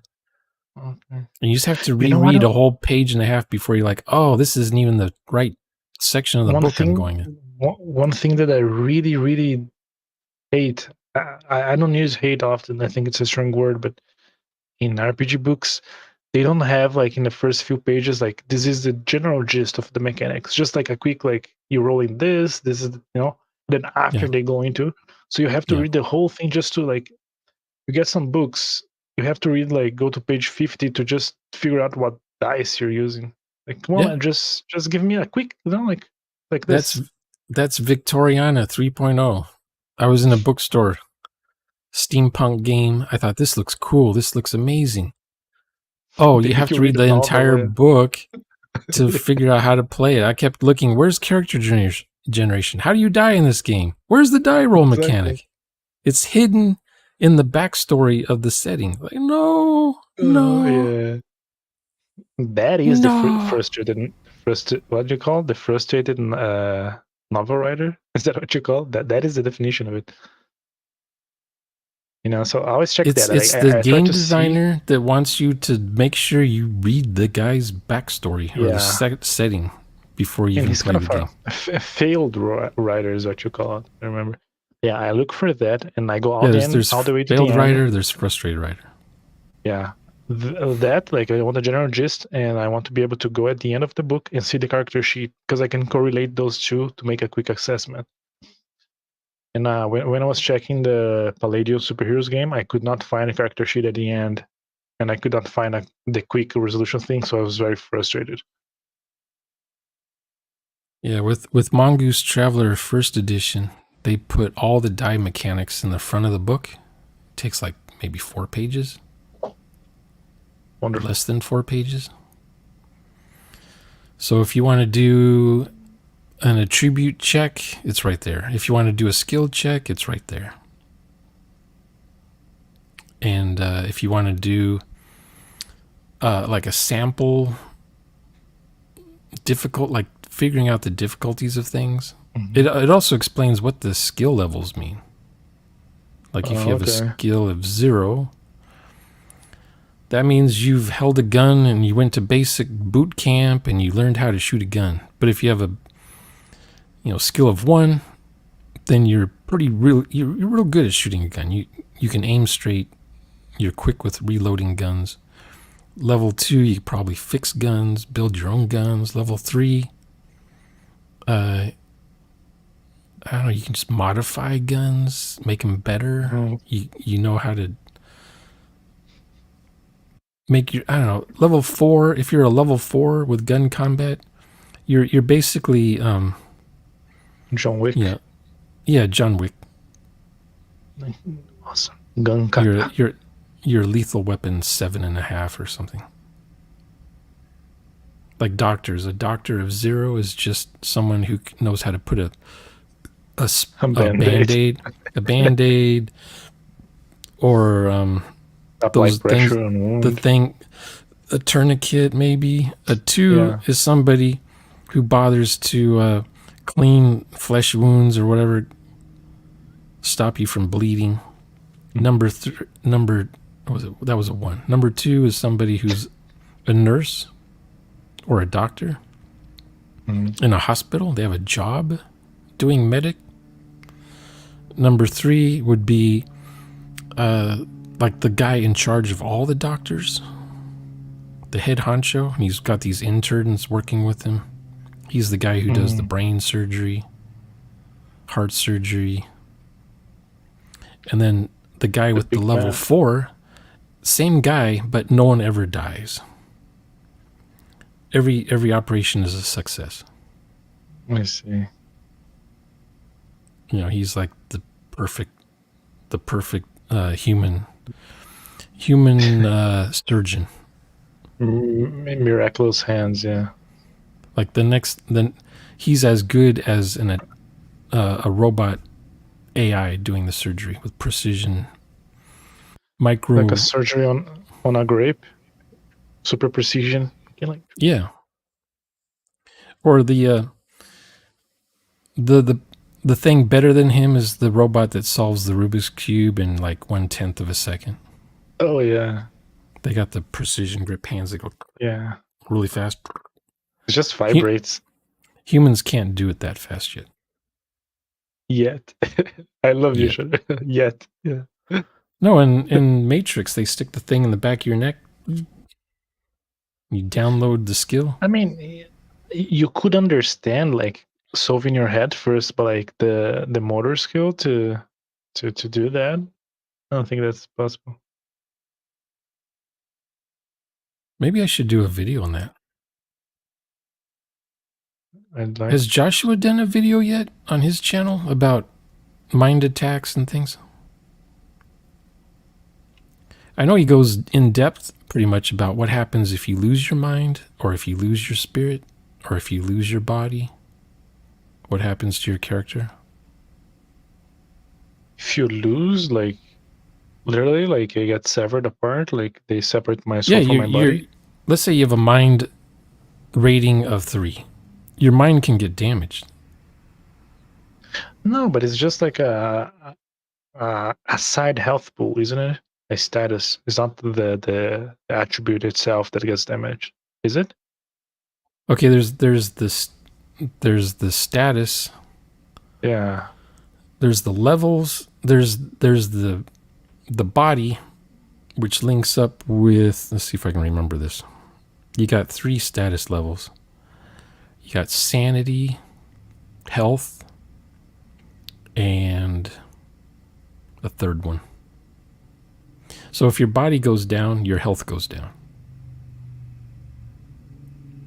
If your mind goes down, your sanity goes down. And if your spirit goes down, your morale goes down. Morale, yeah. But do they go down now all 3 of them, they go down during the game when you take hits. No, but that's the morale. The morale goes down, not the spirit, right? It's just the morale. The spirit goes down, and then the morale gets calculated each time. The status levels get recalculated each time your attributes get changed. I had something else in mind, and I'll have to review that with the boys before the game. Because I was thinking something different. Yeah. Let's say if you start out with a strength of 5. Let's say you're a superhuman. You have a strength of 5. No, yeah, I was right. And sure. If you get harmed, look there. I was right. It's just the status, the attributes. They don't change. Unless I guess the attributes you level up. Man, let me get a book here. Oh, it's too far away. I don't have anything nearby. What is this? Oh, that's Python books. I don't got nothing. Oh, hang on. Nothing. You got a whole library behind you. I got one. Girls, vampires. Okay, sorry for planet matriarchy. So damage goes to the status. You're saying? Yeah, I think what Crispy said. I think you're mistaking it for how you get penalties based on how much damage you took on that status. Like if it drops below 3 a status, then you start to get some penalties.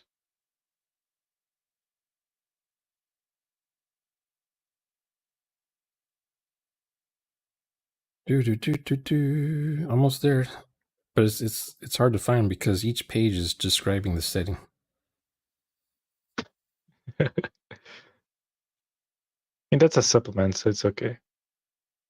So hurt characters see all difficulties associated with the status attribute increased by +1. Wounded. Okay.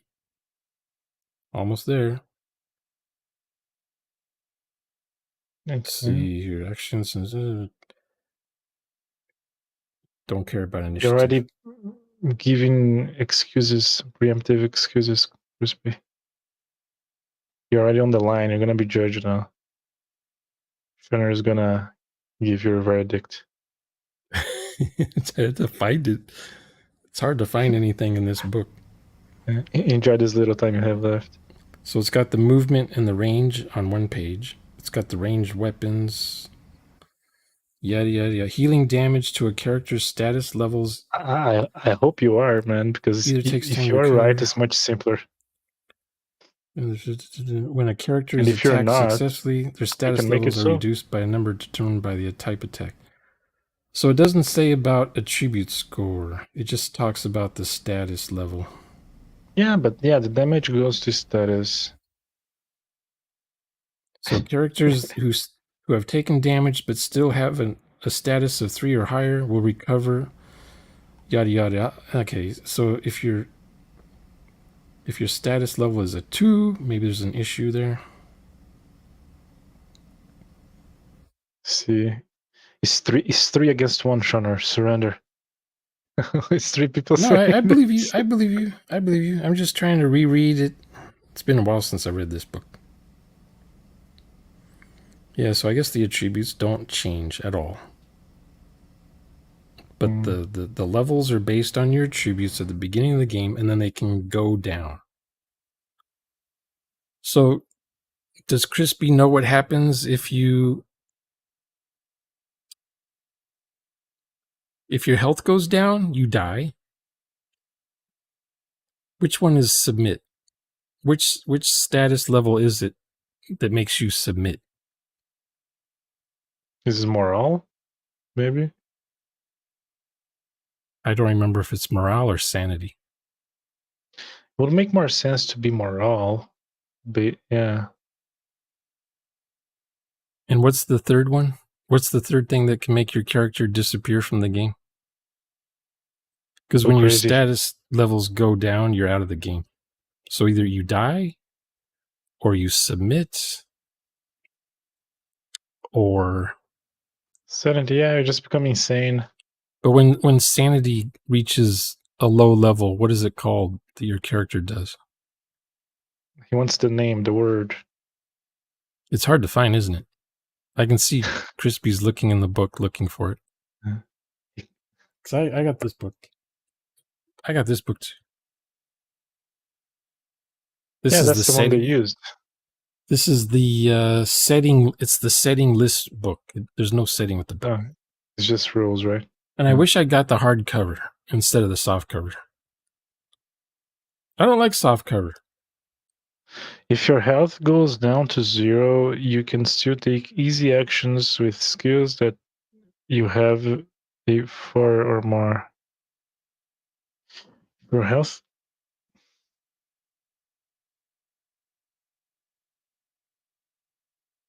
But if your health goes down, you're dead. Aren't you dead though? Like, how would I still manage to do easy things like crawl on the ground? Like, what? This comment, Mac's comment. Let's see. You can still take easy actions with skills that you have a 4 or more. So if you have a skill of 4 or more, really? Is that a rule? What kills you then if your health is minus 1? Yeah, maybe going negative. How do you die in the game? You cannot die. I mean, Crispy's character cannot die. Anyway. See, I wrote an app to do some of this stuff for me, so I haven't looked at the book since. I just use the app, and the app does all this stuff for me. You became complacent because of the machine.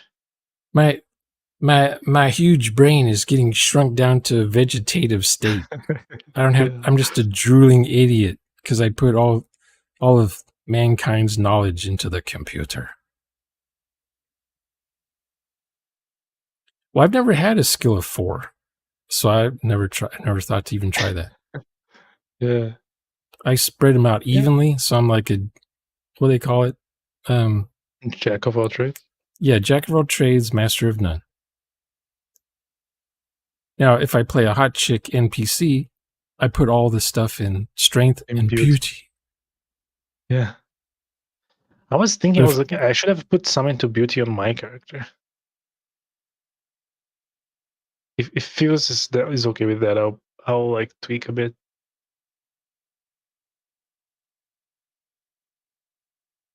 Okay, so if you're at 0 and you get hit one more time, then you're dead. It's negative. You're just dead. You're not -1. You're dead. That's what I thought. But what is it called when you lose sanity?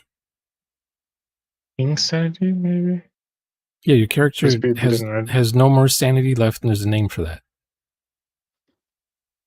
Clinically insane.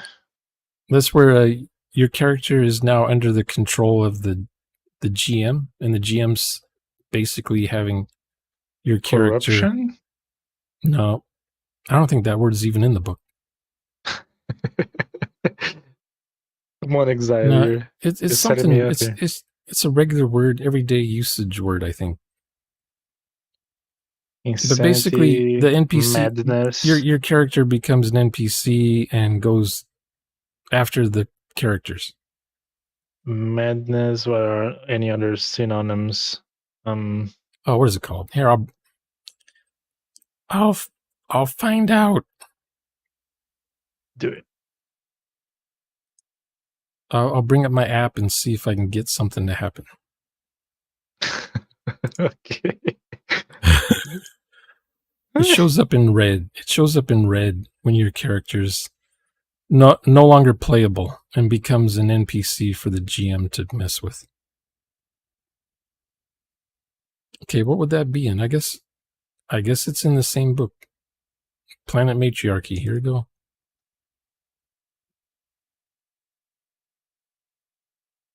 Let's see. Found it. So.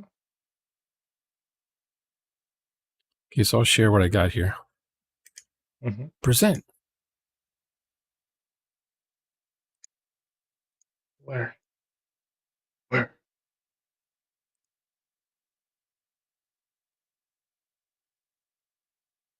Okay, so Escape from Planet Matriarchy. Yours looks so much better than the original. So you start out with 1s and start out with 3s down here because this is automatically calculated. Inflict damage now. Into I'm your sanity. gonna see if I can load somebody. So here's a character. They got body 3, mind 3, spirit 2. So it's 5, 5, 4 down here. So what I will do is go into the file and edit. I'm going to edit that guy that I loaded. If I can. Let's see. Where is it? Where did it put it? Oh, it's on my other hard drive. Let's go in there. Users, Shawner, TPS RPG. I got too many things in here. So it's basically a JSON file.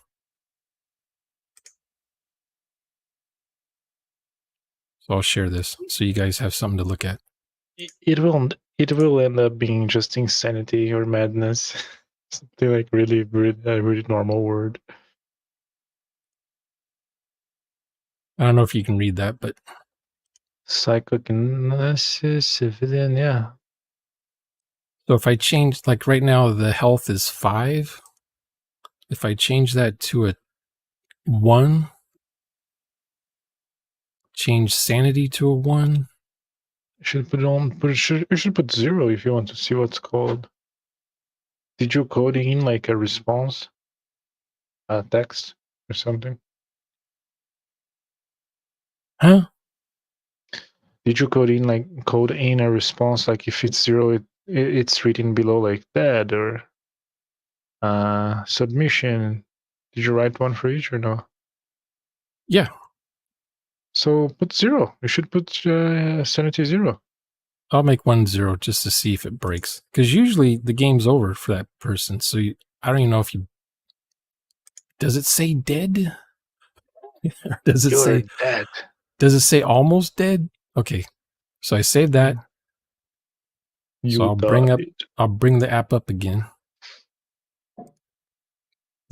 We're doing science.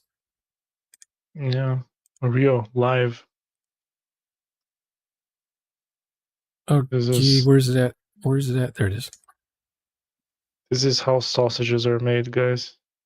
Okay, stop the screen, present, share, window, this one.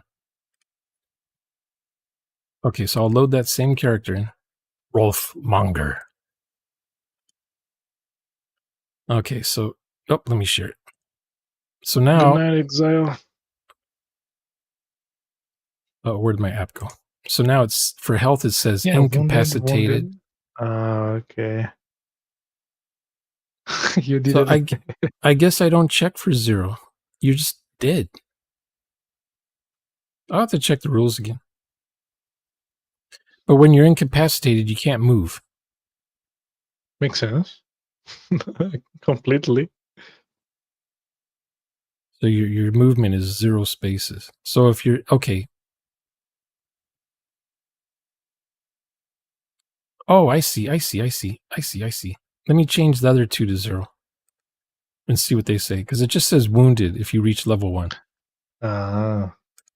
Or you died in you died in all fronts. So I'll change what? I'll change sanity to 0, and I'll change morale to 0.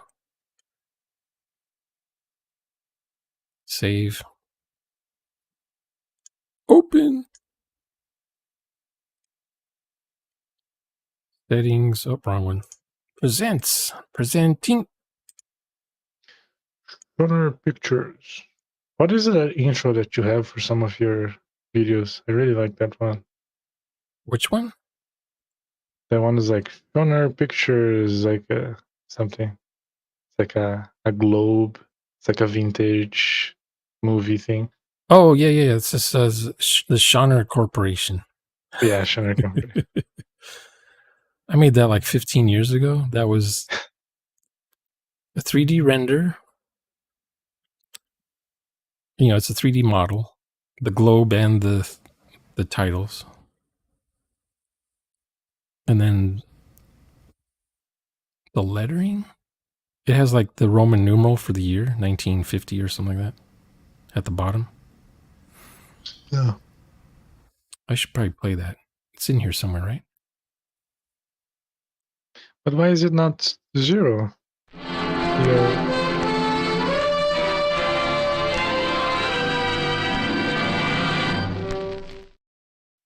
So that was MCML. Yeah. That's 1950. If you know Roman numerals. How do I just noticed Max's thing is still on the screen there. Okay. But yeah, the Earth thing is 3D. The titles are 3D. And You got a vignette effect. Yeah, I added different effects using a video editor. Mm-hmm. So it's got the jittery thing going up and down. It's got the static sound in the background.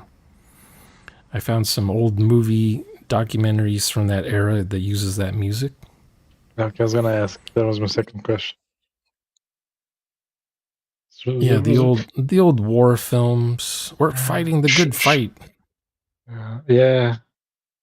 Made me think of Fallout, which is the time period, I guess.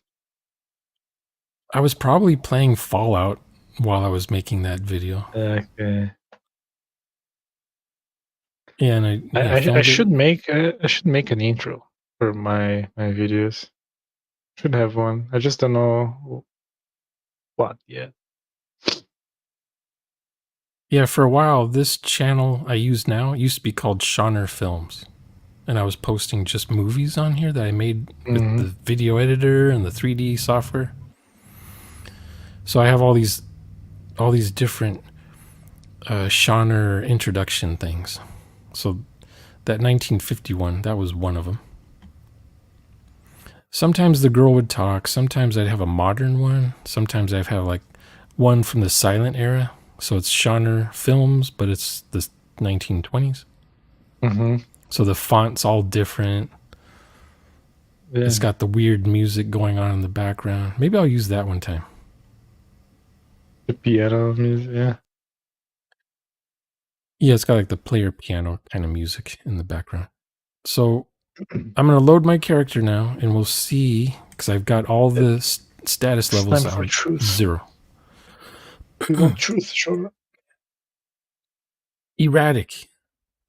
Erratic.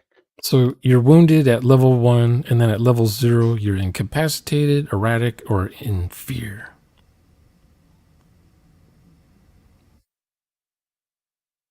At least that's what it says in the Escape from Planet Matriarchy book. But depending on the setting of the book, it might have different words the wording for these things. Makes sense. So erratic means you just attack anyone nearby. In fear means you basically submit. You're basically sitting in the corner of a room, peeing on the floor in a fetal position. You've lost all will. But sanity, if you lose sanity, then you're not in control of your character anymore. You're just a crazy person. And the GM decides what crazy stuff your character does. And I've done videos on that. If your character is insane, do you get to roleplay that insanity, or should the GM describe how insane your character is? Because I would prefer Cthulhu, the keeper gets to say, or you roll on a random table, and then that says what happens to your character. I like giving my players, like, you get to decide how your character goes out. I like that. Like, it's your final moment. Make it glamorous. Yeah, make it a bang. Because it's the same as narrating what happens to you when you die. I'd rather do it myself than have the GM say how I die. Because so you roleplayed the entire time for me. At least let me roleplay my own death. No, not even in death I'm free. Roll to see what I say about you dying. Give me what I want. Yeah. I wish I have a question for you, Sean. Okay. Are you gonna cut this part of the live? Oh, I don't know. I mean, one time with us, I think I downloaded it and then uploaded it in pieces later on. Yeah, I remember that. I had a crappy mic still. Or I might just leave it up, but change the title of the video to, and stuff and other things. Yeah, I might make some timestamps. Or if you said something, if you said something you don't want forever on YouTube, let me know. I can chop it out. I don't think I said anything that would get me deplatformed. 20 years from now, oh, you were on Shauner's channel back in 2024. Yeah. We have this. You guys were talking about Brazil. Exactly. You dwarves. Said here Brazilian dwarves. What did you mean by that exactly? In 1 hour and 28 minutes here, it seems that you pull in a log. He said the following things about a certain group of people.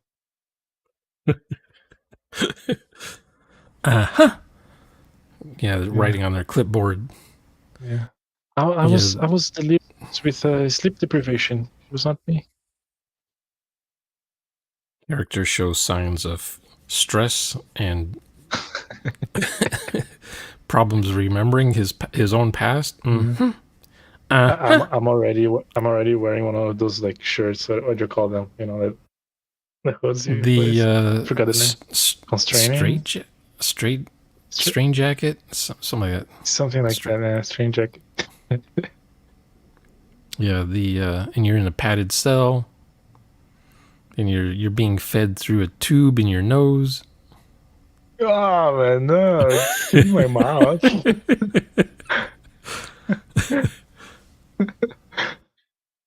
I'll be drawing like D20s with feces on the walls, my feet. Well, your mouth has the breathing thing going on. Okay. No, it's the future. They're gonna mandate that everyone has a hole put in their neck, and you have to breathe through. Can they just have like a tube on my veins and directly inject some nutrients?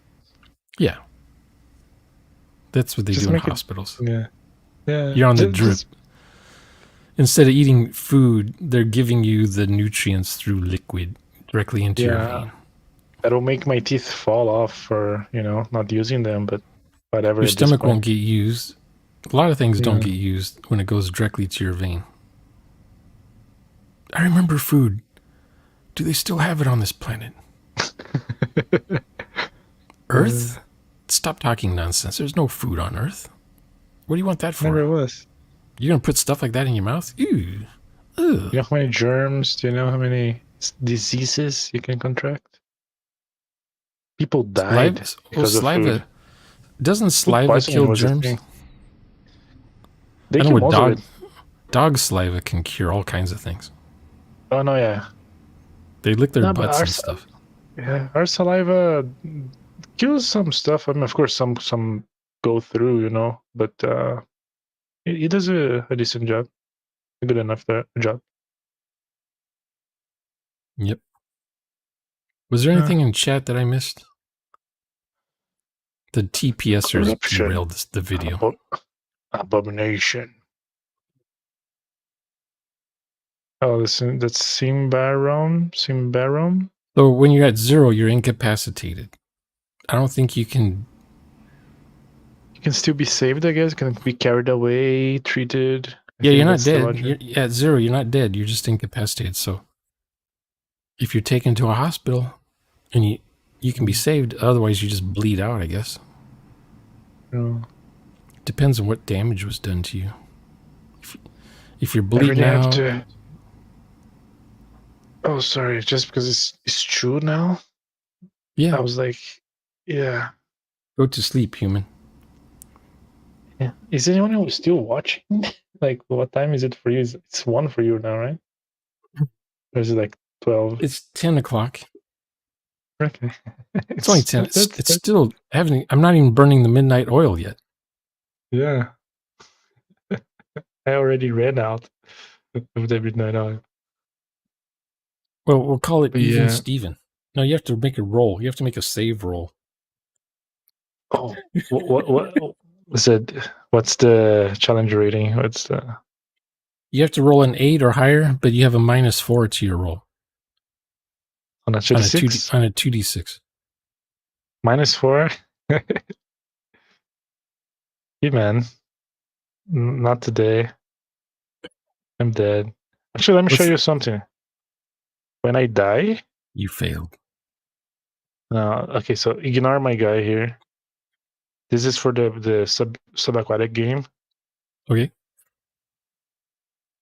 Look at this. But I should be in the background. Am I over here? No. There you go. I made a screen. Cool. Yeah. You know how I do it? You just leave the thing. I just click out of the stream and I'm off. I'm out. And I don't get to see what happens for the rest of the session. I want to see what happens. I'll be quiet. I'll mute myself. I did that. We agreed on that in a social contract once, and we were playing live or something, and my character died in Traveler. Oh yeah. And I just go to the camera, whatever, and I say remove. I just click remove me from the stream. I didn't remove myself from the stream. I just closed the app in the browser. Did you go and make a sandwich or something? Like wait for the guest to... No, they were sending me emails. This is before Discord. So they were sending me emails. Shauner, come back. You're alive still. I said, no, I'm dead. I got 18. My body's 18 basically. And I was hit with 21 damage. So I'm dead. No, you're alive still. They were trying to get me to stay alive. They were insisting that I was put into suspended animation so I wouldn't really die. No, I'm dead. I died. I know when I die. And we weren't narrating our death scenes. We just get shot, or a rock falls on us, or we crash in a high-speed chase, and we go through the windshield into the brick wall. And we die. We die instantly. There's nothing really to narrate. So we would just leave this. We would just leave the game. Yeah. That way we don't know what's happening.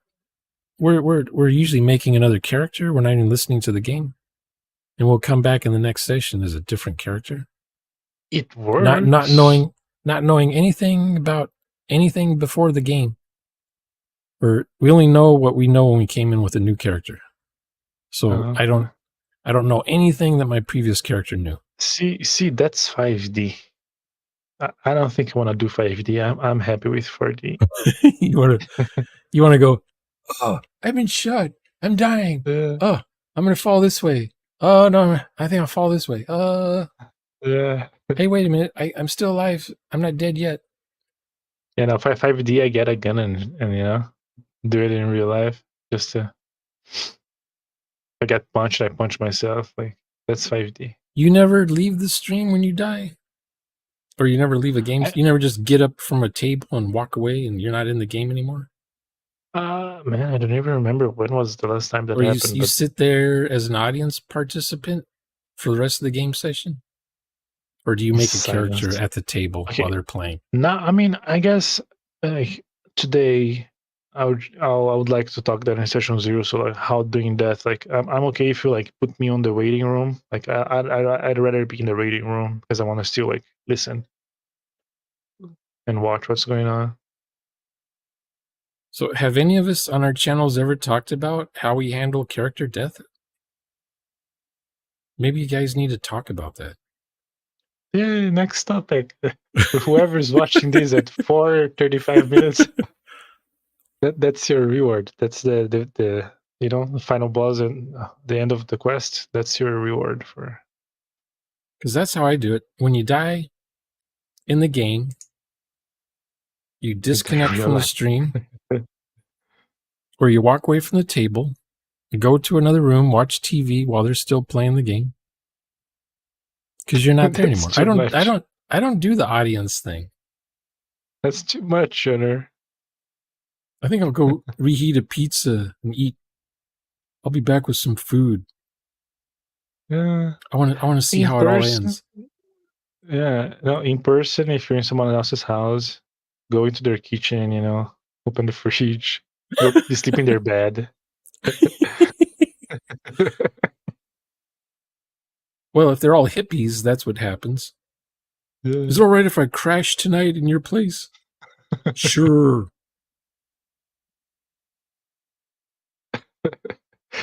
Yeah. I'll let my mom know. I'll let my mom know that you're spending the night.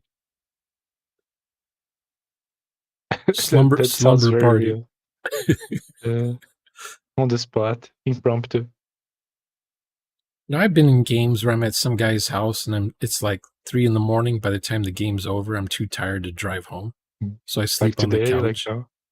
Yeah. Yeah. Can Sean sleep on the couch? You guys are still playing that game? I thought you were done. He says he's too tired to drive home. 30, 40 miles away. Yeah. He wasn't tired to play the game. And I'd be sleeping in someone's house and it's dark and I don't know where anything is and I hear weird noises outside.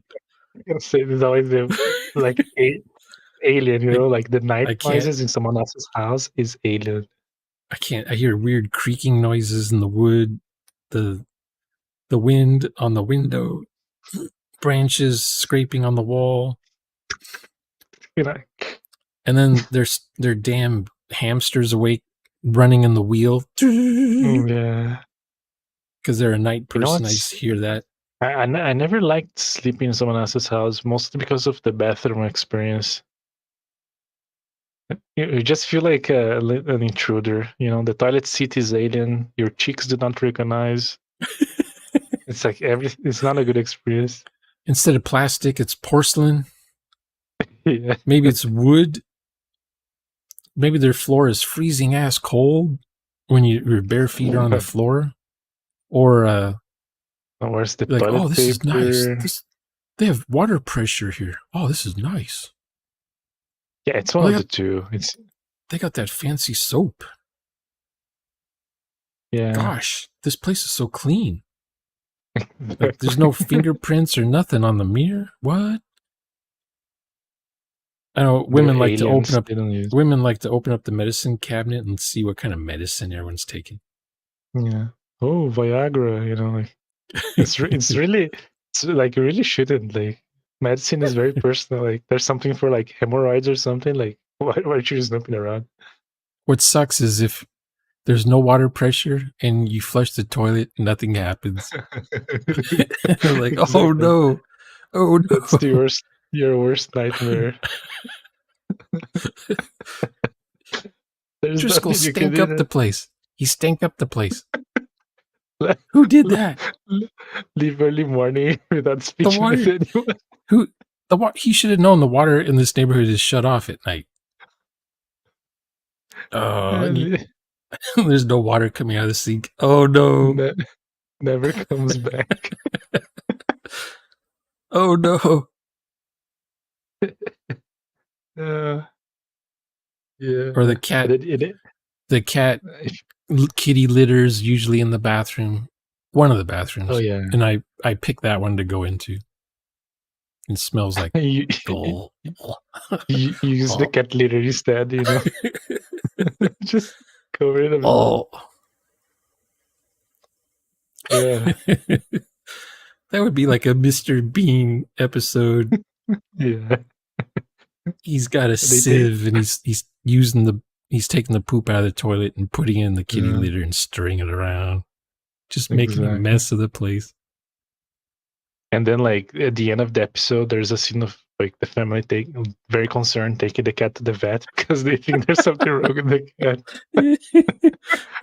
That's the end of the episode. The final gag.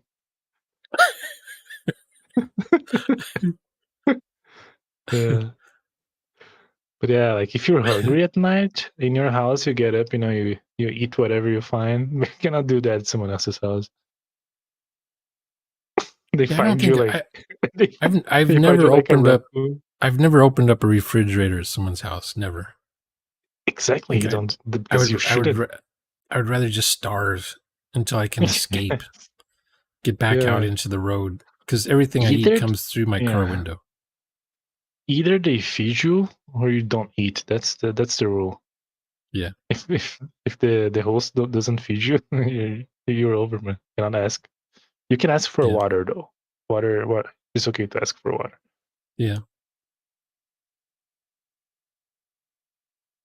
Imagine like being in someone's house. Man, I'm kind of hungry. Like, are you guys gonna make dinner or something? What you can do is be sneaky. Like, hey, what if like we don't call some pizzas? Like, you know, you imply they're gonna help pay. You know, just go Dutch. I had a girlfriend come over once, and she was gonna cook. I'm like, yeah, right. Yeah, I'm gonna cook. I'm gonna come over and I'm gonna cook dinner for you. I'm like, yeah, right. I have nothing. I have no ingredients, no food. No cooking oil. You open up the refrigerator, it's just beer inside the refrigerator or old pizza, something like that. That's it. That's it. No ice in the ice box. So how she's like, how to survive. let's just go to a restaurant. But we'll just go to a restaurant. So we did, because that's where I eat. I eat at restaurants. I don't cook. I don't have food. Like, do you have a stove? I have a stove. Never used it. I have a microwave. The stove is brand new still. Never been used. But I have a microwave. I use that to reheat stuff. You're the guy that's like reselling something like 10 years. I had it like for 10 years. Brand new, never used. You know? I probably have a toaster I've never used. Do you even buy bread? Sometimes. But I eat so much bread already, I don't want to have a loaf of bread. Yeah. Hamburgers come with bread. Pizza comes with bread. Pizza is bread, yeah. Do you buy like snacks? Like, do you buy something like right now? Like, you don't want to go out to you just want to grab a quick snack. Like, do you keep those? Nope. Snacks are expensive. No. Can't afford them. Yeah. Okay. Now, a few years ago, I could get like a box of Ding Dongs or Twinkies or Dorito chips or trail mix. Not anymore. It's too expensive. But it would be nice to go back to the 1980s. The 80s were awesome. No one was fat in the 80s. I can only believe you. That's all I can do. Trust your words. It's just like that movie. I keep forgetting the name of the movie. The one with the robot in the future is collecting all the junk. Wall-E. All the Yeah. fat, all the fat people in Wall-E. But that's today, right? That's Walmart. That's America. America. America. People get, money from the government and they go right to Walmart and buy all the sugar stuff. Yeah. Let it's really themselves go. impressive. It's really impressive how much mismanagement the human body can take. Yeah, it's adaptable to pretty much anything. Yeah. Look at the drugs when you that say, people take. The human body can adapt, and I usually think like surviving a desert, but like it also means like eating only pizza 24/7 and like drinking a Red Bull. Yeah. You can do with that. So it's a powerful machine. Yeah, but yeah, look at what drugs people are taking and they're still alive. Yeah. Resilient. Or humans are resilient. Yeah,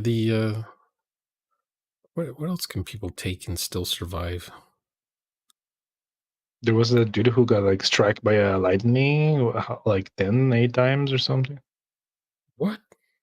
Yeah, there's a guy who was alive. He's in the Guinness World Records, whatever. Is he perfectly healthy, or has he got he's healthy. missing arm and leg? He's healthy. He got hit like haters. Yeah. So he must have had a lot of water in his body. I think it was the conditions there. He was just like the perfect time. Maybe it was like a free conduit. I don't know. If it hits you, I don't know. Because you see people like images like, oh, scars of lightning is just like correctly with like as if you got sunburned, with the burn. Maybe the lightning voltage was not high enough. I don't know, man. It's a lightning. It's literally coming from the sky. Well, the lightning could be 10 feet wide, or it can be 6 inches wide. I guess the small ones, yeah. Also, I guess if there's enough water in your body, shouldn't make it worse. The lightning just goes through the moisture in your body. Oh, okay. Direct to ground, the fastest way to get to ground, instead of if your body's all dried up and it's trying to find a way through all the blood veins in your body, because that's where the liquid is, and it just cooks it just makes every vein in your body boil. Max is still here. I thought nobody else was. He said lightning comes from the ground, not the sky. Shut up. What planet? I've seen the tape in slow motion. It comes from the. Or you mean Hollow Earth? It comes in Hollow Earth. He's talking about. No, in Hollow Earth. The lightning comes from the giant. The lightning comes from the giant mushrooms that glow under the earth. The dinosaurs, they're taller than you, and they have laser beams shooting from their forehead. Maybe. For the forehead? I mean, the dinosaurs are tall enough to hit their head on the top of the roof of the inside of the Hollow Earth. So maybe that's the ground he's talking about. It's taller than that. I know it's a whole new sky. Okay, have you ever been in a Hollow Earth and looked up and you saw the sun? No. There's no sun. Those are cool paintings when you see artists do those kinds of settings. Oh no, it's pretty cool, yeah. You're inside the earth. There is like one cave, and you look up and you see sky and clouds and sun, even though you're underground. Yeah, it's just neat. No one ever says where's that molten core. There is one entrance to the Hollow Earth in Brazil. There's like 8 in the world, according to the thing. There's 8 main entrances. There's one in Brazil. There's supposedly a bunch of photoshopped ones in Russia. there might be one that in you can Russia. see from orbit. You look at Russia from orbit and you see this big old black spot, and the clouds are going down inside this black spot. Oh yeah. It's like a Oh yeah. drain. There's also that vertent. Yeah. So I know they're real because they're on the YouTubes. Gotta be. Nobody ever lies on YouTube. Nope. It's not clickbait because they're actually showing pictures of it when they say what they found in Russia. With big arrows pointing like the. Oh yeah, you won't believe what was discovered in Russia last week. Yeah, is it getting and it's getting bigger? Oh, and Cypog. And you got the NPC faces doing the soy boy faces, you know.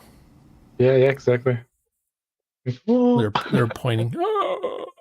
Yeah, I love that. So good, so good. No one uses Nicolas Cage memes anymore. Yeah, why not? People should go back. That movie. Yeah, I gotta go to sleep as well. He's a vampire. Okay. Shouldn't have tricked me. Goodbye, human. Thanks for watching. See you later. I gotta go eat. Yeah. How what's this, you have to? What's this lightning strike we see? Is the returns? No, maybe in Canada, in Canada, but not in America or in Canada, but in Canada. We made a very cool Mr. Bean skit. You should listen. Yeah. Yeah, but if he's a movie star, then I'm a full-on internet journalist. A Venn diagram, you know. You can have that middle ground. Yeah. Okay. Well, I will see you later, Nicholas. Yeah, I'll see you. Do you have to? You can watch me. You can watch me stream Skyrim some more. I have to replace some heads on some NPCs. Okay. If I remember. Anyway, I will see you later. I'll see you, man.